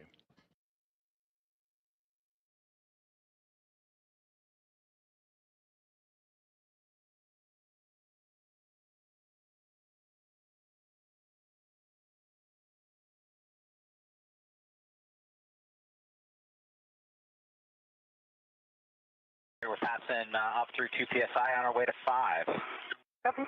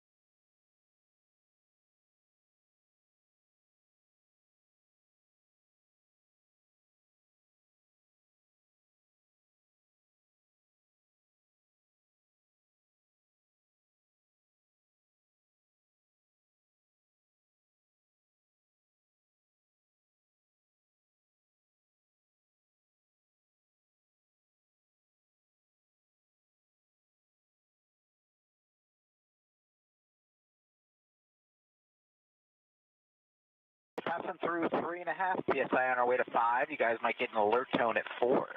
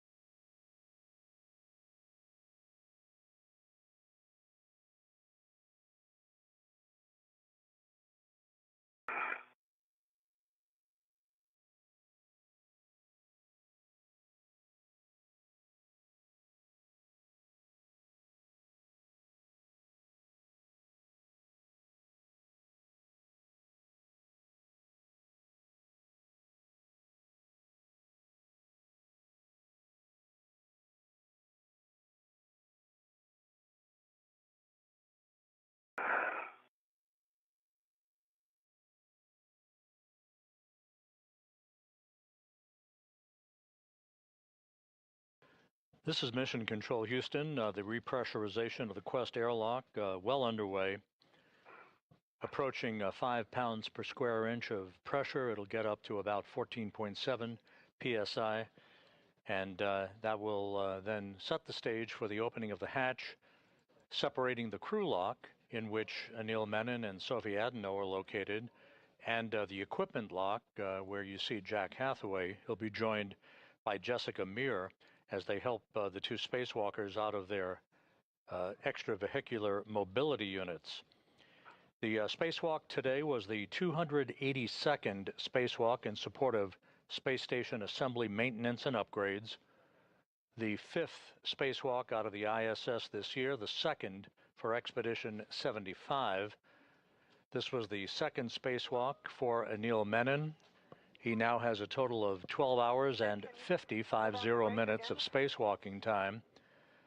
For Sophie Adenot, this was the first spacewalk for her and the first spacewalk by a French woman, 6 hours and 23 minutes. The spacewalk, by the way, began at 7:29 a.m. Central Time, 8:29 a.m. Eastern Time, and ended just a few minutes ago at 1:52 p.m. Central, 2:52 p.m.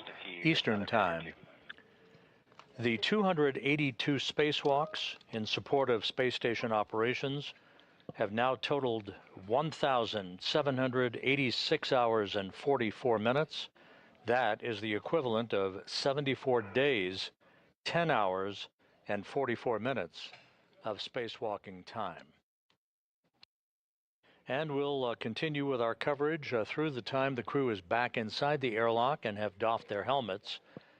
The two spacewalkers removed a failed space-to-ground antenna from a boom on the Z1 truss of the International Space Station, but in doing so ran behind the timeline because of some difficulty with electrical connectors and stubborn bolts.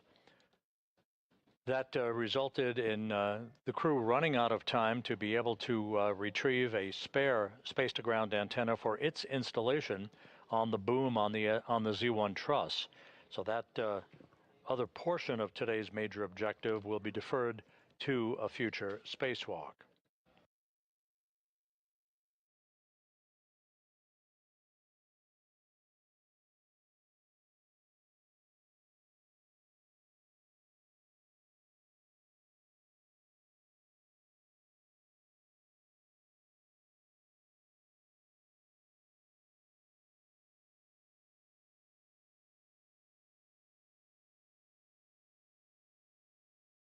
Welcome to 5 PSI. I've paused it, and we're going to pause for 2 minutes, allow the pressure stabilize before we do a 1-minute leak check. Okay. Copy.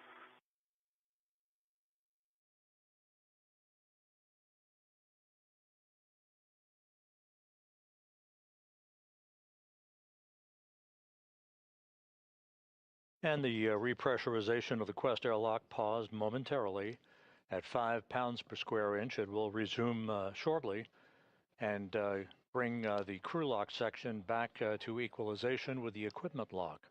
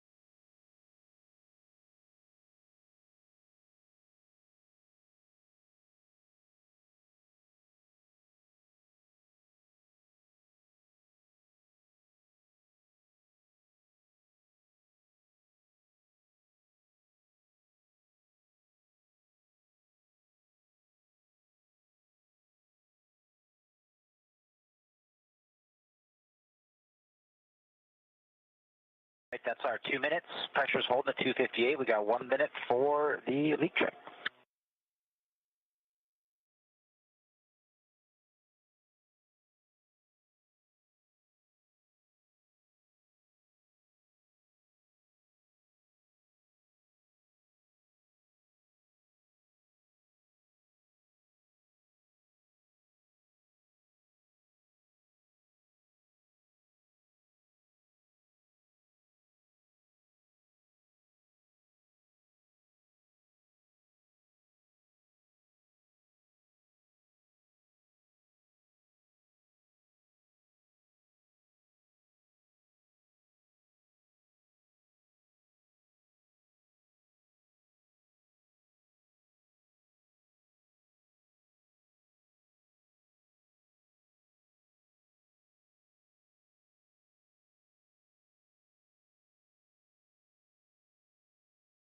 That is our minute wait, and the pressure is held steady, so that's a good leak check.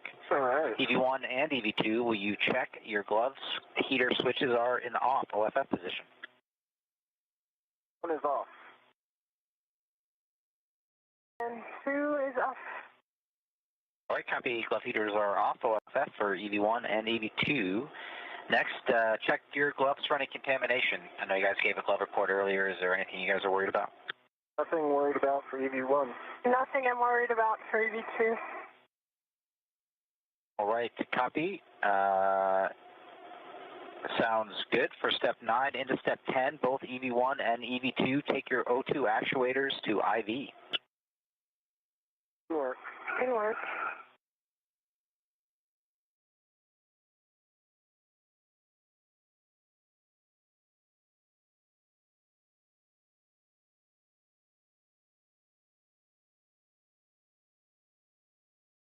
One's an IV. 2 IV. Great work, guys. I hear EV1 and EV2 O2 actuators and IV. All right, next up, I'm going to take the equalization valve back up to start repressing, and we'll continue at the nice slow rate we've been at. Thank you. One copy.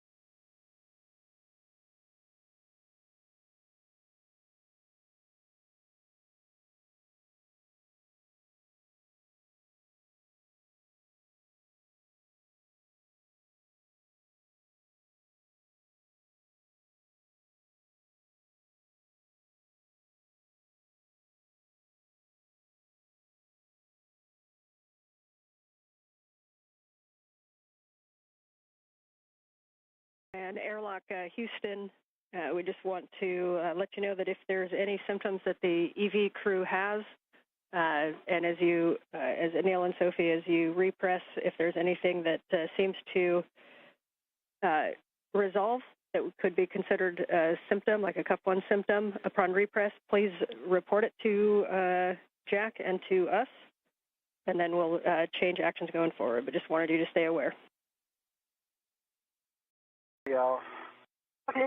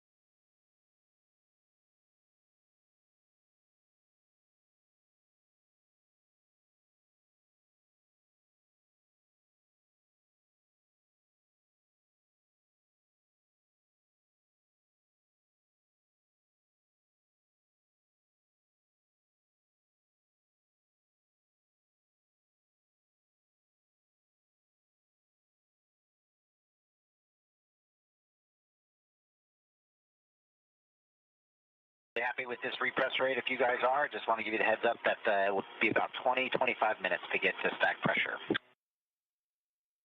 Okay. I think I'm happy with this rate. Sorry, Anil. No problem. I don't have anywhere to go. I got 8 more months here.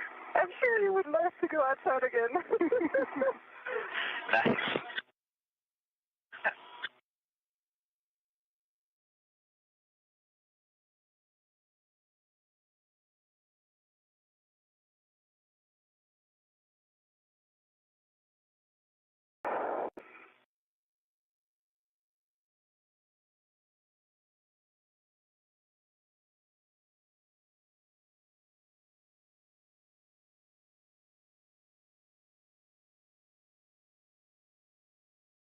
The repressurization of the Quest airlock is continuing.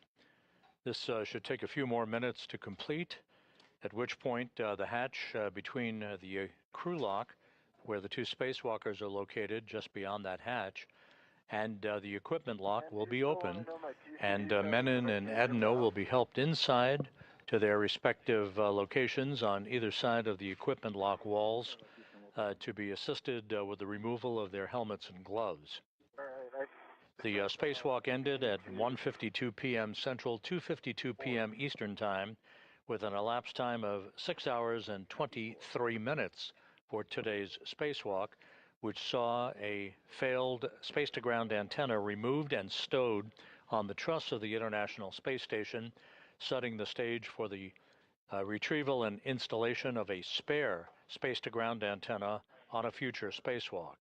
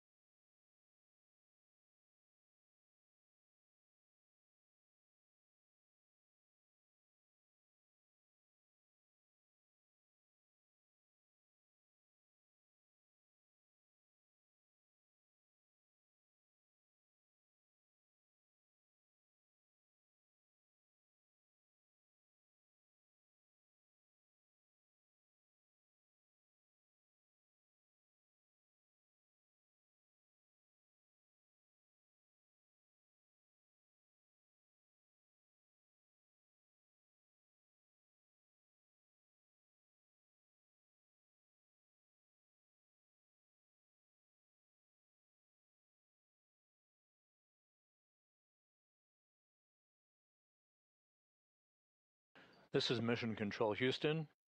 Once again, monitoring the slow and steady repressurization of the Quest airlock. You see Jessica Meir in the equipment lock section of Quest. She and Jack Hathaway awaiting the full repressurization of the crew lock section of Quest so that they can open the hatch and bring the two spacewalkers back inside.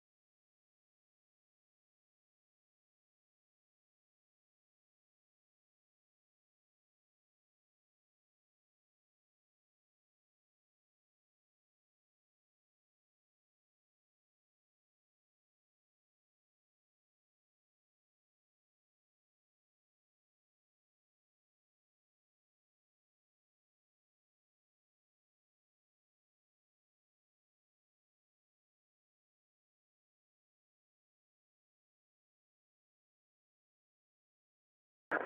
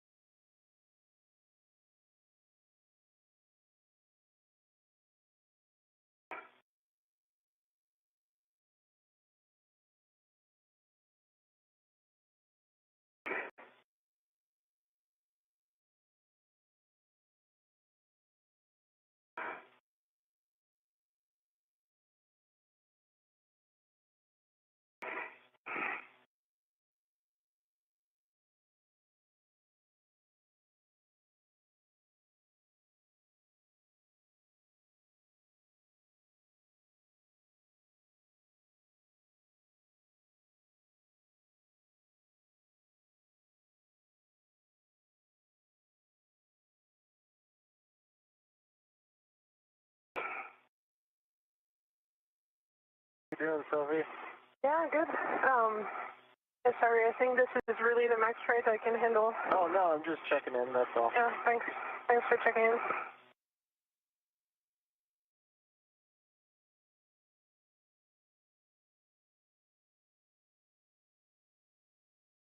Passing 11 and a half PSI, almost 12 PSI, still probably 12 to 15 minutes left. Okay. Copy.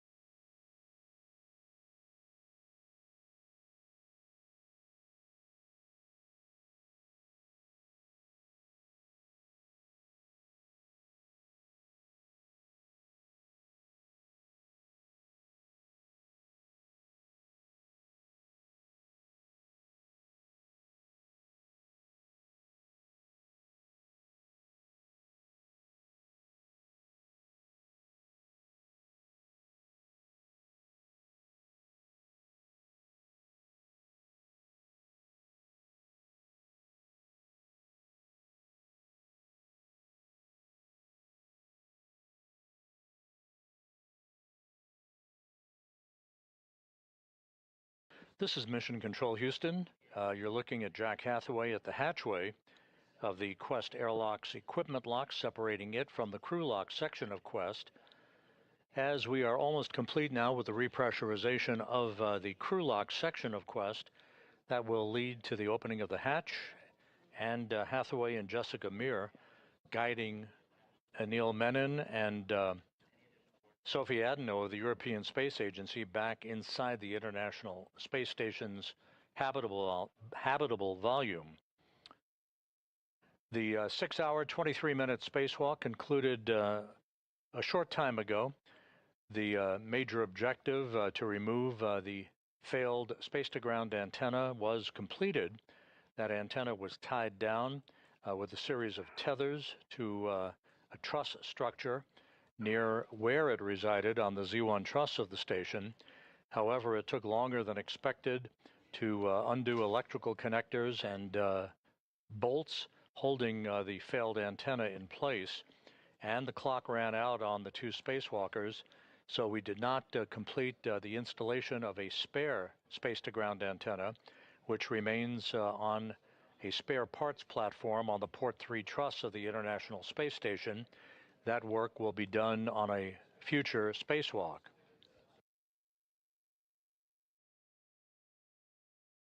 This was the second of 3 August spacewalks for Expedition 75.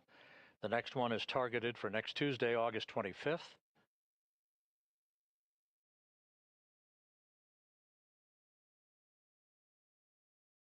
That will then in turn lead to the mid-September launch, targeted for September 12th, of the Crew 13 crew on a SpaceX Dragon spacecraft. Crew 13 to be commanded by Jessica Watkins. Associated with that flight, pilot Luke Delaney, Canadian Space Agency astronaut Joshua Kutrick, and Roscosmos cosmonaut Sergei Tetryanikov.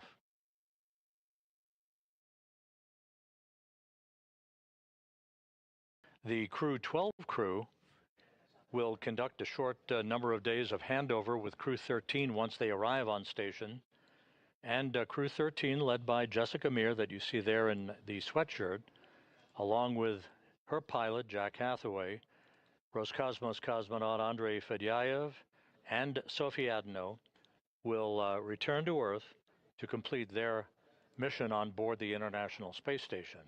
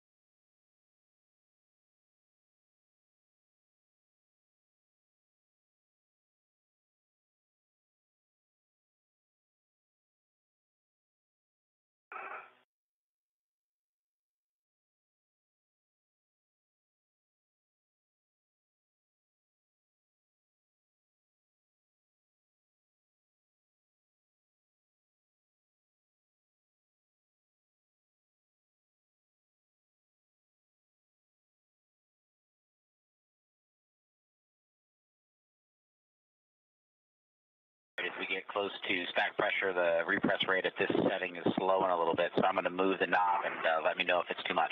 Okay.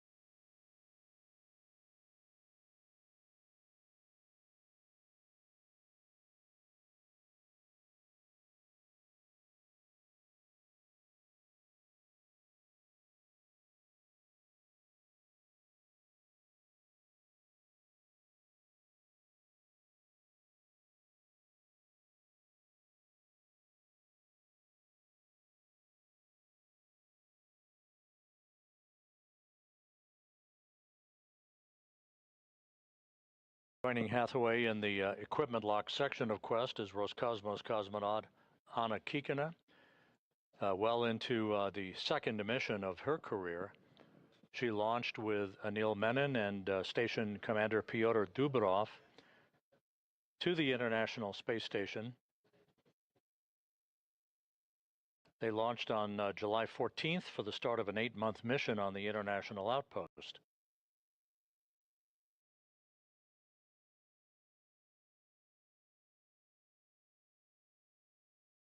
We're just moments away from the completion of the repressurization of Quest. The repress has been conducted in a deliberately slow fashion, and once pressure is equalized across the hatchway, that hatch will be opened and the 2 spacewalkers will be back inside the equipment lock.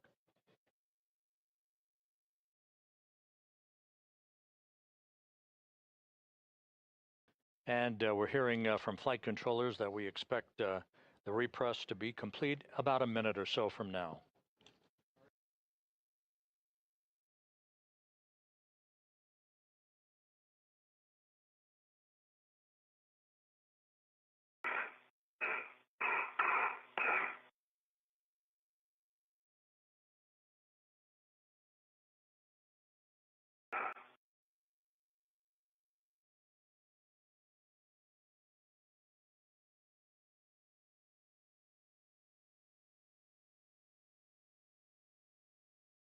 All right, we're passing 740 millimeters on our way to 750. You guys will get alert tone when we level off.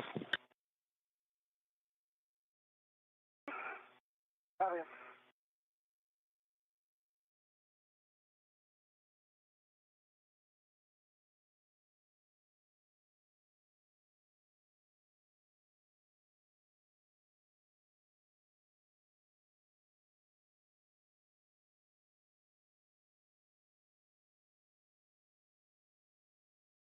All right, that looks like equalization, and that's the end of the cue card. We're into 1.240 post-EVA, so we're about to open the hatch.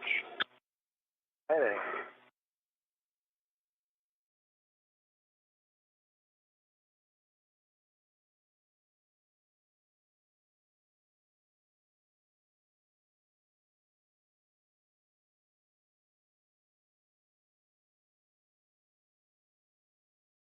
Hathaway now opening the hatch. Jessica Meir and Anna Kikina awaiting the entrance of the 2 spacewalkers back inside.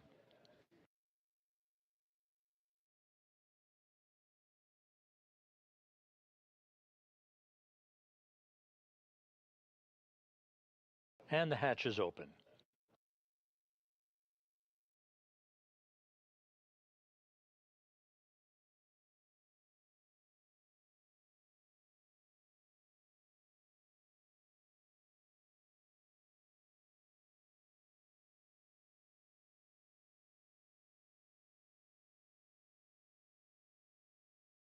Airlock, Mr.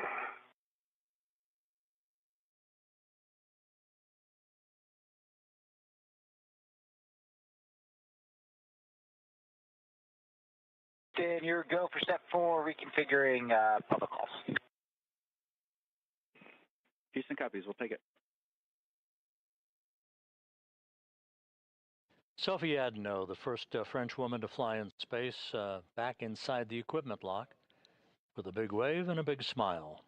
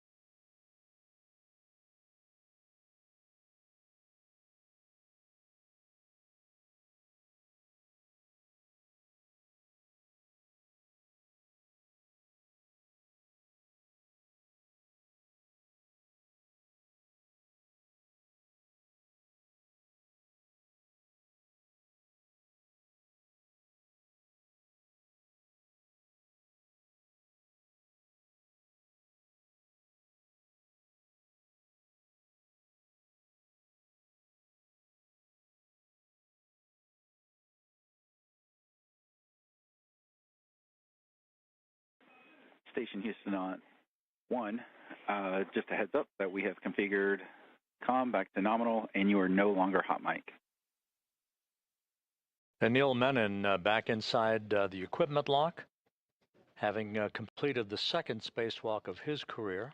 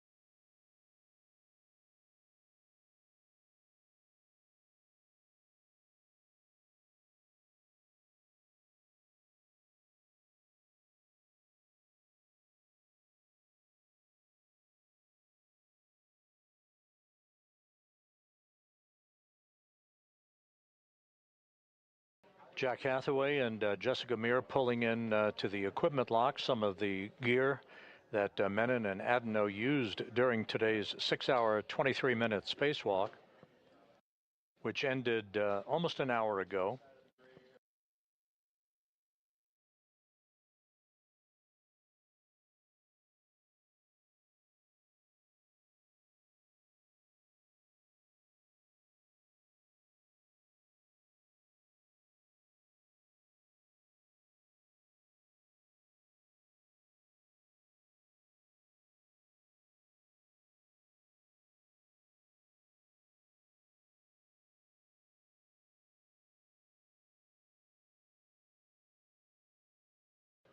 We're in a handover between satellites on our tracking and data relay satellite system.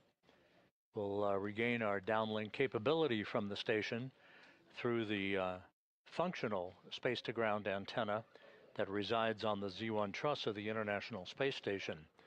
The other antenna that failed was removed by Menon and Adenot and stowed, tied down in what is called the long-duration tie-down configuration. It was stowed on the truss. The crew ran out of time, however, before it could get to the installation of a spare that resides on the external stowage platform number 3 on the port 3 truss of the complex.